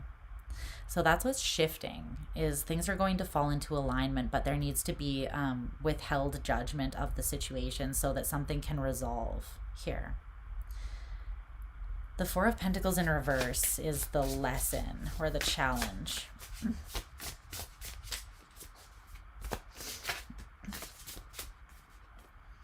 The Emperor. That Emperor really wants to keep coming out, hey? It's coming through as that Martian energy, though, the assertion of, yeah. It's you asserting yourself in the way that there's something that is meant to be released at this time. And again, with the Eight of Cups and the Four of Pentacles in reverse, it's something that has just it hasn't created stability or fulfillment within you. And so by releasing it, by acknowledging and releasing it, you're actually stepping into a place of more power and sovereignty over your own energy and the ability to show up in your most empowered state. But this is going to be a challenge just kind of by, its very nature. Anytime you're asked to step into a more empowered space, right? Usually that does require a little bit of a challenge, mostly just so that you can prove to yourself that you're capable of that, and then you can start existing more and more in that reality and that sort of understanding of self or a way of seeing yourself. Okay. Okay. The Page of Cups in reverse. I don't know why it would have frozen.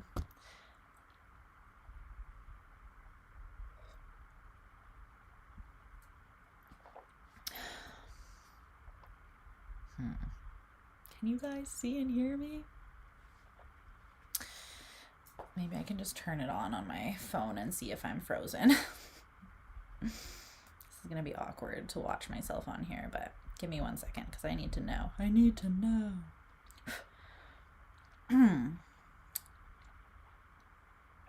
1 second because I need to know. I need to know. There's me saying I need to know. Okay, I'm not frozen anymore. So hopefully that didn't mess things up too bad. Okay. Okay, good. I hope that that didn't freeze for a long time. Hopefully it's okay. But yeah, this is essentially something, Sag, where you're being challenged to see where you might be afraid of. It's like your doubt in a situation is being projected from a place of being afraid to open up that vulnerable space within you. Sorry, I'm just letting Luna in. Hi, what's up, buddy?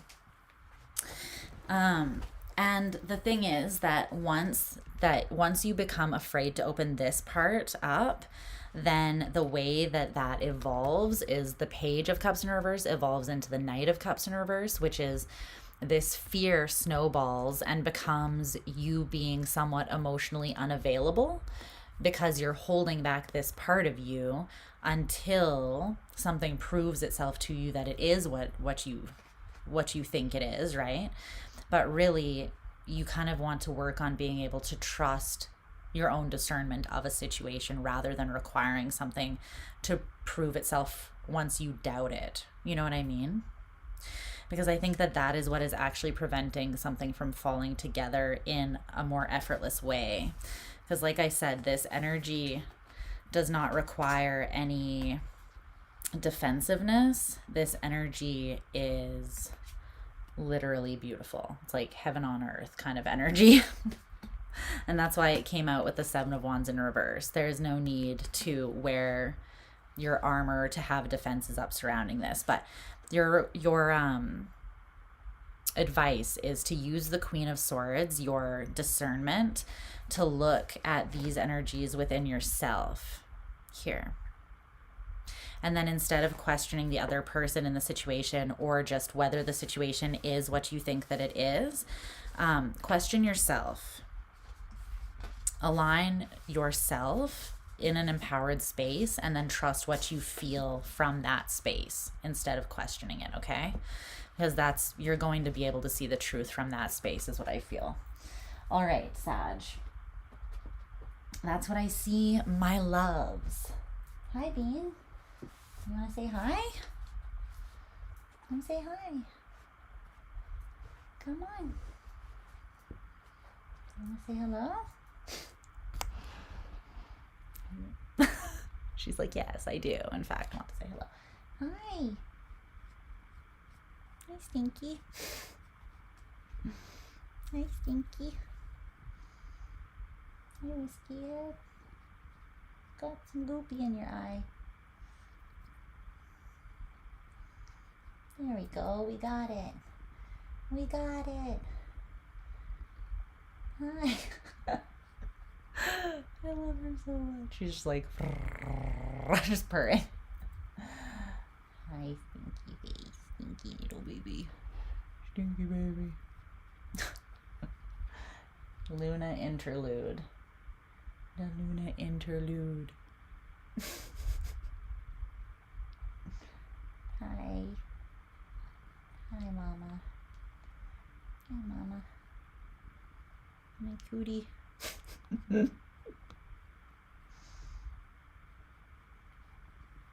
Hi, honey.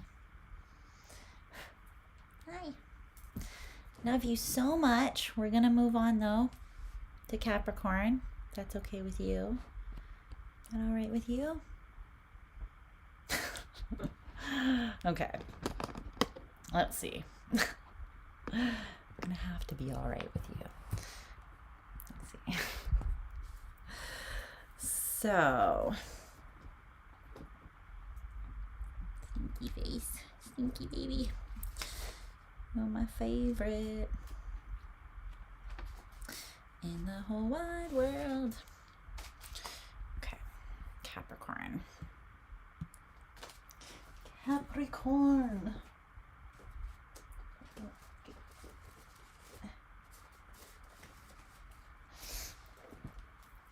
Okay. We will snuggle shortly. Don't worry, my friend. worry. Luna, I got you. Okay. I got you, boo. I got you. I got you, babe. I got you, babe. Okay. So, what does Capricorn need to know?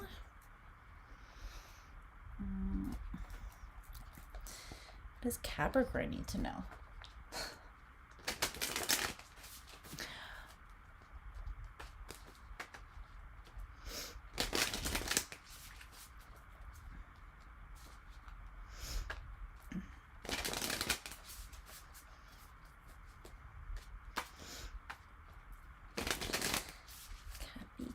Cappy. Do my angels need to know?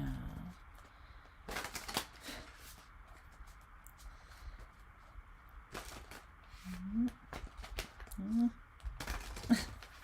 I think you're done being shuffled now.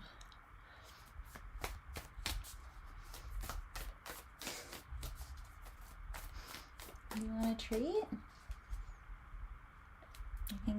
I can offer you a treat until cuddle time. Will that tide you over? Let's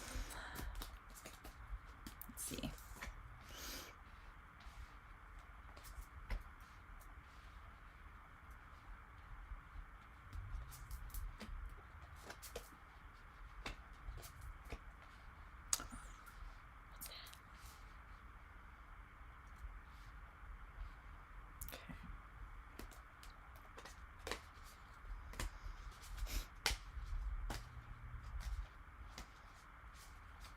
Okay.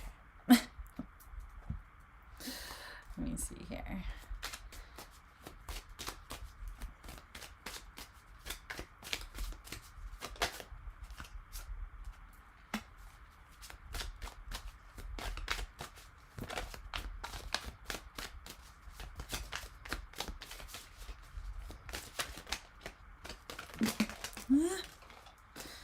It's too many. Way too many.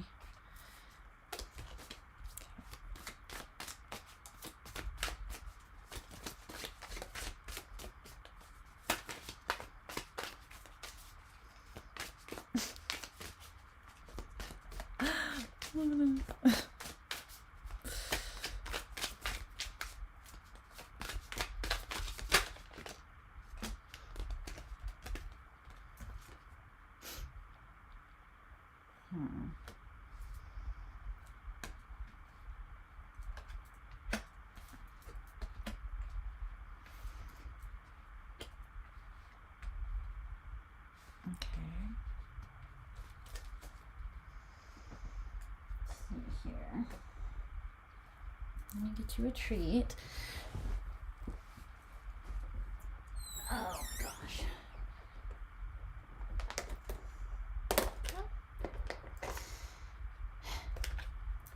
There you go. There you go. There you go, buddy. The struggle. Food too, don't you? Put more food in your dish after you're done this. All right.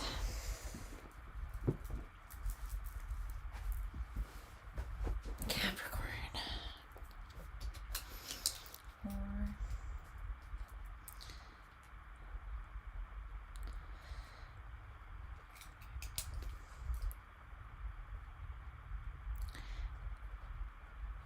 Hi, Capricorn. Let's see what's going on for you, okay, my loves? So, let's see what wants to be highlighted for you at this time. Let's bring this down a little bit. Okay. So, the engaging energy or the sort of circumstances around you at this time. The world in reverse, and you have it with this oracle card in between worlds.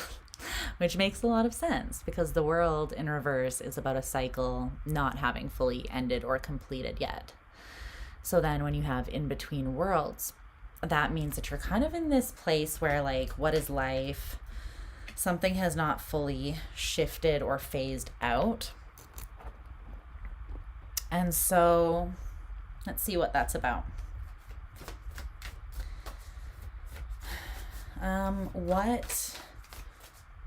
What is Capricorn phasing out of? I want to see what you're phasing out of and what you're phasing into. That's what I want to ask. What is Capricorn phasing out of? Like, what is this cycle that is closing?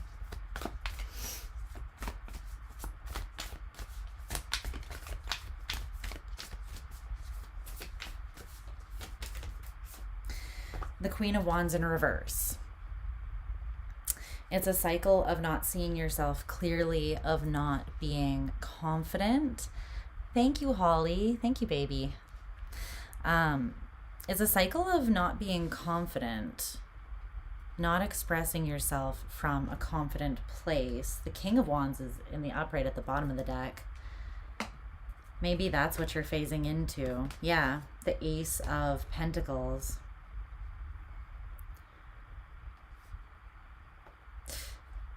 I feel like you're not seeing something completely clear right now. So, okay. Yeah, I see what this is. Okay, so this is the phase that you have not moved out of quite yet. And this is someone who doesn't fully trust themselves, who may like overcompensate at times because of their own insecurities.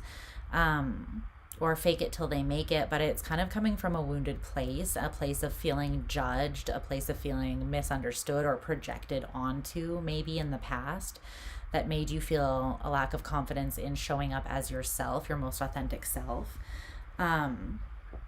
So now you feel like you fake it or you people please, something like that could be the case. But I feel the phase that you're moving into is the King of Wands with the Ace of Pentacles. So it's like you're up leveling. Not only are you gaining your confidence, but you are in sovereign dominion over your spirit. And for that reason, you can see some sort of opportunity that is coming into you for what it really is. And I say for what it really is because under that there is the Seven of Swords with the Page of Cups in reverse, and then the Fool is under that. And the Fool is what comes after we close the cycle of the world out. So this is the natural progression. So I think that what is causing this lack of closure or causing you to kind of stay between worlds is that, or they're kind of causing each other. It's kind of like what came first, the chicken or the egg. But I feel like you're seeing something as maybe not being a true offering, or something as being, I'm getting like deceptive, emotionally immature, or emotionally manipulative. But this is actually a solid offer. And again, take this only if it resonates. Like if there's someone in your life that is like a narky, like abusive person, then we're not talking about that, okay? But this is something where I feel like because of your own insecurity, you're stuck in between worlds where there is something that it would be the natural sort of progression of energy for you to leap out into something, but you're either not seeing yourself clearly, this element of yourself, your heart, or you're not seeing someone else clearly. But I feel like it's someone else because there's this external opportunity, the Ace of Pentacles, that's being offered to you. But it's like you're not leaping into it because of your doubt surrounding something. Okay, but your signifier or your experience of the situation is the Ace of Cups.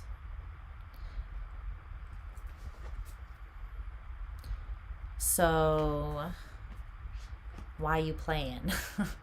Why you playing? You play too much. But why? For real. Why are you playing?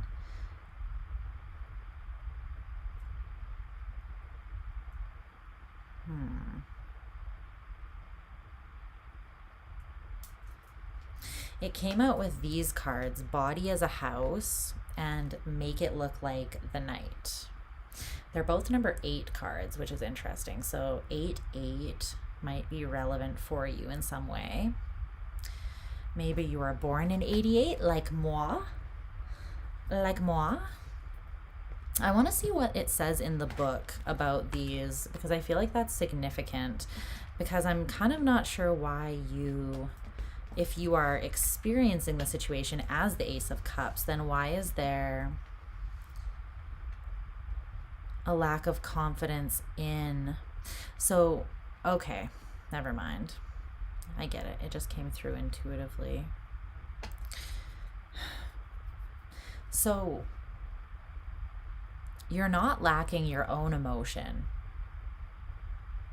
or you're not questioning or doubting, your own emotion. And there is no lack in what you feel towards this thing. What you're questioning is the other person or the other situation and the validity of what's being offered. The Page of Cups in reverse. Like I said, that's another person. That's something else outside of you. But I feel like your lack of confidence in that thing is actually coming from an insecurity within yourself a little bit.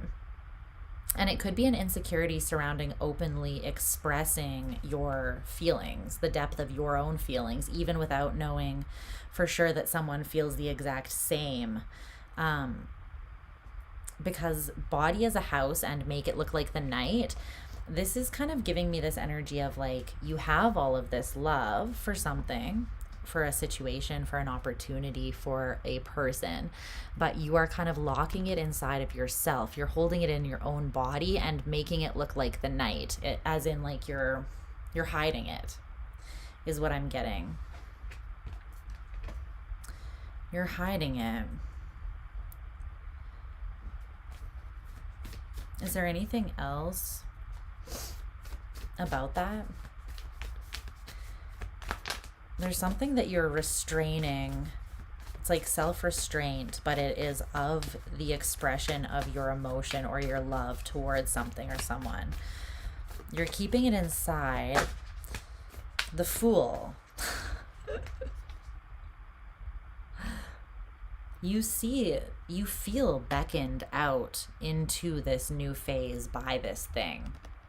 See how she's moving? She wants to move in the direction of the Ace of Cups. It's like this is what is making you want to leap off of this cliff into a whole new adventure or journey. It is your depth of emotion for something that is pushing you towards the natural progression, pushing you out of this, closing something out, and then into the Fool. But I think that what's actually holding you back is not so much the lack of this thing being true, but it's this cycle that hasn't fully closed out yet. Because once you start seeing yourself and showing up from this perspective or this energy, the King of Wands in the upright, then you see this clearly, and you see how this is in perfect alignment with what you are feeling, which is, you know, makes sense. Your feeling towards this is accurate, and it is pulling that feeling out of you because that is the truth of what it is, right? So the doubt of what it is coming more from this place within you that is not as confident opening up your heart, I feel like. Okay. So what is shifting is the Two of Cups. Your challenge or lesson is the Nine of Pentacles in reverse. And then your advice is the Tower. Okay. So what is the Two of Cups with what is shifting for Capricorn? What is the Two of Cups?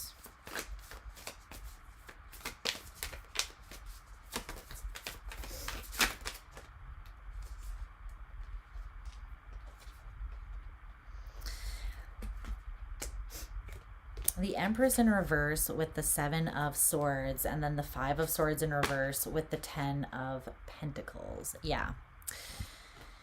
Again, it's like you're seeing something for what it actually is. There was an illusion surrounding something not being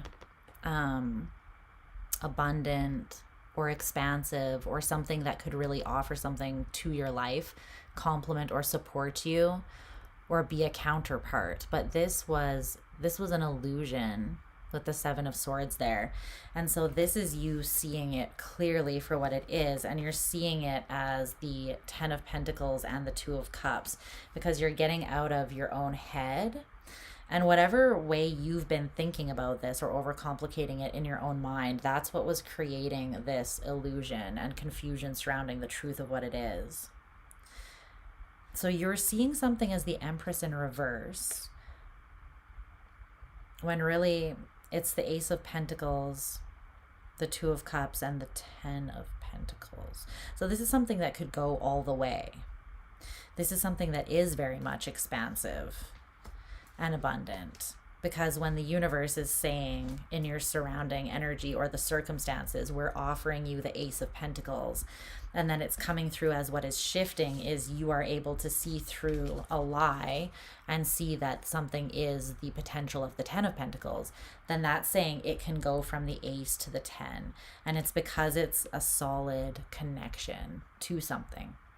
So whether this is like a job that very much aligns with the core of who you are, or a relationship, it's something that will be very fruitful, stable, consistent, and abundant for a long while to come. So your perspective of that is going to be shifting.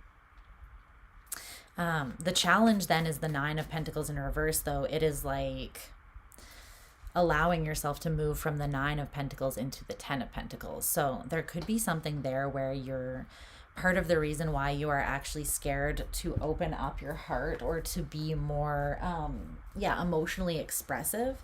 It could actually kind of tie back to something where you're afraid to offer that part of yourself because you feel that it weakens you or it gives someone else the advantage. It's like by offering or by making it known, right, that I feel all this ooey gooey goodness for someone, it's almost like you feel like it's one or the other. It's that being hidden and you still feeling empowered and independent because someone doesn't know the extent that you feel for them, or it's like sharing this and then feeling like you're giving your power away.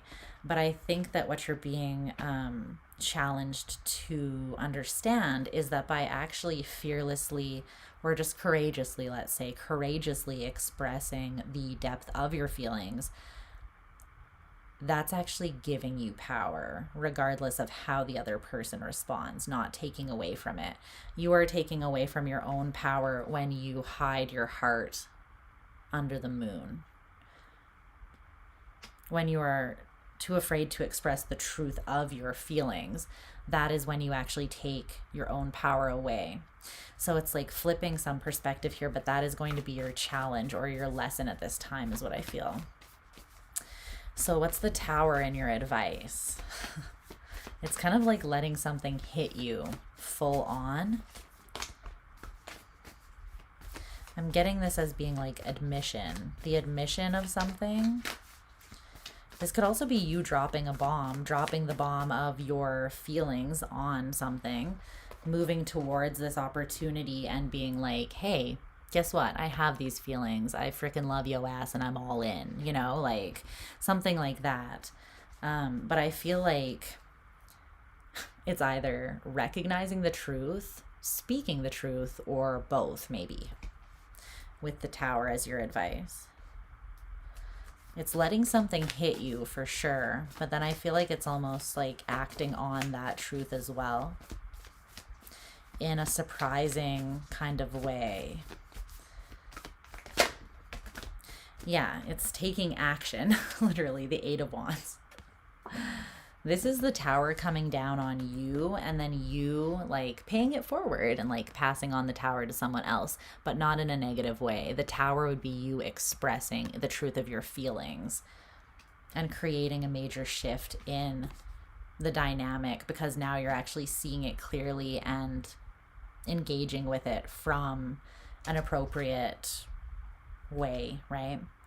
Because this internal conflict was not really allowing you to manifest the coming together of something here.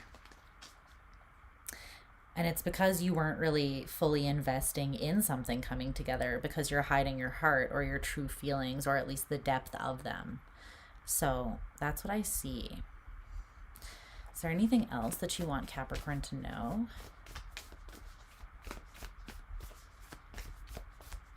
No. Yeah, you're meant to move confidently forwards here with the Knight of Wands, even if the way is, yeah, look at this. The Knight of Wands, the Moon, and then the Lovers. It's like the only thing that's hidden here is that this is actually everything that you feel that it is. Like the way that your heart is responding to something, you can trust that. It's responding with love because it is the Lovers. You know what I mean? So allow yourself to lean into that realization. Allow that little nugget of truth to be disclosed to you. And then move forwards, giving appropriately to it and speaking your truth surrounding this as well, is what I see. Okay? I love you so much, Capricorn. We're going to move on to Aquarius now. All right. Aquarius. I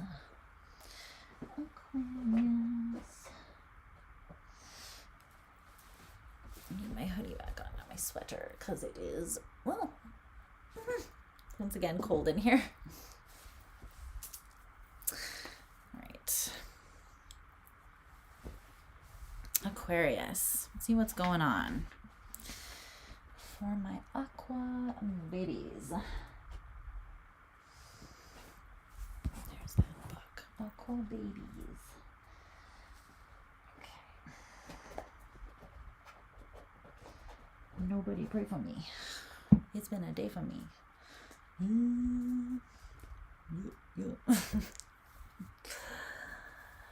All right. I'm gonna go listen to some Kendrick Lamar after this. Let's see. So that is Pisces. Let's see. How you guys doing out there? You doing okay? If you're doing all right, send me some good vibes. Let's see what's happening for Aqua.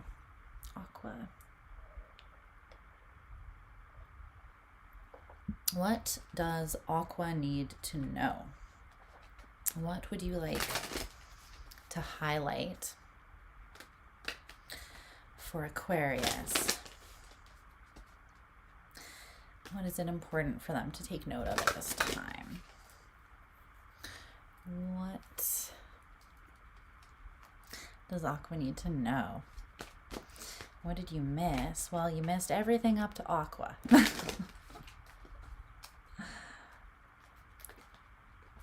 see.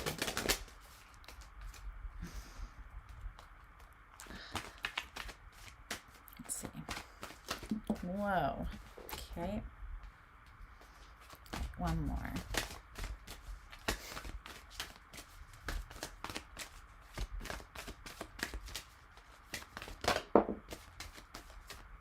You made it, yeah.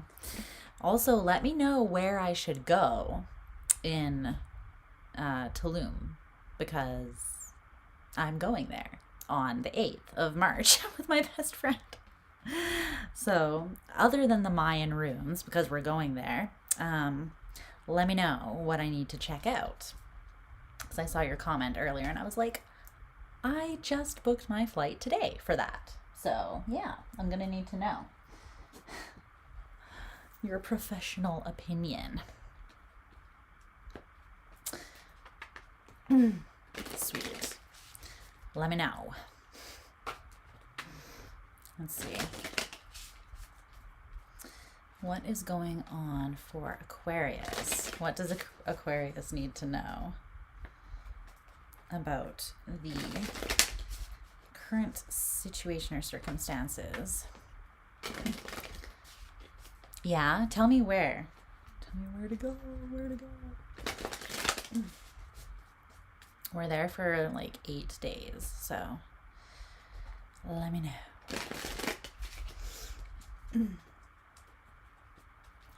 excited. I'm so excited. I'm like, I'm gonna see green scenery. I'm gonna swim in the freaking ocean. And my life is going to be complete. Okay, so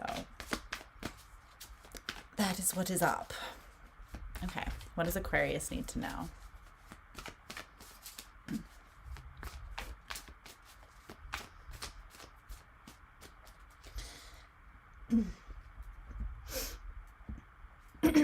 I've gone to sleep at like 5 a.m. the last like 3 nights. And I was like, what is literally happening? Okay. What's going on?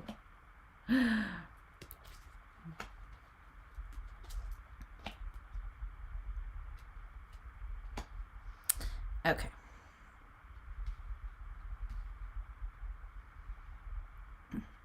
But I think I'm just like on a, well, yeah, I don't know. It's a Pisces moon while the North Node is in Pisces and a bunch of other stuff is in Pisces or moving into Pisces. It is a charged moon, though. It's also the last moon of this astrological new year and the last moon or lunation before eclipse season. So it is a big one. Like the energy is big. But I don't really know why. I think that I'm just being, I think my schedule is just shifting into more of like a night schedule right now, personally. But usually it's only full moons that affect my energy this way. But this one has affected things. Okay.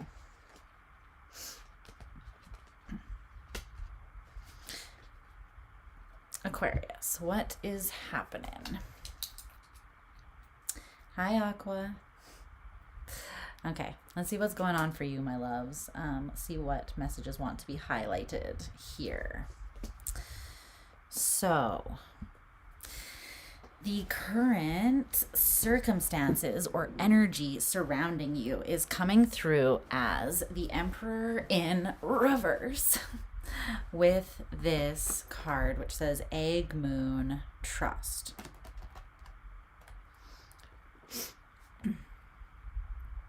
Okay. The Emperor in reverse with Trust. So I think that there is, with it saying egg moon, to me that is like a moon that is, or it's like an energy that is requiring trust because something is about to hatch, but you cannot see what is hatching yet. There's something that is being formed. Yeah. And it requires trust because a shift is still taking place. But right now, you could feel a little bit disempowered in the energy or destabilized with the Emperor in reverse. So let me see what the Emperor in reverse is about here. There's the need to trust, though, even though you might feel like you're not completely in a space of empowerment or dominion or control over something, there's still the need to trust at this time. And it's because something is being formed or something will be hatching, but it's not quite there yet, is what I feel. So tell me more about this energy for Aqua. Okay. Yeah.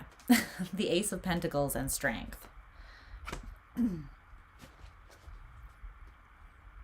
So there's something that is definitely for you. And again, it's literally something is about to hatch. The Ace of Pentacles.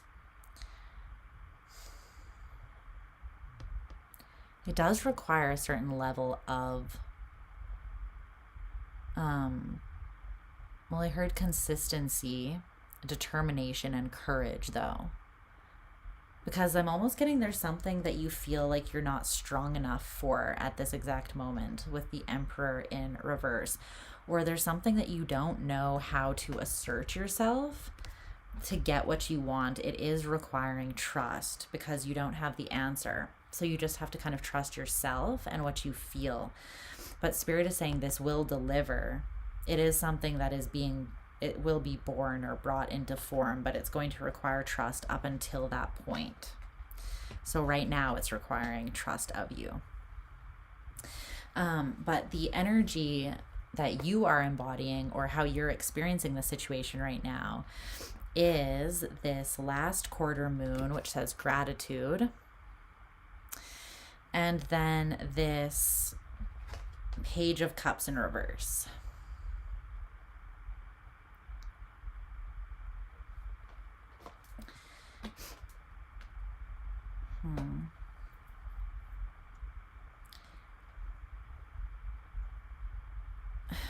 It's quite interesting. Tell me about the Page of Cups in reverse.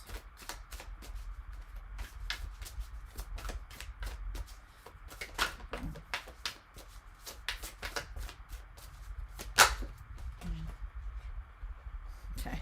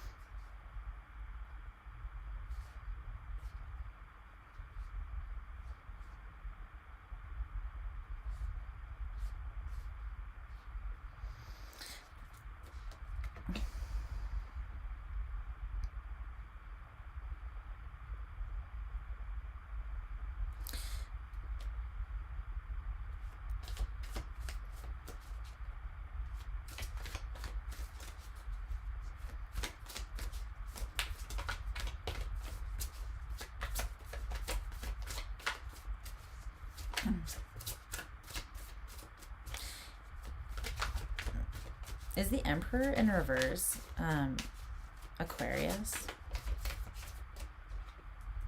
Yeah, the Seven of Cups. It's coming through as like a confusion, an energy where everything is still up in the air and you're not sure if something is real or fantasy, and it's because you yourself don't feel, it's like something is growing or evolving or expanding or coming into more of a state of empowerment within you, but it hasn't fully clicked yet. And so you're not really sure like what is real, what is not, what you're capable of, what you're not. But there's a gratitude surrounding someone that is not you, because it's coming through that this Page of Cups in reverse is not you.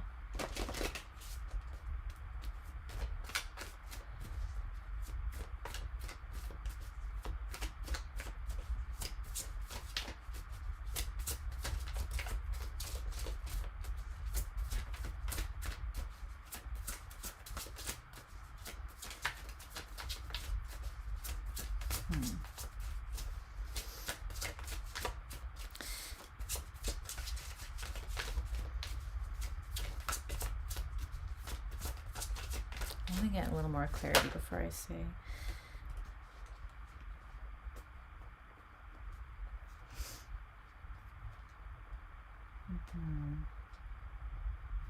The Lovers, the Empress, the Magician.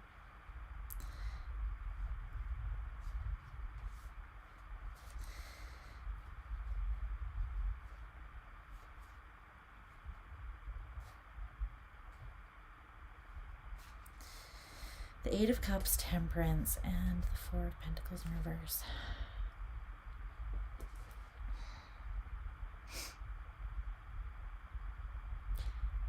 You have gratitude.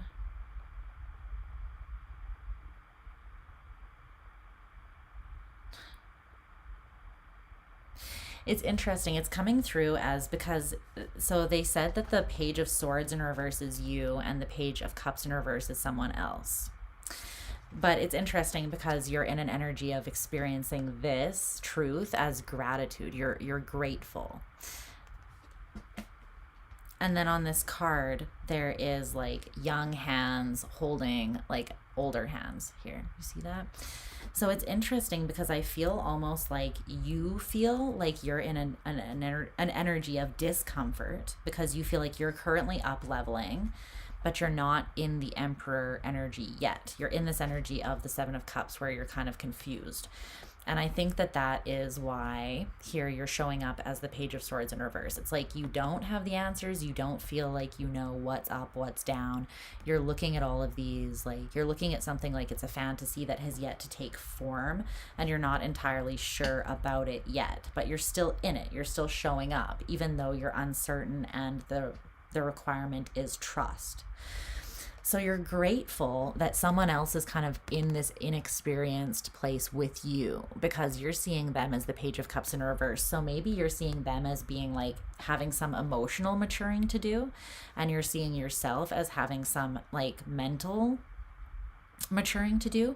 But either way, or like clearing up of mental confusion, and maybe you're seeing this person as needing to clear up emotional confusion. But it's like you're seeing the two of you being on the same page, the lovers. You're on the same page with this person. The Eight of Cups, Temperance, and the Four of Pentacles in reverse. It's like you are grateful that you're not the only one that has this process to go through. You feel like you need to walk away from some things that have not created fulfillment or stability or clarity in your life, and you walking away from them is creating harmony and balance and temperance in your life, because you're releasing those old structures. So I feel like you're looking at the situation and you're seeing this as being a very abundant thing that you have manifested in, and you want it, but there's a part of you that feels a little bit on the fence, and it's not because of you not wanting it. It's because you feeling like you're not quite ready yet. And so I feel like you're grateful that this person is also, in their own way, they still have some work to do to prepare as well. So you're like, whew, thank God I'm not the only one that has work to do before I'm able to feel empowered enough to fully accept this. It's almost like you feel seen or understood, or you feel like you don't need to be like to shit on yourself for not being ready, because the person that you're in the situation with is also still going through a phase of wanting to or needing to up level or evolve or gain a deeper understanding or release something old from their life that's not serving them. So you're on the same page with someone here, and that is actually coming through as more of a relief to you, or a sense of like gratitude is coming from that, which is kind of funny. But it's like you have this sense that you don't need to like catch up to someone who's already like waiting for you, like tapping like, hello, come on, I'm just waiting for you, where are you? It's like you're looking at you both and you're at peace, because you realize that neither of you have all the answers yet. And you're both still dropping weight and evolving. So this is kind of coming through as like a relief and a source of gratitude for you. Okay, so what's shifting is the Seven of Swords. So what is that? I think it's what is not seen clearly right now. Yeah, it's becoming clear. The Seven of Swords and the King of Swords. There you are, having gained your clarity that you don't have now. So what's shifting is that what is not seen will be seen. And it's interesting because there's these two foxes on the back of this jacket here. It's like you guys are the two foxes. And you're in this state of confusion or illusion together right now. So what is shifting is you're both gaining a clearer understanding of what this actually is, or where you need to cut certain things out or evolve in order to be prepared for what this truly is. The King of Wands. Interesting. So the King of Swords and the King of Wands. So I feel like one of you, it's interesting about that. It's almost like the person that's not trusting their feelings, they are going to be stepping into the King of Wands energy of confidence so that they can assert themselves from that place rather than a place of emotional insecurity.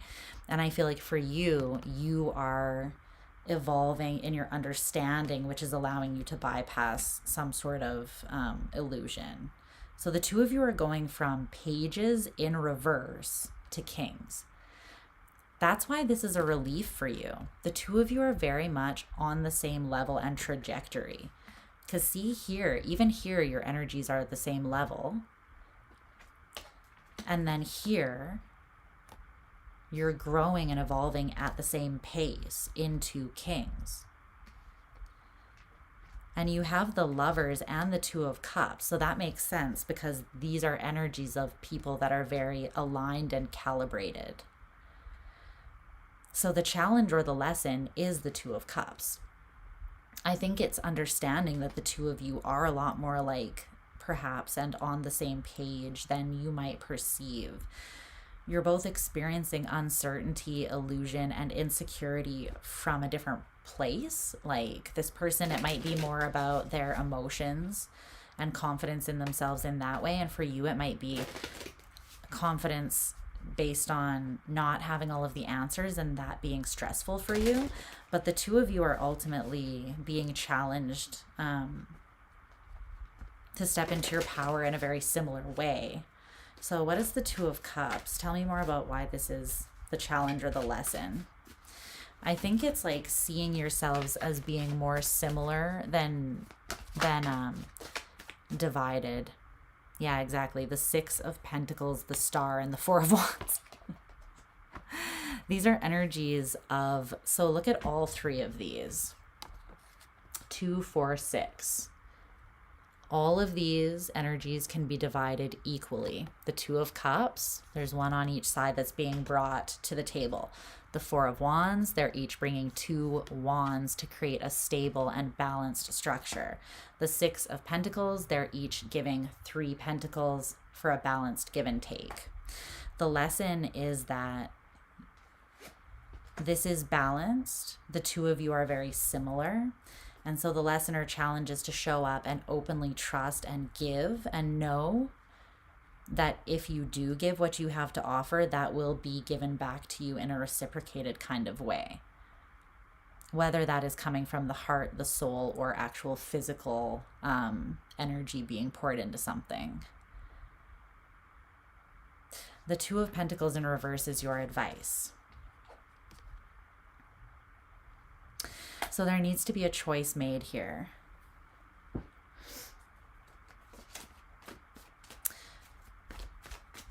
And acted on. Not just made, but actually action taken based on that decision. So tell me about this Two of Pentacles in reverse. Why is this Aquarian's advice?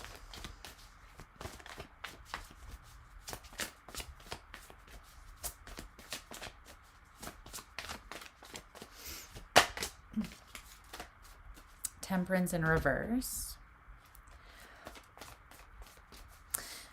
There's an imbalance coming from not making a decision, and I feel like you're not making a decision because, again, you feel like you don't have the answers, and so there isn't a shift that's happening because this decision isn't happening. But if the decision happens, so if you make this choice, then that will trigger or activate some sort of massive evolution or transmutation or transformation. And that transformation will bring in the balance and the temperance needed to bring true stability and structure to the situation. That will feel more effortless because the fear will be removed. The fear that's coming from that indecision and staying on the fence will be removed. So once you feel that you have the answers here, or that you have the confidence in yourself, you are meant to make a decision, and then not just make a decision, but truly act on it and leap into something new with trust, gratitude, and confidence. Okay? Is there anything else here?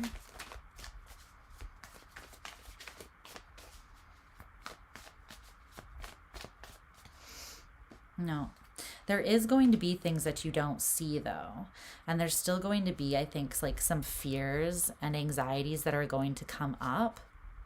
But that's why it is so important for you to make up your mind and then start taking actions towards it. Because it's like, understand that the fears that come up, they're coming up as part of this transformation to be transmuted so that they can be balanced. So that they can be something that creates more structure and stability in your life rather than insecurity and imbalance, okay? So it might feel like kind of risky taking, like making a choice when you don't have all the answers and then taking action to move in the direction of that choice confidently. But the more that you do that, the more this transformation is going to gain speed, and you're only going to feel more and more tempered, more and more in a space of internal peace and harmony, more and more balanced, both within yourself and this connection or opportunity as a result of that. So there is the need to kind of have enough trust to leap and understand that you and this person are on the same page, which you have gratitude for now. So I feel like you have a knowing of that already. So allow yourself to trust that, and then know, like, what is that song that I just heard? Is that ludicrous? He's like, when I move, you move just like that. When I move, you move just like that. Hey, DJ, bring that back. Yeah. When I move, you move. It's like, understand, right, that there is balance in this connection. There is balance in this connection. You are on the same wavelength of growth. So when I move, you move, right? So you affect and influence each other's energy as well. So that's something that's coming through too, is when you don't move, it also affects or influences this person. But when you do move, it's almost like you give them permission to do the same. And look at what I just saw in this. So I'm putting the cards away, and then I saw the numbers on these cards. It's 3223. It's a reflection. It's balanced still between the two of you. You might be kind of opposite, right? Like reflections like this, 3223, but the two of you are very alike, and you are on the same wavelength. You're on the same page. Even though you might be experiencing things slightly differently, there's something that you need to know about that you guys are more alike, and that if you do have the courage to take some sort of movement, that will also affect this other person as well, and they will be able to kind of meet you where you're at. I feel like it might instill some confidence in them to see you acting out of a space of clarity and bravery, even when you don't have all of the answers. So keep that in mind as well, okay? All right, Aqua, I love you so freaking much, and we're gonna move on to Pisces. We're moving on to Pisces. Okay, here we go. Here we go. My Pisces, my sweet little angel fish. Let's see what's going on. And happy birthday.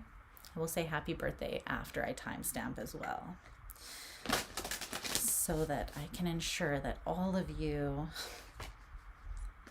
hear me. Let's see.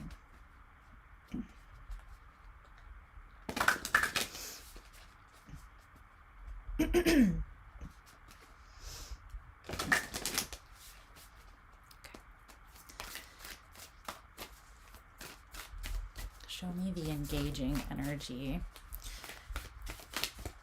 for Pisces at this time.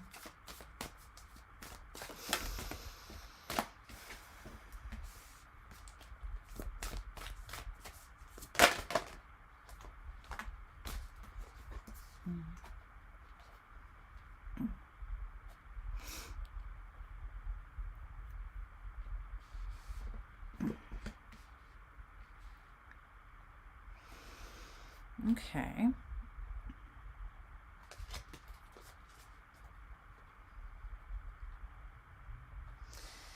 Let's see here. Let's see.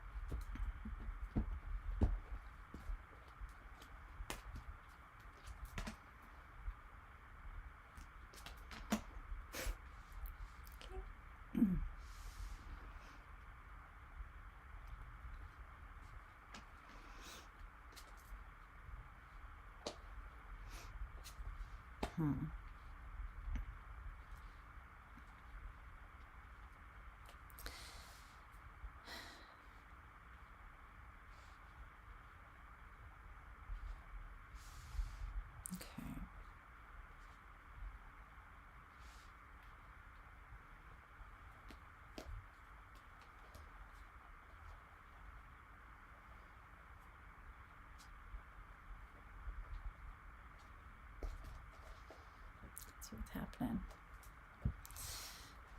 For you, for you, for you. Okay. Hi, Pisces. Happy birthday, my beautiful angelfish. I hope that you are swimming like great white sharks this coming year. I hope that you have just the most incredible birthday season. And please comment below if today, February 25th, is your birthday, because it's my birthday and we can celebrate together. But just let me know if you are a Pisces when your birthday is down below in the comments, and so that I can wish you a happy birthday, regardless of whether it's today or not.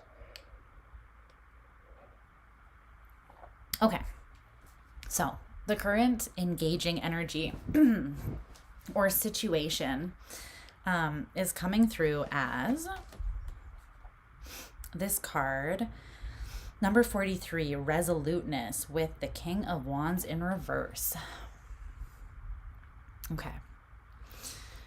Resoluteness says determination, no compromises, unwavering focus, inner resolve, integrity, a test of character, and self-examination.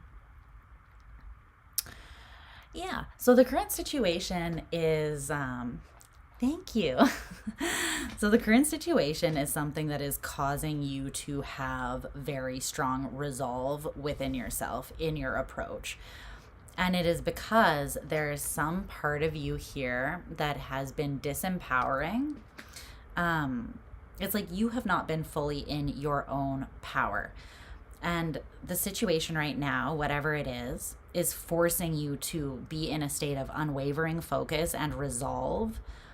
It is testing your character. It's requiring you to examine yourself and your own integrity, and then be determined in your approach if you see something that you want to shift. So the overall circumstances right now are challenging you directly to be in your power, to be sovereign, to know who you are, and to move forwards with a confidence in that. But it is definitely requiring you to step up in some sort of way, the current situation. So tell me more about this King of Wands. Okay, the Knight of Pentacles in reverse. The Eight of Wands. Yeah. Okay. So an energy where you were stagnant, there is now rapid movement of the energy in that area, and it's pushing you. So I feel like the reason why there was a lack of movement was because you've been in the King of Wands in reverse energy in some sort of way in this area of your life. And so now there's a shift of rapid energy movement happening that is pushing you to move. But through that, where there was stagnancy before and now there's rapid movement, right? It's causing you to have to examine yourself and look at yourself in order to align with the energy and move forwards in a healthy way with it, is what I feel. But there's something about the fact that you were stagnant in this particular area, or you weren't receiving any success in this area of your life. And now it's like it's picking up speed very quickly in that same area. That wasn't by chance. The fact that there was stagnancy and now there's rapid movement, that was always meant to happen that way. And it's because it's essentially so that you can... It's forcing you to level up.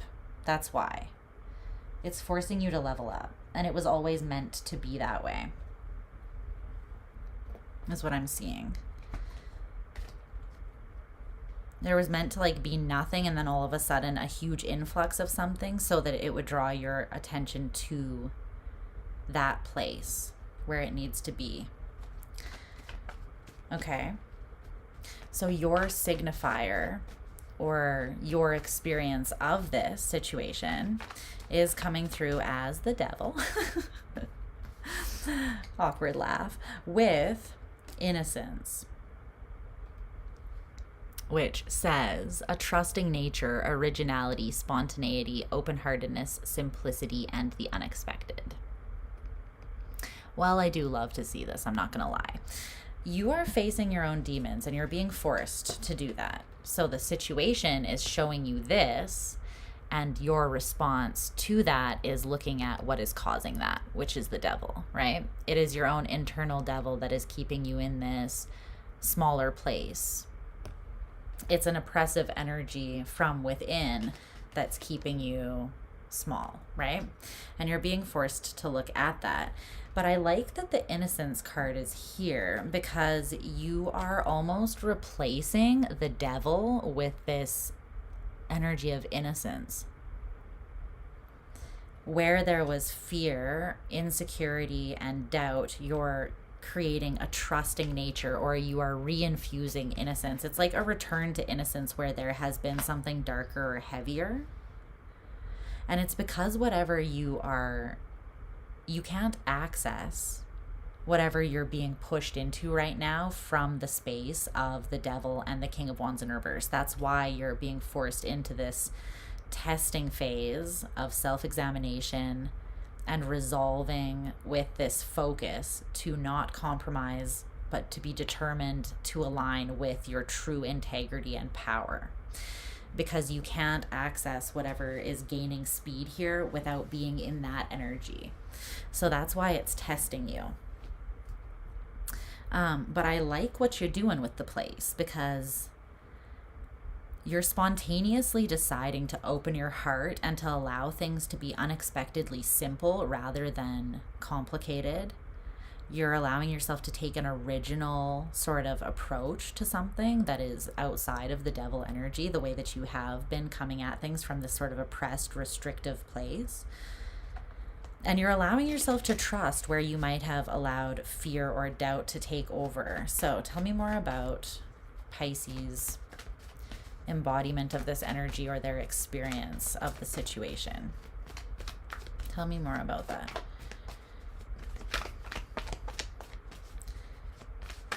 It's like in the face of your own shadow, you are choosing to infuse light. That's what I'm seeing here. The Two of Pentacles. You have choices to make because you need to do things differently from how you have been doing them. So you're seeing this as a phase of time where you're stepping up into seeing your true worth, where you were allowing yourself to be oppressed or restricted before, maybe from a place of insecurity, and from that insecurity feeling like you needed to micromanage or control or dictate or even like manipulate situations yourself or others to make yourself feel stronger. Now you're making choices that are just simply in alignment with the knowledge of your worth and your value. None of this devil bullshit. And you're seeing yourself as this from a very pure and innocent place that you can actually trust, which is beautiful. I think you're healing something quite deep within yourself at this time, Pisces. This is a long-standing devil, I feel. Yeah. Like I said, it's an area of your life where you had been stagnant for some time. So if this is like love, then you had only had very bad luck in relationships. And now it's like you met your soulmate and things are just moving very, very quickly. Or you met someone who is like a divine counterpart and things are moving rapidly. But it's causing you to step up and see where you need to reinfuse hope, innocence, and open-heartedness into the situation, where you're used to being fearful, doubtful, and like oppressive or overly controlling or restrictive or even judgmental, critical of yourself and others maybe, or paranoid about the worst case scenario. So you're learning how to trust yourself and your own worth here so that you can leap out into something that's challenging you. What is shifting is the Sun in reverse. Your challenge or your lesson is the Seven of Pentacles, and then your advice is the Seven of Swords. Okay, so what is the Sun in reverse? Why is this what's shifting for Pisces?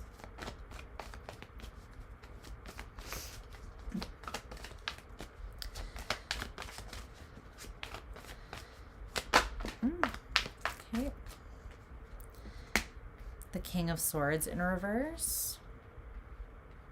There's something that you weren't seeing clearly. The Sun in reverse, the King of Swords in reverse. It's like you have been at peace being unfulfilled and being in a state of conflict. It's almost like you stopped trying to pull yourself out of a space of ambivalence or disappointment because you just kind of accepted that you weren't going to get success in a certain area of your life where you really want success. And because of you deciding that or convincing yourself of that, you were actually blocking the ability for it to happen, for you to actually have that success in that area. And I think that that was all part of your journey, and your like that was always meant to unfold that way so that you could see this about yourself at some point. But see, the Nine of Cups in reverse, the Four of Swords, and the Five of Wands. It's like chaos and emotional unfulfillment, chaos and a lack of emotional fulfillment became your state of peace. It's like what you were at peace with because it was what you knew. Right? And that's what's being challenged now. So what's shifting is you're seeing how you've kind of been at peace with not getting what you want, or being in this space of tension, chaos, drama, conflict, that kind of thing. And the thing is that this can be the case, and we don't always feel like consciously, right? Like we're not always consciously aware that we have made a comfort zone out of discomfort or chaos.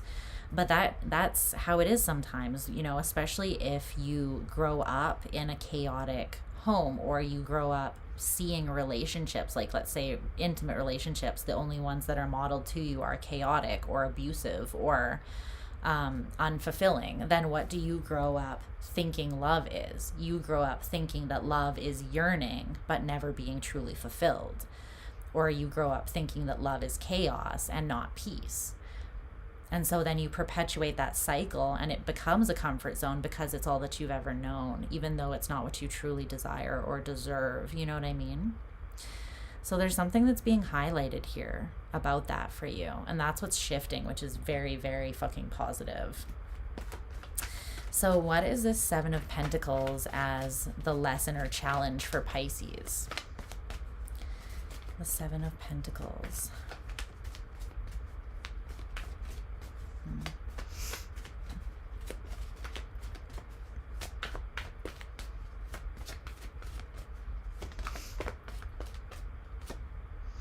The Star, yeah, and Justice.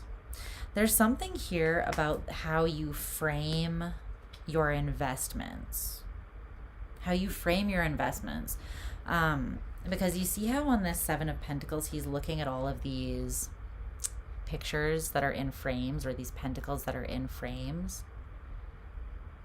And the Seven of Pentacles is about an investment, or what you put into something, and then how it looks, how that project comes together, how that energetic investment takes shape or form, or what harvest comes from that. And what harvest comes from something is going to depend, like, how you put it in the ground, right? How you plant your crops will determine how you harvest your crops, or how they grow. So there's something here about framing your investment as understanding that it is fair, that it is healing, that it is a healing opportunity that is coming to you so that you can have more balance and ultimately receive what you truly deserve, right? Because you could look at this and see it as more chaos, right? You could be like, why is the universe highlighting this in me right now. Why? You know, this is not comfortable to look at. So you could look at that and you could allow it to make you sink even deeper into these energies of like disappointment, ambivalence, emotional disconnect, confusion, and conflict within yourself. And that's going to make you less resolved to invest into it, right? Because it's not really healthy. Or you could frame that investment instead as, no, this is something that I'm doing for myself because it is a gift to myself. I am healing, I am creating balance, and I'm reminding myself of what I'm worth, and then through acting on that and investing in things that are further reminding me what I am worth by eradicating the lies that make me small, then I am actually calling in what I'm truly deserving of. And I'm feeling capable and worthy of accepting that because I have also put the work in to know that I am ready for it, right? Okay, so why is the Seven of Swords your advice?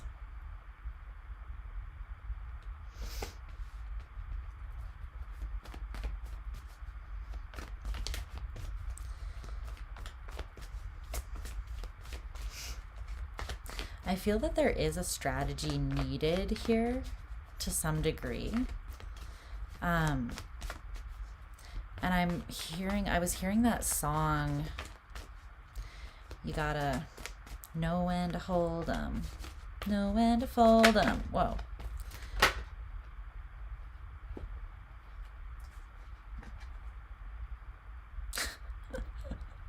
What? Spirit. There's gonna be choices that you have.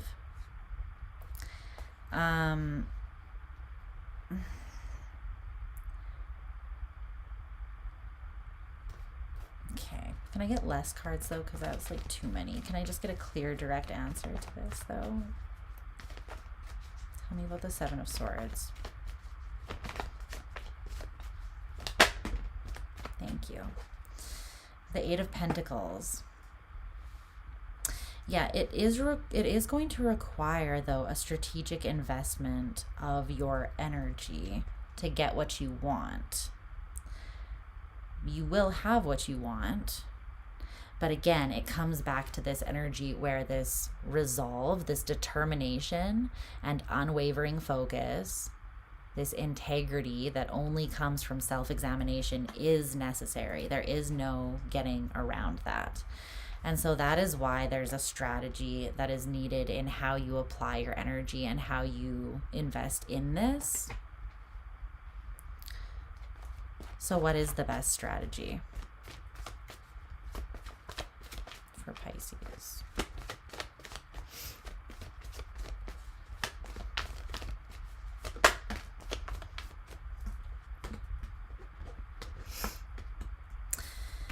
The Magician in reverse and the Hermit in reverse. The Three of Pentacles and the Three of Wands in reverse. I'm hearing don't wait. Don't wait. Okay. It's like the longer that you wait in a suspended place, the more imbalanced the situation gets. You're meant to drop a heaviness that only continues accumulating when you are just sitting in the same place, like not doing anything, because there's something very abundant that wants to come through for you and it wants to take physical shape. But the best approach is to start building, yourself up. Continue building yourself up, I should say, because you're already doing it with this Innocence card. But with the Magician in reverse and the Hermit in reverse,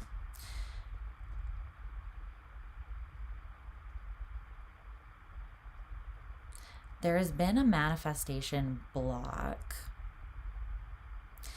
and it's coming from the lack of self-examination in the past. Because had you gone through this self-examination process, right, you would have seen this.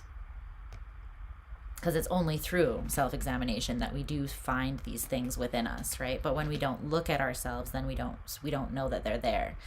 And with the Hermit in reverse, that is a lack of self-examination.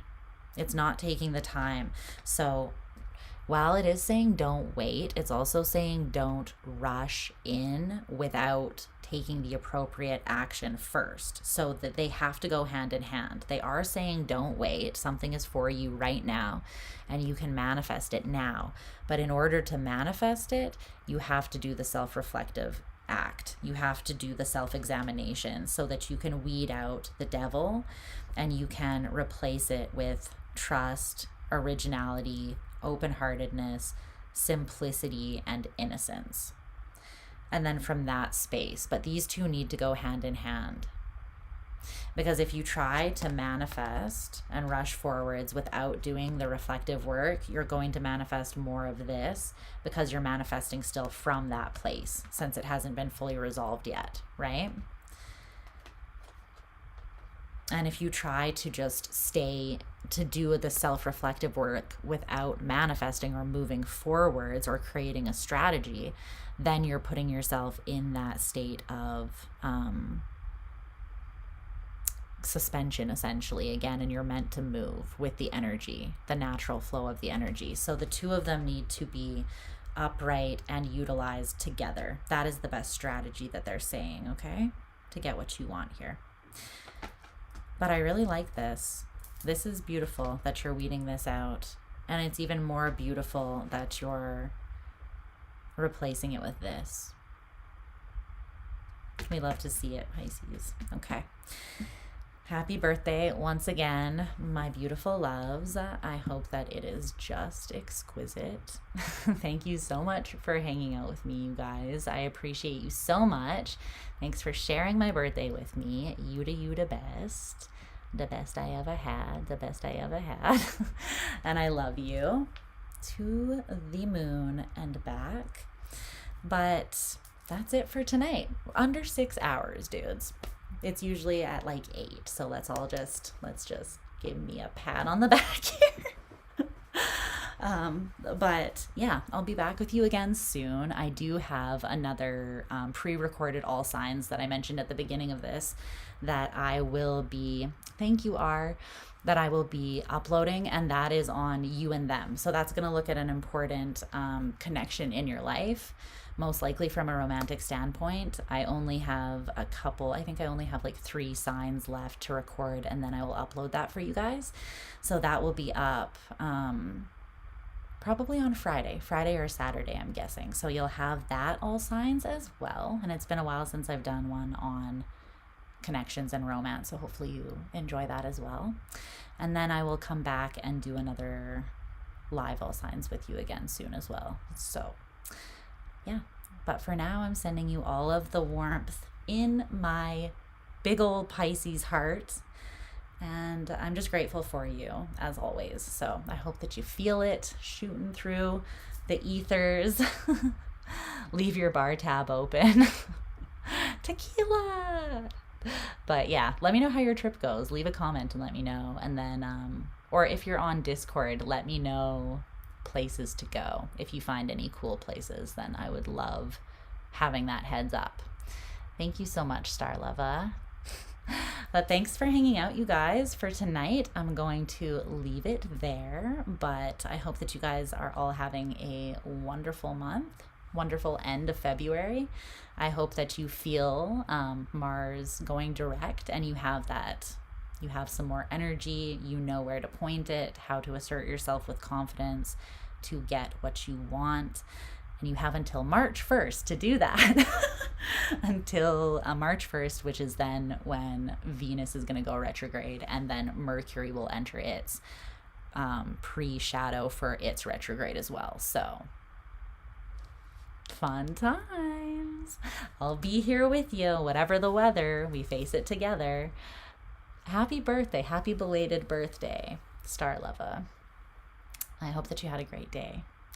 But for now, sending you all of the love. I hope that you guys are doing well. I will talk to you again very soon. And yeah, until then, take care of yourselves, okay? Bye. Bye.